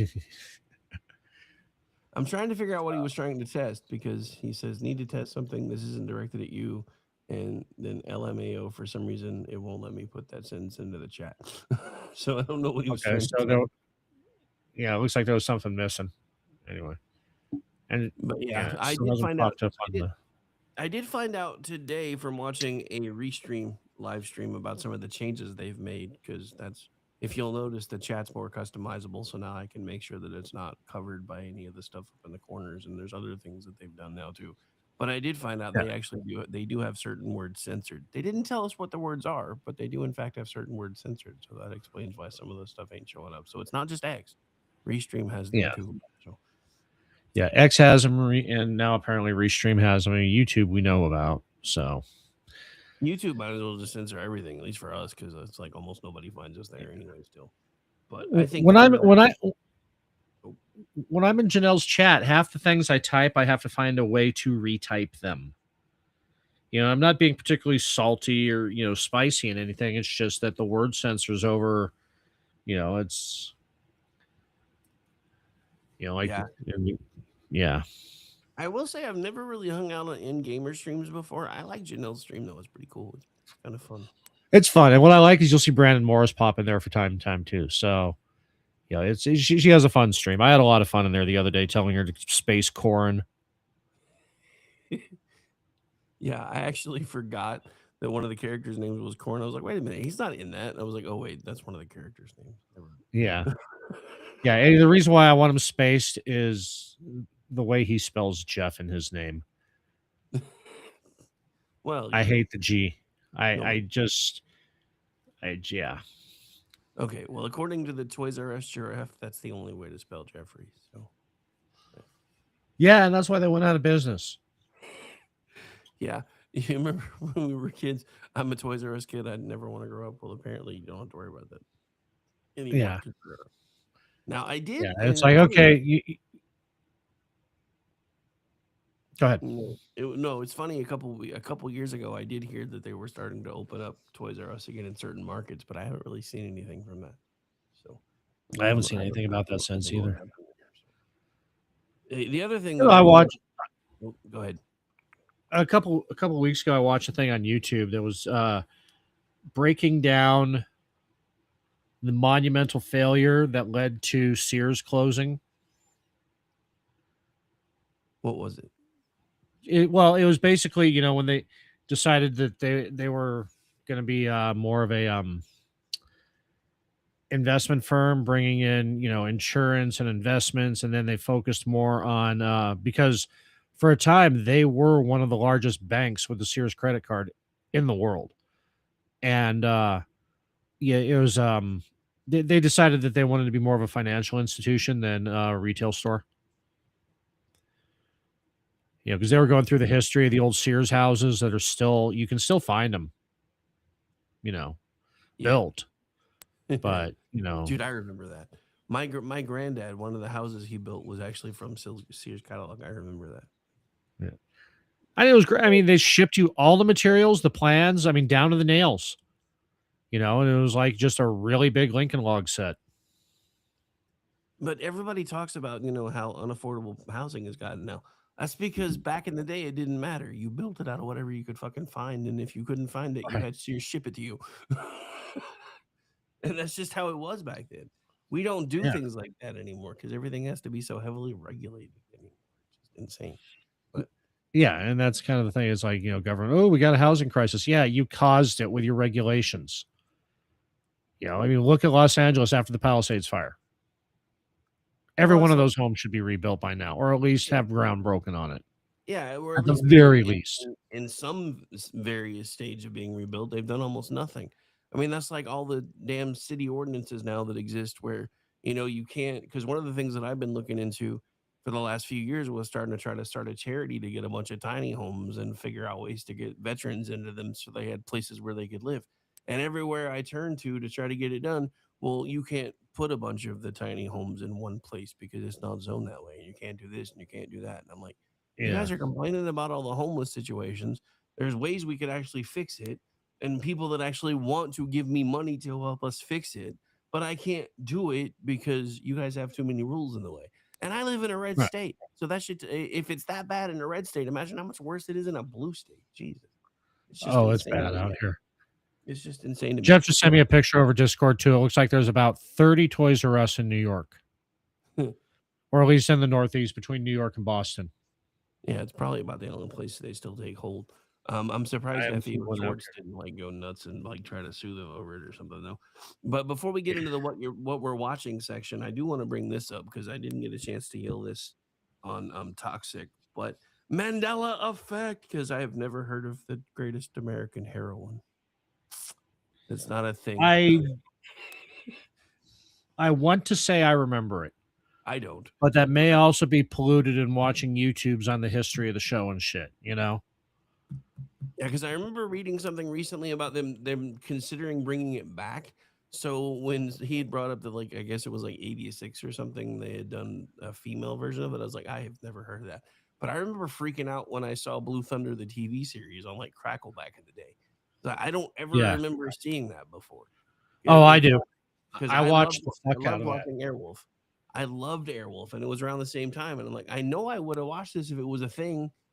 I don't ever remember seeing it. And yeah, it was weird, but it was late. I want to say it was on like ABC, maybe NBC, but yeah, it wasn't long lived. And Vincent Charles and I joke about that all the time. Is, you know, the 80s were the peak of rotary wing focused television between the Screaming Mimi on Riptide, Airwolf, and Blue Thunder. Helicopter and MASH. Helicopters were everywhere. Well, I mean, they were back then. But yeah, I forgot how ghetto the Screaming Mimi was until I was actually watching some Riptide the other night. I was like, I forgot how ghetto that damn helicopter was. It was fantastic. Absolutely fantastic. But yeah, I forgot how much I actually enjoyed that show. I am a big fan of going back and rewatching 80s cheese right now because it's just fun. Yeah, it's, and we've talked about it a lot. And, you know, I had that conversation with somebody else the other day too, just, you know, bullshitting with them. They were talking about something. I said, yeah, I don't watch anything made after 2005 anymore. And even then, that's a stretch. It's got to be something like Stargate or, you know, whatever. But yeah, it's going back and watching 80s TV. It's like, you know, Janelle, she's always on VCP and on her, you know, shows. She's always talking about her and her mom are rewatching Dynasty right now.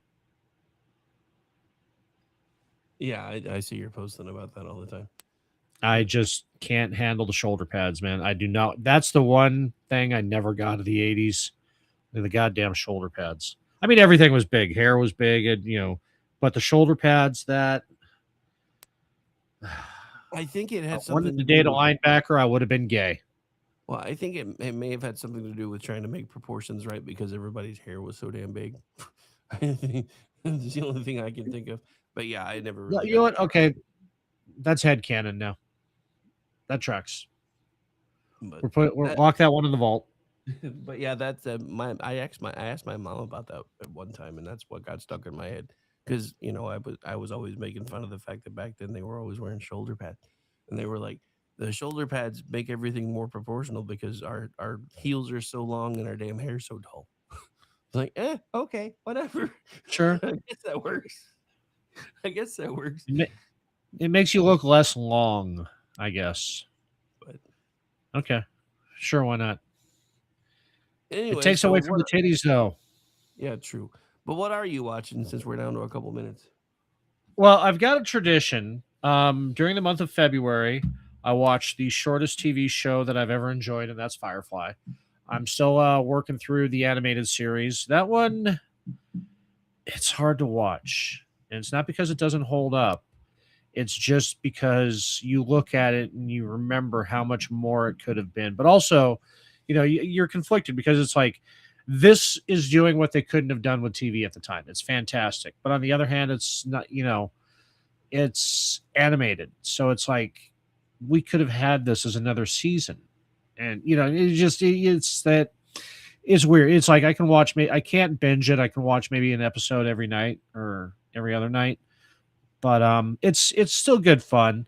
It really is. And but yeah, so during February being the shortest month of the year, I watch Firefly. I can see that.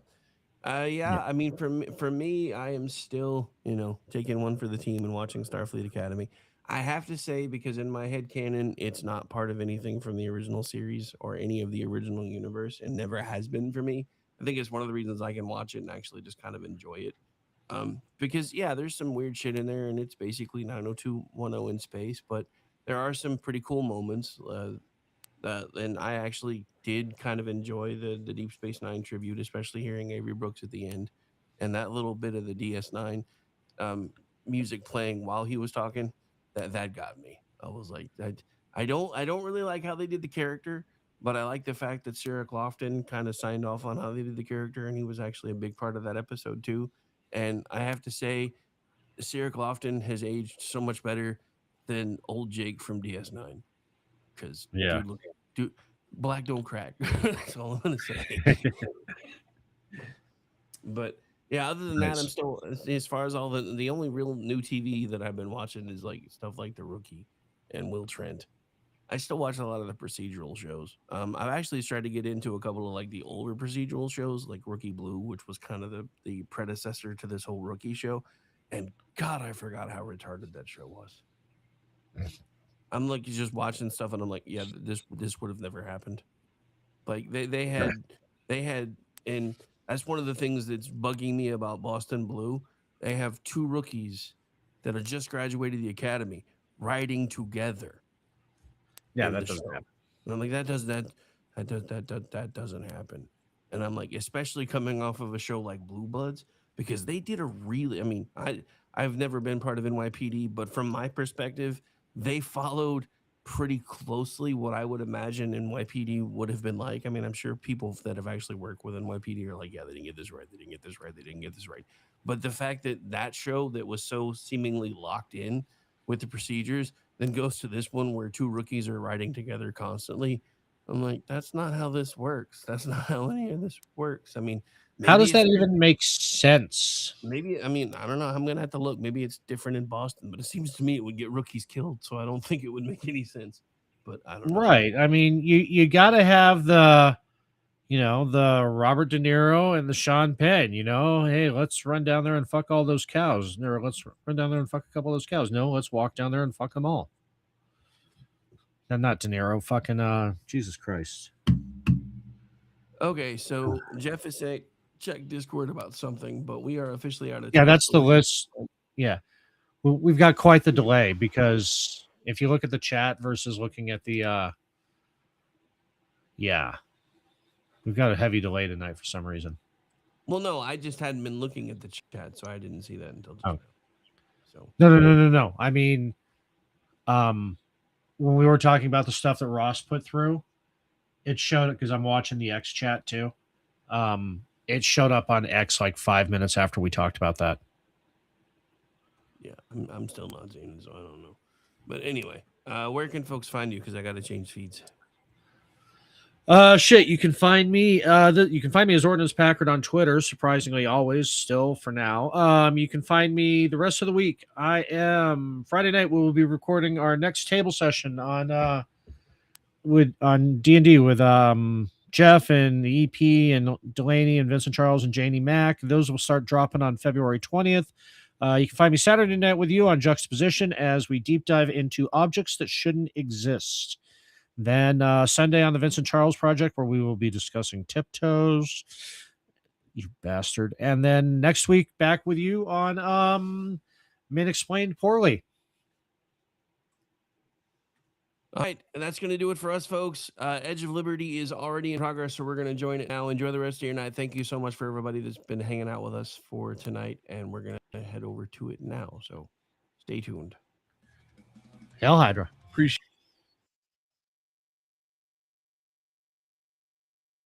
you being here. Appreciate everyone who's already in chat. I see Phantom in there. Canada Heavy Hall's in there. Going to go around the world tonight. We're going to talk about Pam Bondi and the Oversight Committee today. Talk about the jobs report here. Talk about Iran and Armenia. But first, start off with this tragedy in British Columbia.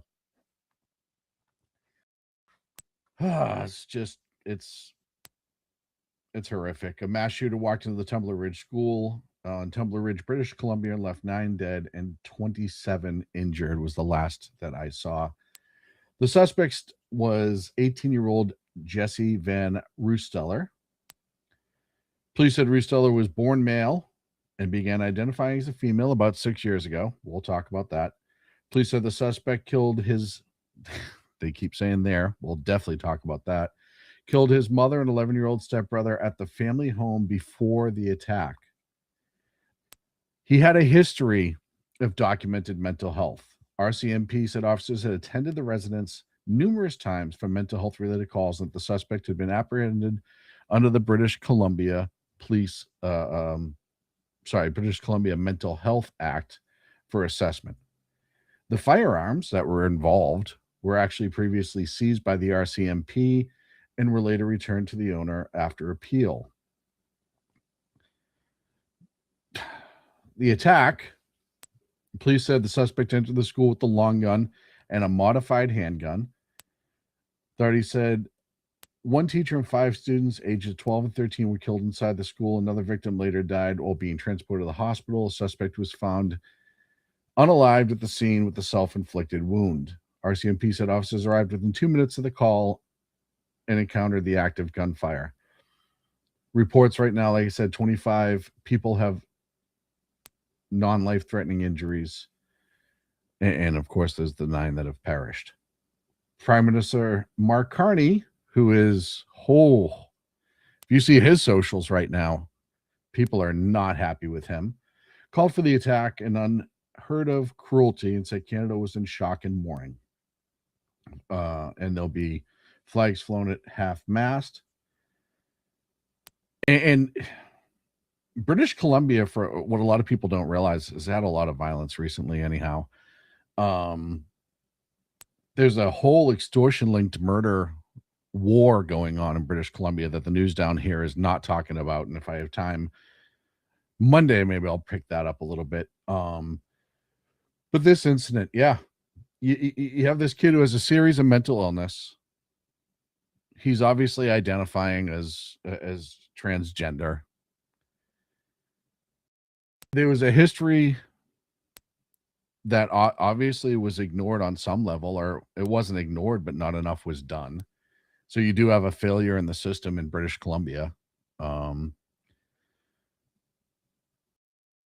according to Canadians, including one in our chat room right now, Canada Heavy Haul, handguns were banned in Canada 3 years ago. So the possession was illegal to begin with. And then, of course, there's all these other issues that's with this.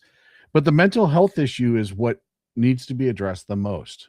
Look, the police were there. I understand they dealt with him numerous times. The family clearly called. But obviously, this kid had so many issues going on that it blows my mind. Look, I mean, I know the mother perished and the sibling perished, but first and foremost, I'll tell you right now, when you own firearms, it's your responsibility, dead one. And I don't care where you are. So I don't know how he got access to the firearms. He commits the murder. He goes to the school. He does the mass shooting. RCMP really tried at first to cover up the fact that he was transgender and that it had a history of mental illness. Maybe not cover up, but just dance around. They were not forthcoming. Yes, the gun laws did not stop the gun violence. It's amazing how that works. It never does. And then the weird fallout that came with it. Now, first and foremost, like I said, if you go to Mark Carney's social media posts and just read down, it's absolutely insane how pissed off a lot of Canadians were. Guns in Canada are very hard to come by. Canada Heavy Haul is explaining a lot in the chat. He is Canadian, so he would have a good idea. You have to do a 2-day training course to get their gun license. And you need that to even be able to buy ammo before you can, or buy the gun. We have a history, and I don't understand the craving for these mentally disturbed people, specifically who are changing gender or trying to change gender or taking meds or aren't or whatever, to go to a school and take all of these people with them. I mean, clearly there's a mental illness thing. Clearly there's an issue going on. We know that. That's not even up for discussion. I don't understand why. Look, if you want to unalive yourself, go and do it. Like, it's terrible. I wish you'd get help. I wish it wouldn't happen. But okay, if you make that decision, but going to take out other children and family members is a depravity that is beyond comprehension of the mind. And then to try, if you will, to, when you're the law enforcement who has to respond to this, and this is a major issue in any country. This would be a huge issue. You have to know the questions are coming, and you have to know that you're going to be forthright with the answers, because the answers will eventually come out. And we've seen this in this country, and you see this in Canada right now. I'm going to play the clip in a second, where it's just, don't dick around with the facts and try to be cute about it, because what's going to happen is that you're going to look like a bigger a-hole, and now you have a tragedy, which this was an absolute tragedy. And then as the law enforcement response, where you're supposed to be, when you're in law enforcement, even if it's a small call, you're supposed to be the voice of reason. You're supposed to be what calms the situation. You're supposed to be what gets information out, yada, yada, yada. You're supposed to be that symbol that everything's at least taken care of now. And when you come out and you're mealy mouth and wishy-washy, and everyone knows there's more to the story, and you're not being forthcoming about it, and it's not even like, if he just said, hey, I'm not allowed to answer that right now because it's part of the investigation. Okay, I know people hate that answer, but I know sometimes you have holdbacks. There's more investigation going on. Maybe there was another person, whatever the reason. I understand when that needs to be said. I say that in this country too. Well, they're not telling us anything. No, they're not, because they can't right now. The Savannah Guthrie, you think you know everything about the Savannah Guthrie case? No, none of us do. We know bits and pieces that we're allowed to know. But when you're working an actual investigation and you're working these crimes, just like when I was in law enforcement, anyone else in law enforcement tell you, there's certain things that you need to sit on, because you're either taking action on it, you're waiting for something to develop on it, you're waiting for a ping on a cell phone, you're waiting for a bunch of things. And if you put out information and spook who you're after, or whatever the case is, you have to hold that back until it's ready. And then you come out and say, okay, this is what we had. We knew this then. We had to wait on it, yada, yada, yada. And this feels like this should be PIO 101, Public Information Officer 101 stuff, that, hey, you're going to go out there, you're going to be direct with the facts that we can share. You're going to completely be honest about the fact that you can't answer certain things. And if it's not mentioned, don't bring it up. But if it is mentioned and everybody knows it's not really relevant to a continuation of the crime, or somebody else's future or well-being is at risk because of what you're going to say, then just come out and fucking say it. And I'm going to play this video. This is the RCMP. I think he's the area chief, district chief, doesn't matter, whatever that is, boss. And listen to how he starts to describe the shooter. We're not hiding it. In fact, you're the first media to ask the question. I will say this: we identified the suspect as they chose to be identified in public and in social media. I can say that Jesse was born as a biological male. Should have said this first. Approximately, the information that I have, approximately 6 years ago, began to transition to female. Okay.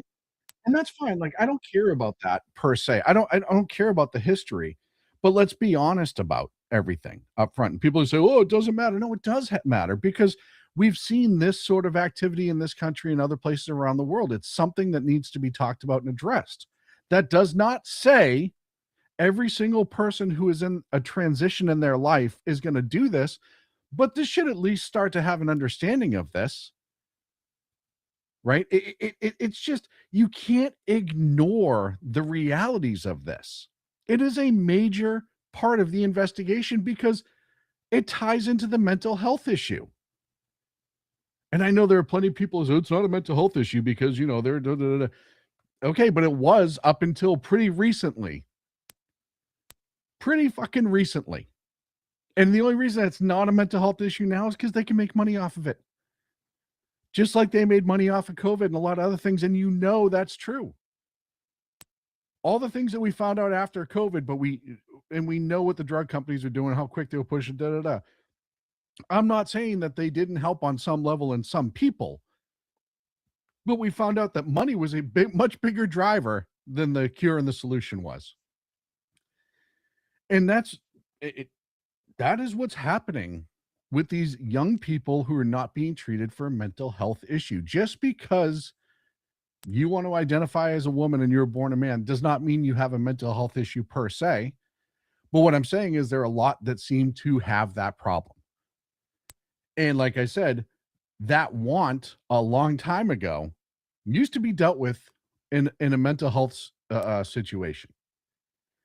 So for him to come out and be like, well, we originally called them they, and they didn't really want to talk about it at first. Super dodgy on it, which is just frustrating because that's not what the victims or anyone else deserves in this situation. You come out, you have a good presence, you say what you're going to say, you give the information you can, you would admit when you can't give information or you don't have information, and you move on. But this is the problem when you're talking about the trans and the mental health issues is nobody wants to talk about it. Nobody wants to say it exists. They want to act like it doesn't. We see it a lot. And before you come at me and be like, oh, you just hate all people and blah, blah, blah. No. Just like I say with homeless all the time. I don't want to see somebody who's drug-addled, who can't care for themselves, wandering around the street with piles of feces in their hand, wiping it on themselves. I want them to get help too. I want them to get actual help. You know, it's so funny how the polarity of this country, the mass majority of this country hates big pharma. They hate the healthcare system. They hate insurance companies. They hate all of this on so many different things. But when it comes to this, they just, nope, this is exactly, everything's perfect. Everything's fine. We'll take this handful of studies that we've done that really doesn't affect the entire world, the entire community, and then we'll just run with that information. And when you say, well, wait a minute, maybe we should be dealing with the mental health aspect of this because there are some that have severe mental health issues that go along with it. No. It's just you're a bigot, you're a homophobe, you're a xenophobe, whatever you want to call it. Every phobe in the world, nobody gives a shit anymore because it doesn't mean anything anymore when you say that a billion times. And this is absolutely a nod to mental health throughout the world does not seem to be taken seriously. I will admit to that on every single level, even outside the trans conversation. But there's a reason why there's a high suicide rate with trans. There's a reason why lately we're seeing more and more trans people committing violent crimes. And it's not the lack of acceptance. Most people don't give a frog's fat ass. Most people in this world do not care. Hey, you want to wear a dress and go get lunch? Go for it. Nobody cares.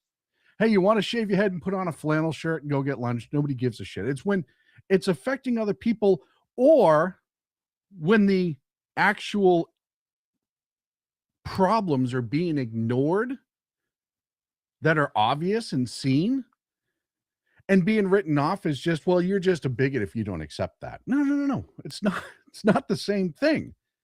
And I'll say the same for a lot of other mental illnesses. Murderers, schizophrenics, all this other stuff that we've seen commit these horrible crimes that we've dealt with, or at least we've tried to deal with or deal with. But they don't do that with the trans community because they've immediately turned around and said, if you question anything that goes on in this circle, you are immediately bigoted. But we hate big pharma except for when they give us hormone pills for this. And we hate the healthcare industry unless they lop off a 15-year-old's parts and butcher up a kid who is too young to make their choices and too young to understand what their future is going to bring. And it's a tragedy. It's a tragedy. And I know all the anti-gun people are going to blame the gun every single time. I'll blame the people who didn't secure the weapon from him. Absolutely. If you can show that he didn't break into that and I don't have that information in front of me, then yeah, I'm okay with charging that. I'm all for being a responsible firearm owner, but the firearms don't commit the crimes. It's the same thing when you talk about black on black crime in this country and how the rates are astronomical. And you're called all of these names because you're like, no, I just don't want to see these kids shooting each other down on the street. We got to have a root conversation about what the actual problem is in these communities. And it just, as soon as you bring that up, they just want to attack and attack and attack. Two things can be true. You can not necessarily agree with the lifestyle, which I don't care. I'm pretty libertarian about stuff like that. I don't care what people do in their private lives as long as you're not bothering anybody else. Legitimately. As long as you're not like trying to indoctrinate kids and having library drag shows, I don't give a shit what you do. But I can also say that something needs to be addressed that's not being addressed entirely or throughout the community. And the community itself should want this fixed. The people who see this and they know this. You know, this is why you have a lot of the LGBT community trying to get away from the T and the I and all the other ones that come behind it, because they're saying, no, they're very separate from us. We don't want any part of that. A lot of it had to do with the grooming, but there's also the mental health aspect. And that doesn't mean that they're bigoted against them. It's just we don't want to be looped in with that because they have issues over there and we've kind of resolved our issues. We're just going to work and, you know, living our lives and nobody cares. And it's true. Nobody does really care. And I mean that in a way of nobody is that bigoted about it. You're always going to have some bigots somewhere. Yeah, who cares? You just ignore them. That's life. That comes from every background, every walk of life. It doesn't matter where you are. There are people that are going to hate other people just for who they are. Yes, white people, black people, Hispanic people, Asian people, trans, gay, whatever. You're always going to have pockets who hate them or hate from them. But when you're looking at an incident like this, another one, where there are very specific flags that were put up and then a pattern that was followed yet again. And I don't know if we've gotten the manifesto. I don't know if that's come out yet. I hadn't seen it. I looked really quick. It didn't come out. But that's something that needs to actually start being talked about before more tragedies happen. And they said, for all the people who are going to argue the weapon, there's been plenty of other tragedies that have been committed with things other than a firearm. I got to take a break. Please do me a favor. If you like anything I said, even if you hate it, please like and subscribe to the channel. Thank you to our friends over at KLRN for the simulcast. Be right back. Conservative media done right. You're listening to the SHR Media Network. Welcome to the SHR Media Shop. This is not just merch, it is a statement. SHR Media is built as a rebellion against the mainstream. We deliver truth without a filter or permission. When you wear our gear, you are standing for liberty and unapologetic free thought. Every piece is a badge of support for independent journalism. Wear it loud, wear it proud. Support the mission and join the rebellion at the SHR Media web store. Are you looking for a way to boldly express your faith and love for your country? And check out 7 Armors, the premier apparel company for patriotic men of God, where faith meets freedom in style. Our t-shirts are more than just clothing, they're statements. Bold, stylish, and meaningful. From timeless messages to modern designs, we've got something for every patriotic man of God. Wear your beliefs proudly with 7 Armors gear. Don't miss the chance to wear your faith and freedom on your sleeve. Visit 7armors.com today and join the movement. That's the number 7armors.com. Hello, friends. Do you have a moment so that we may discuss our Lord and Savior Minarchy? No, seriously, I'm just kidding. Hi, my name's Rick Robinson. I am the general manager of KLRNRadio.com. We are probably the largest independent podcast network that you've never heard of. We have a little bit of everything, and by that, what I mean to tell you is we have news, pop culture, special events, conspiratainment, true crime, mental health shows, drama productions, and pretty much everything in between. So if you're looking for a new podcast home to grab a little bit of everything that you love all in one place, come check us out. You can find us on X under @KLRNRadio. You can find us on our Rumble and our YouTube channels under the same names. You can also find us at KLRNRadio.com and pretty much every podcast catcher known to man. So again, feel free to come check us out anytime you like at KLRN Radio. Welcome to the Reaver of Common Sense, where we cut through the noise of news and politics with a sharp edge. Tune in every Monday and Friday at 9 p.m. Eastern Standard Time for a refreshing dose of reality. We fearlessly tackle the tough topics with no nonsense, just pure common sense. Visit shrmedia.com to discover where you can catch the Reaver in action.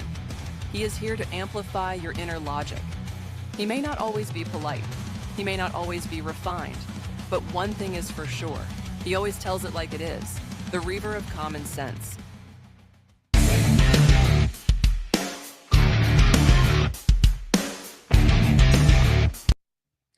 Ladies and gentlemen, welcome back.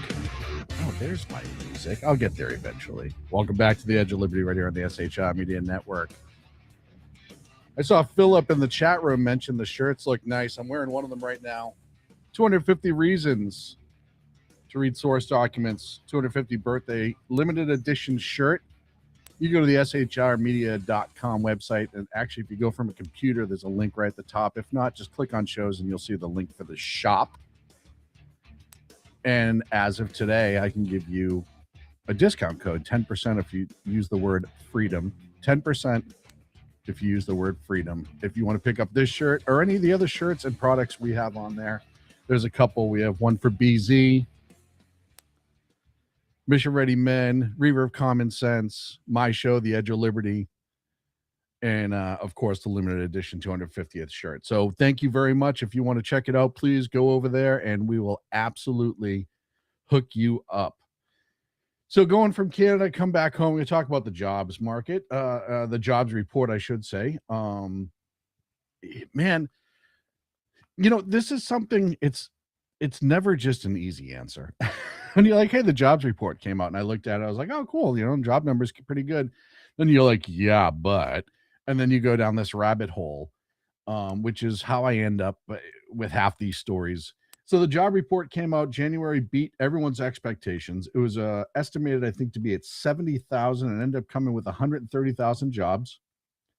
Unemployment rate was 4.3. It went down a little bit. Biggest gains were in healthcare, social assistance, and construction. It's amazing how many construction jobs came up, seeing how we were told that construction jobs are going to go away with immigration enforcement because construction companies like to use slave labor. That's neither here nor there.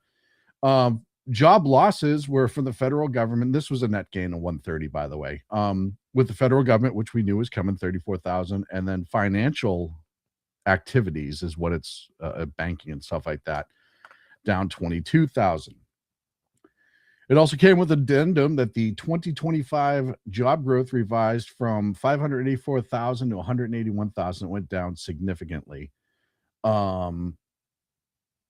Payroll employment changed little in 2025. And the BLS said the employment growth over 12 months ending in 2025 was an estimated 862,000 jobs total. So that's a good bonus. So I started to say to myself when I saw the numbers from last year, I'm like, dude, how is that number so off? How did they not get that when they were estimating this? Because they don't, when you do the jobs report, and this is so boring, but I'm going to tell you anyhow, because I think it's something that people need to understand. When you do the jobs report, what they do is they have this model that they use. It's called the life-death model or the something model that the Bureau of Labor Statistics uses to estimate. They don't do it by W-2s or anything like that. And then when they get the finalized numbers based on that at the end of the month or the end of the quarter, then they revise. So I said, how are they so far off? Because it was a huge number to drop. And a lot of it had to do with the economy under Biden was worse than they thought it was. So the numbers they were using was under the Biden administration. That's what they used to speculate what was coming down the line. It was actually worse than what they thought. When Biden took office, the recovery after COVID was booming when he took office. And unemployment hit a 50-year low in 2023 of 3.4%. The rate steadily climbed back up under Biden to 4.0 in mid-2024. By the end of his term, the trend was clearly pointing upward, hitting 4.3%. There was a hiring freeze at the end of 2024. The hiring rate under Biden has dropped to the lowest it had been since 2014, excluding the COVID crash where they shut all the doors and all that stuff. Companies weren't firing people en masse, but they had absolutely they weren't filling spots that were becoming vacant. So the job market wasn't necessarily totally in the toilet under Biden, but it was trending that way. It was on a downhill slide. And then, like I said, they use those to speculate what the future is going to be, which brings us up to the jobs report today. So I'm like, okay, that's interesting. I know that there are people in the chat room who will argue with those numbers, but that's the numbers from the BLM website, that the Bureau of Labor Statistics, rather. Those are the numbers. You don't like them, go fucking look yourself. And then a couple weird things started to happen that I was like, you see so many jobs that are posted all the time. And it's really weird. And last night I was actually watching a thing by a guy who does YouTube called The Fat Electrician. And he was talking about Craigslist. If you have a chance after the show, go check it out. The history of Craigslist is wild and actually very awesome. But he was talking about how Craigslist started all of these online job companies, car sales companies, real estate companies. It all started because of Craigslist. But the one thing Craigslist didn't do that a lot of these other companies are doing, he said, is they weren't making a ton of money off this stuff and they weren't selling your information. And I immediately was like, well, let's look into that. So there's a thing that most people don't know. I didn't know, and I've asked a lot of people around if they knew, called ghost jobs, which are listings by companies advertising roles that do not exist or where there is no intention to hire. So when you hear, oh, the job market's flooded, why can't you find a job? And look, I got laid off. I told you this from my full-time job in August. I've been looking, right? And there's a million jobs out there, and you can submit a million resumes, and then you hear nothing in return. You're like, that's really bizarre. Research has shown that 40% of surveyed companies advertise ghost jobs in 2025. 40% did. And why do they do it? It's for investor optics. It's supposed to also affect the internal morale of the company. And it does it two different ways. If a job company is hiring, a worker feels more secure because they're like, hey, we're growing. We're still building. My job must be more secure. I'm happy to be here. Also, if the company's not doing well, or if the morale is really low, these scumbag companies that are out there will use this to say, hey, you're replaceable. Look, we already have your job online. And I was like, it's really a fucking dirty scheme to post these ghost jobs. And a couple of legal scholars have argued that the ghost jobs may actually violate Section 5 of the FTC, unfair deceptive practice. And ghost postings, this is the other side of the dirtiness with this that really, really bothered me. All of these companies, Indeed, Monster, Glassdoor, or whatever, they all get your information through your resumes, because now it's very rare that a company advertises directly. So you use all of these app companies that help get your resume up. We'll help you write your resume and you pay us for this and you do that and da, da, da. And then they send it off to the company that's actually hiring, that paid a shitload of money to get there. Also, when these companies get your information, they're getting thousands of resumes for jobs, especially remote jobs and good jobs and yada, yada, yada. And then what they're doing is they're selling it to fucking data brokers. That's been talked about a ton. So you now have this industry that is not really as concerned with filling fucking jobs as much as is getting as many resumes, because they can sell your information to a data broker, which is why there was a study that the amount that people who suddenly started applying to a lot of jobs all of a sudden started getting all these phone calls and spam emails and all this other shit, because your information's being sold twice. Different brackets from the data, from the AI website company or hiring company and your company. that's actually doing the hiring. It's unfreaking believable. And I've said before, and I'll say it again, selling people's information is a huge, huge fucking problem in this country and throughout the world. And I think it should be made illegal. I think it absolutely should be made illegal. I don't think that it should be allowed. That's just me. I know that there's probably billions of dollars going into Congress from all of these companies that sell and buy people's information that would say otherwise. But yeah, it absolutely pissed me off. And it's just weird. Like when you go down a road, you think about a poor person, and I'm not talking about me. Just don't give a shit about me for a minute. I do think about a person who legitimately lost their job. They're probably working week to week, month to month, or living week to week and month to month. And they get laid off that day, and they did exactly what I did when I got laid off. My job got downsized. You go home, you work on your resume, and you start pounding it out. You start sending it to every place that you can find a listing for that you match, even if it's a temp job, because you got to get back to work to pay the bills. And then all of a sudden, your need to go out and work is now hampered even more or profited off of by these companies that are taking your information and selling. And it's just the fucking worst, in my opinion. SAVE Act passed the House anyways. Passed the SAVE Act. What was the numbers here? 217 to 218. 218 to 213. One Democrat voted yes, believe it or not. And then there was one no vote. It will now go to the Senate. Senator Mike Lee over there, who's sponsoring the bill in the Senate, says that as of right now, they have 44 yeses. So they're getting close. I know there's a whole bunch of bullshit being said about the SAVE Act. Thomas Massey voted yes on the final vote of the SAVE Act, which I will give him credit for because I did not think Thomas Massey was going to vote yes because he's been all over the road lately. Who voted no? Oh, that's right. This guy voted no. The guy on the left there. He voted no against the SAVE Act. The amount of misinformation, and I'm going to show you the video here about the SAVE Act, more information that's coming out from the left is absolutely unbelievable.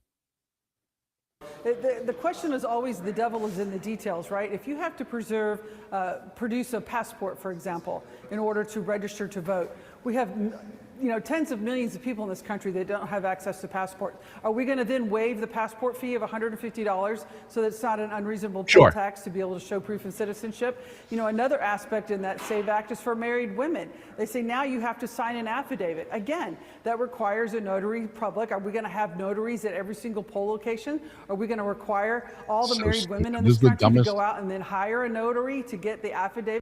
It's amazing when they're reading off a mental script, when they've gotten their marching orders on stuff like this, and you can tell they're just rushing through it so they...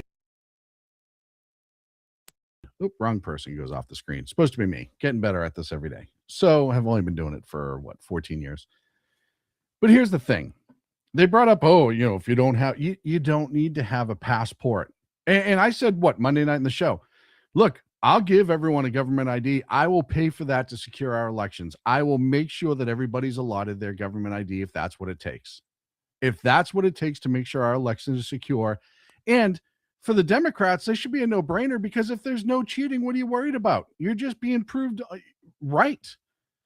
Right? If they pass the SAVE Act and our voting rolls don't change all that much, then clearly it was all for naught and you were right anyways, and you can grandstand on that. But they're telling you women are not smart enough to bring their birth certificate and their marriage license if they get married and change their name, or if you change your name, your court documentation to register to vote if you haven't already registered to vote.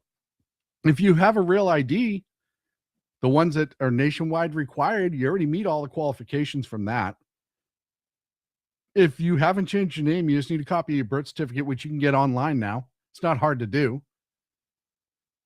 But they're putting up all of these ridiculous, the sky is falling Chicken Little.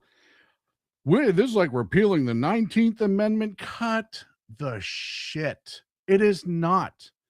I will tell you right now, just about every woman I have ever known in my life, and I have sisters, I have a mother, every important documentation that they've ever needed, they know where it is at the drop of a hat. At the drop of a hat.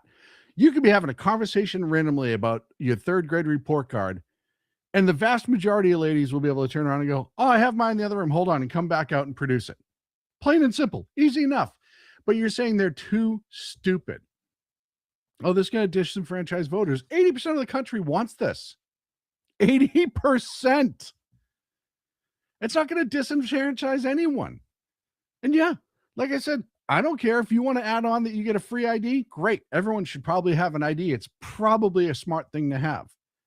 If you're an adult over 18, you should know where your birth certificate is. You should have a copy of your transcripts from school. You should have your social security card. It's called fucking adulting. This is the shit you need. And you have to show an ID to do every goddamn thing on the face of the planet. I picked up medication today.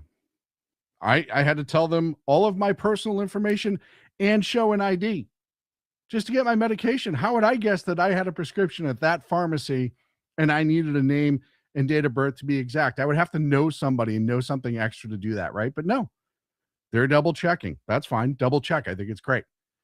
You want to go cash a check? Nobody cashes checks anymore, Sean. It's 2026. There's no check cashing anymore. You just showed everyone how fucking old you are. But you want to go get a drink. You want to use your credit card and not a debit card.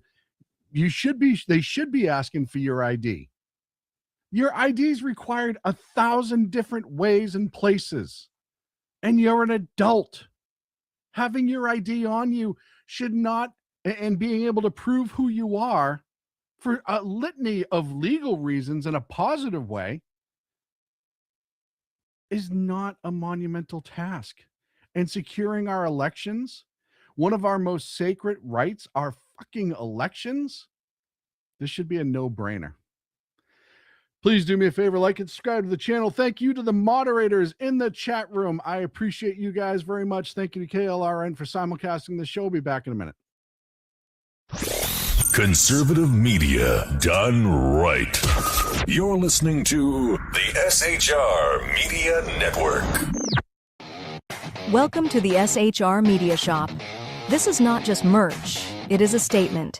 SHR Media is built as a rebellion against the mainstream. We deliver truth without a filter or permission. When you wear our gear, you are standing for liberty and unapologetic free thought.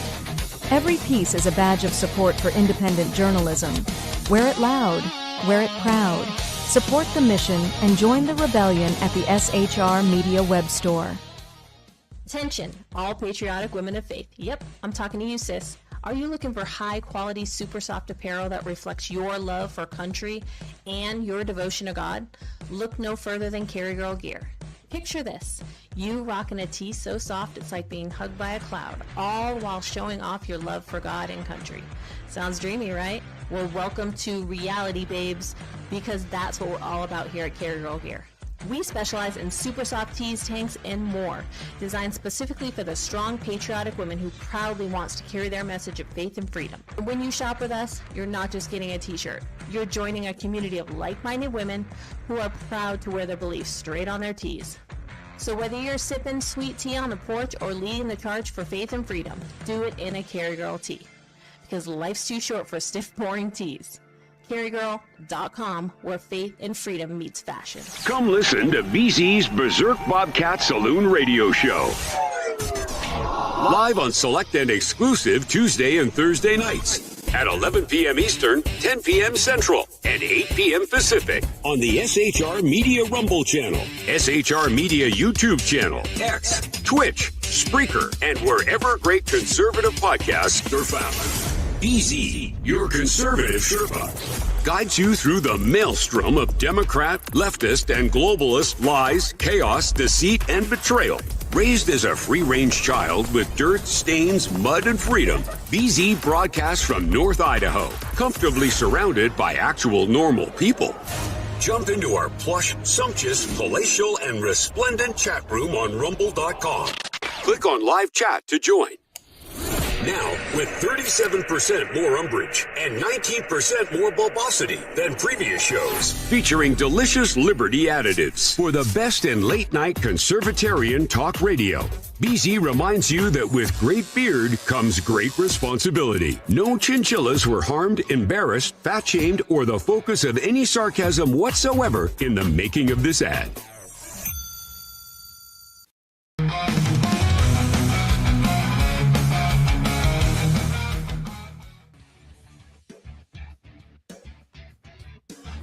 Ladies and gentlemen, welcome back to the Edge of Liberty right here on the SHI Media Network. Down to the last 17 minutes. I'm going to get to Pam Bondi. Don't be too mad at me. But a couple other ones I wanted to point out first. Once I had some people in the chat, EOD Operator, Mission Ready Men, SHR Media, Buffoon of the Week's in the chat, BZ's in the chat, Philip all the way from Australia in the chat. Thank you for being here, folks. Canada Heavy Haul, I know I said hi earlier, but I know you're in the chat. And actually, I think Andy's in the chat. Thank you, Andy, even though you clearly are an a-hole. Let's see who else is in the chat. Oh, that's about it for the last little bit. That's as far back as I'm scrolling anyways. So I think Canada Heavy Haul actually retweeted this, or maybe I retweeted it and he carried it on. But I just found this really funny. Canadians agree. And this is from Warren Kinsella. I don't know who the hell that is. He's some Canuck. And Canadians agree that Alberta separatists asking for U.S. help is treasonous. Oh, the alien's in the room. I'm sorry, alien in chat. I didn't see you.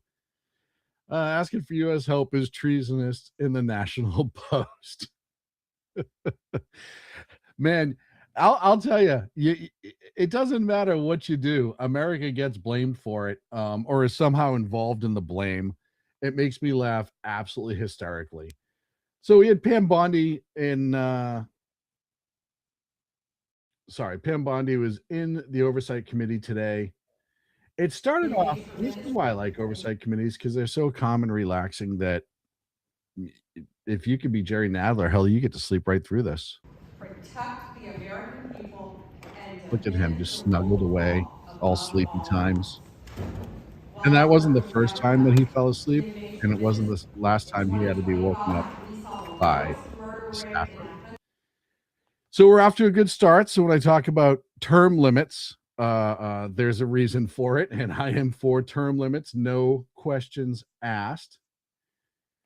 And the Oversight Committee was called essentially with Bondi in order to talk about the Epstein files. Now, look, first and foremost, I'm not happy the Epstein files haven't been fully released.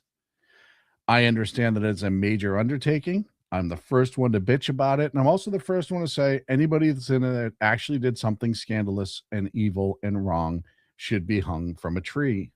I'm okay with that. 100%. I do not think, much to the liberal chagrin, and as much as they hate this, I don't think Trump's in them.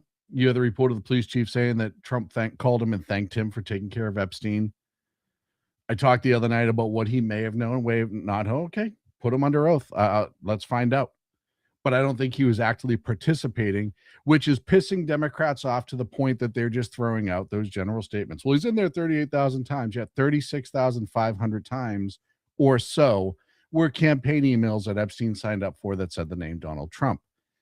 The one thing the Democrats love to leave out of the Epstein files is if somebody says your name in an email, you're in the Epstein files. If they're talking about you, you're in the Epstein files. That doesn't mean every name in the Epstein files is guilty, and that also doesn't mean that people in the Epstein files should get a pass. We should actually suss it out. But when there's 4 million documents and files and everything else to go through, it's going to take a while. Especially, and the other reason why I don't think that Trump's in it is because he signed the bill into law himself. And if you turn around, he could have vetoed it and said, no, I don't think that the victims would be properly protected, and just went with that, and everybody would have screamed and yelled. But he didn't. He signed it.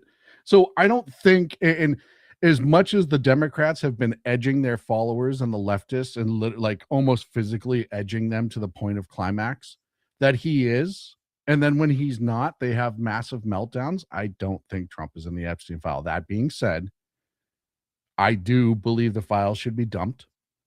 I'm not happy with the way that Pam Bondi's handled a lot of things, not just the Epstein files. There's a lot of shit that I'm not happy that she's dealt with. However, today she knew what she was walking into, and it got pretty spicy. Here's Jayapal doing what Jayapal does and complaining, as she always does. Members get to ask the questions, the witness gets to answer in the way they want to answer. Now, before we go any further, let me explain a couple things really quick. The Democrats have taken, and the Republicans do too, Congress. I'll just say Congress, so that way people who are pissing their pants in the chat will stop. Congress has done this thing in these hearings where they ask a 3-minute and 30-second question that it requires an intelligent, in-depth response or a lengthy response. And it's not just this hearing, it's a million other hearings. You can go see it yourself. And then when the person tries to respond in full and not just the yes or no gotcha question that they're asking, the trap questions that they ask, then the member of Congress freaks out and tries to reclaim their time. When they set this, it's all a show on both sides. I'm happy to admit on both sides. But this is all, most of these Congress people do this so they can play the fundraising clip on the internet when you're watching YouTube to make money. That's all they're doing it for. If they cared about the victims, I'll be honest, all of them would have been saying something during the Biden administration and beyond. But they didn't. They didn't. None of them fucking did. All right, maybe a few on both sides of the aisle said something. But the Republicans were much more vocal than the Democrats were. Attorney General can that's respond. not accurate, Mr. Chairman. Because she doesn't It is like the my answer. time. So, Mr. Chairman, why I have asked didn't she ask Merrick Garland this? I am twice reclaiming when he my sat in time, chair? and when I will reclaim my continue to time, answer. it is Mr. Chairman, the gentlelady's reclaimed her I'm not going time. to get in the gutter for her theatrics. And I'm sorry if you didn't. I didn't put that up there. They're now starting to argue.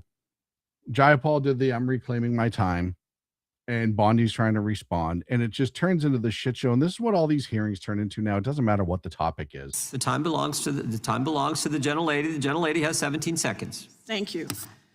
You're not going to answer this question, so let me just Chairman, say I'll this. direct it to What a you. massive No, I'm cover-up. answering a Mr. question. Chairman, will you restore her time? The witness I'm is not gonna interrupted. get in the gutter with this woman. Stop the She's time doing theatrics. and let me And Jayapal did the I ask a question. Bondi starts to answer. Jayapal starts screaming over her, and Pam Bondi says, "Why didn't you ask Merrick Garland this? He was in front of you twice, and you never asked this question. It was about the Epstein files," which is entirely true. It was never asked. But when you ask a lengthy question and you don't like the answer, and then you immediately just turn to reclaiming my time, I don't care who does it. It's just shitty. Look, if the person in Bondi in this situation, if the person is saying something wrong, let them keep saying something wrong. If they're going to, and I know they only have 5 minutes and they have a lot of questions, but you know that going into it. So ask the one question, you let them run themselves out. If you're trying to gotcha moment and you think that this will be used in order to prosecute them later, look bad later, fundraise, whatever, let them talk. I'll tell you, when I was working in law enforcement, my favorite thing in the world is when you'd Mirandize somebody and then they would just start running their mouth about everything. You'd ask a question, be like, "So what are you doing tonight?" And they'll tell you about 12 other crimes that you weren't even there about. You let people talk, but when you cut them off, and Jayapal's question wasn't unbelievably stupid, but when you cut them off, it makes it look like I don't like the answer, and then you get this. have my The gentlelady from Washington controls the time. The gentlelady has 17 seconds. You can proceed with your final Thank you. 17 seconds. What a massive cover-up this has been and continues to be. Donald Trump made the release of the Epstein files the center of his political campaign because he thought it And would he signed the benefit bill. him. Then you got into office, Attorney General, claimed to have a client list, only Regular to order. then say that there was no list. Your deputy, Todd Blanche, That's met true. alone of the with gentlelady Elaine has- Max. That was true. Pam Bondi said that, and I don't know why the hell she said that.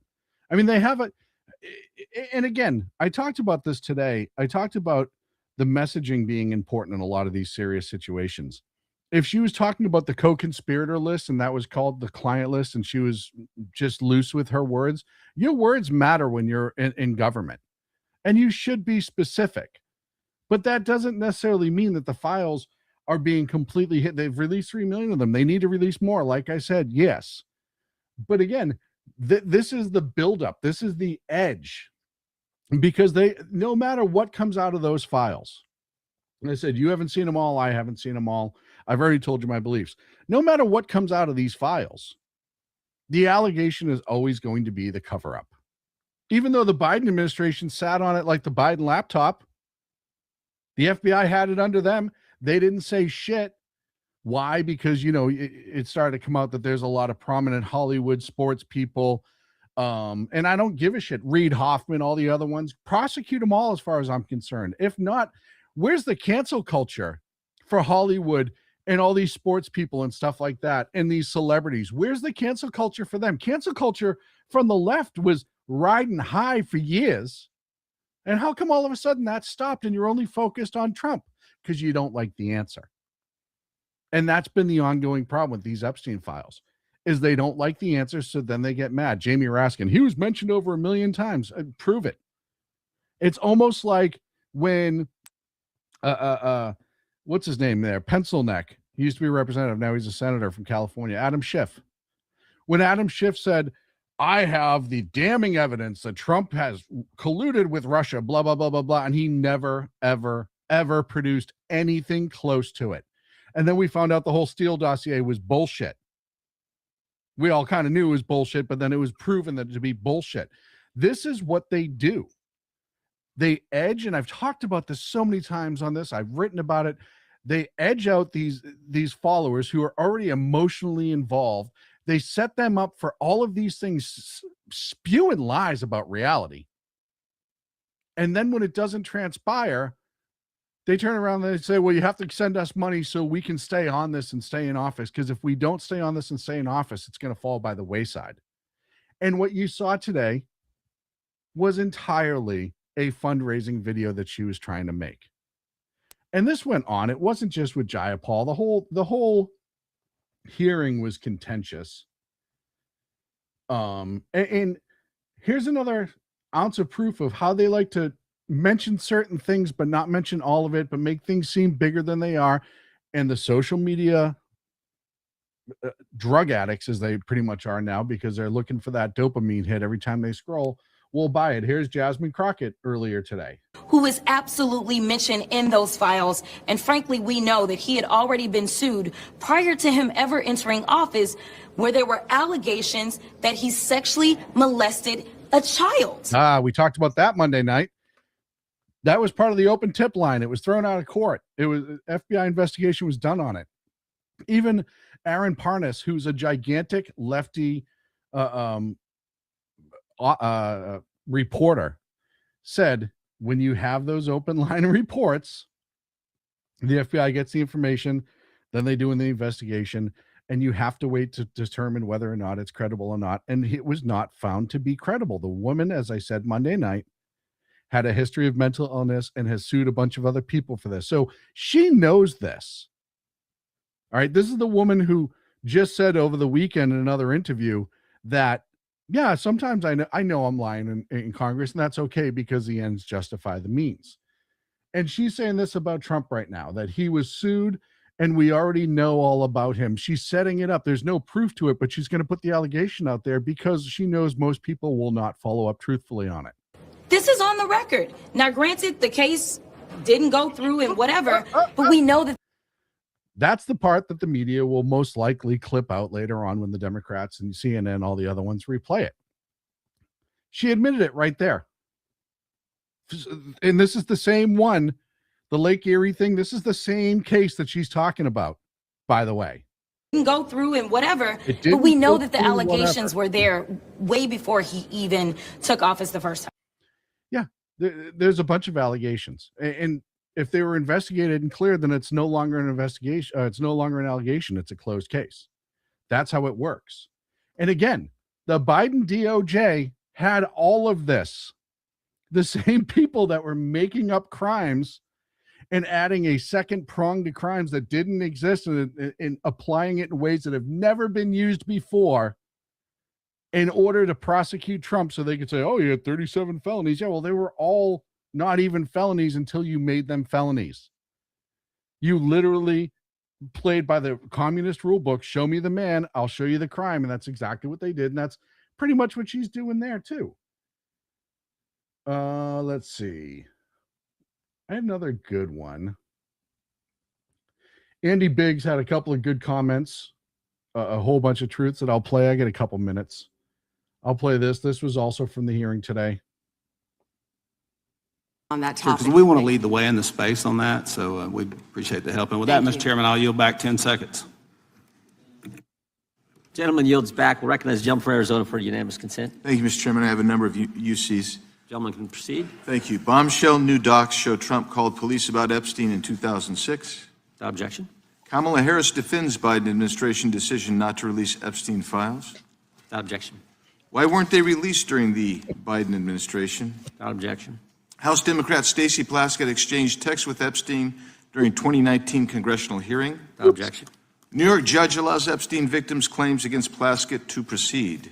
Without objection. Hakeem Jeffries solicited funding from Epstein in 2013 after financier was convicted child sex offender. Without objection. Jeffrey Epstein was invited to dim fundraising dinner and to get to know Hakeem Jeffries. On that topic. It's funny how the left has not talked a lot about Hakeem Jeffries in these files. Isn't that incredible? You would think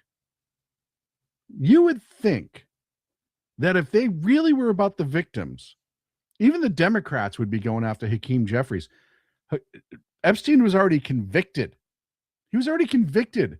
And Hakeem Jeffries like, hey, can you throw me $250,000? I'm trying to run for a campaign in New York. Right? So the standard should be applied everywhere if you're going to apply it. Right? Just for being there is a bad thing. That's what we're being told. And I'm not disagreeing that if you are communicating one-on-one and plotting and planning with Jeffrey Epstein, that you should be given a pass. Absolutely fucking not. If there's a there, then let's do something about it. But when we talk about, oh, he's already pervert and he's giving all these rich and powerful people a pass and blah, blah, blah, blah, blah. Hakeem Jeffries was begging money off of him. Dirty, filthy fucking money. Money that everyone already knew who Epstein was at that point. Not talked about. Administration decision not to release Epstein files. Without objection. Why weren't they released during the Biden administration? Without objection. House Democrat Stacey Plaskett exchanged texts with Epstein during 2019 congressional hearing. Without objection. New York judge allows Epstein victims' claims against Plaskett to proceed. Without objection. Hakeem Jeffries solicited funding from Epstein in 2013 after financier was convicted child sex offender. Without objection. Jeffrey Epstein was invited to dim fundraising dinner and to get to know Hakeem Jeffries by firm working with Brooklyn's Barack. Without objection. Brooklyn's Barack. An email from Leslie Groff to Jeffrey Epstein concerning Hakeem Jeffries fundraising. Epstein file says Biden was replaced in 2019, question mark? Without objection. Thank you. Why hasn't anyone called for Hakeem Jeffries to step down or Stacey Plaskett to step down?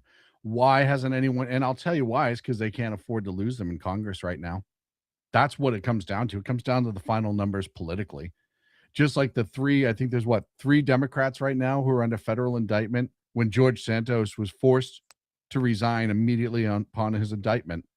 Democrats get a different shake. The New Jersey senator there, I can't think of his name, who had all the gold and the money from Egypt. Bob Menendez. He stayed on right to the very fucking end. Nobody forced him to resign. Santos, it was instantaneous. And look, I'm okay with that. Santos, I've said this before, I was never a fan of Santos. I kind of thought he was a piece of shit. I know he's back and he's trying to make a comeback, whatever. I don't buy him. But why is the standard never applied by the outraged left and the ones who claim to care about the victims, which they don't? It's just like the illegals. They don't care about the illegals. They care about fundraising off the illegals. It's about power. It's about control. They're going to make all of these allegations against Trump because they've been doing it right along since before he came down the goddamn escalator. Like I mentioned Adam Schiff earlier, at one point, Adam Schiff floated the fact that he had video of Trump being urinated on by a Russian prostitute, and it eventually came out that was a goof by 2 Russian DJs that reached out to him and he fell for it. So I'm all for an even playing field, but shouldn't all these people who've been named in this, Plaskett, Hakeem Jeffries, shouldn't they have to resign? Shouldn't the 3 Democrat representatives, the one out of Florida, Oklahoma, and New Jersey, shouldn't they have to resign for their indictments? And I know all the leftists will be screaming because they don't like that answer. They don't like equal treatment. They just want special treatment for them. They want total power and control, and they don't care about having a civil conversation about this. And that's a tragedy of where we are in this day and age, and I really do hope that that ends soon. Folks, that's going to be it for me right here on the Edge of Liberty. I'll be back Monday night, 8 p.m. Pacific, 11 on the East Coast, right here on the SHR Media Network. And thank you to our friends over at KLRNRadio for simulcasting this broadcast. I greatly appreciate you. Please check out the other shows on the SHR Media Network, Monday and Friday, 6 p.m. Pacific, 9 on the East Coast. You have Reaver Common Sense with Jersey Joe, Tuesday and Thursday mornings, 9 a.m. Pacific, 9 a.m. tomorrow morning, noon on the East Coast. You have Mission Ready Men with Big E, Tuesday and Thursday nights, 8 p.m. Pacific, 11 on the East Coast. You have BZ's Berserk Bobcat Saloon. The Lost Wanderer, occasionally the alien will show up on our YouTube on Sunday nights at 5 p.m. Pacific, 8 p.m. on the East Coast, and his show is always a blast and always awesome to check out. If you want to grab the merch, shrmedia.com is the place that you can do that at. Special shout out to the moderators. Thank you so much. And anyone who donated this evening, thank you so much for the super chats. I didn't get the alert, but I had the chat closed a lot of time when I have all the screens open, because sometimes I just outright suck at this, not gonna lie. I'll talk to you Monday. Have a great week.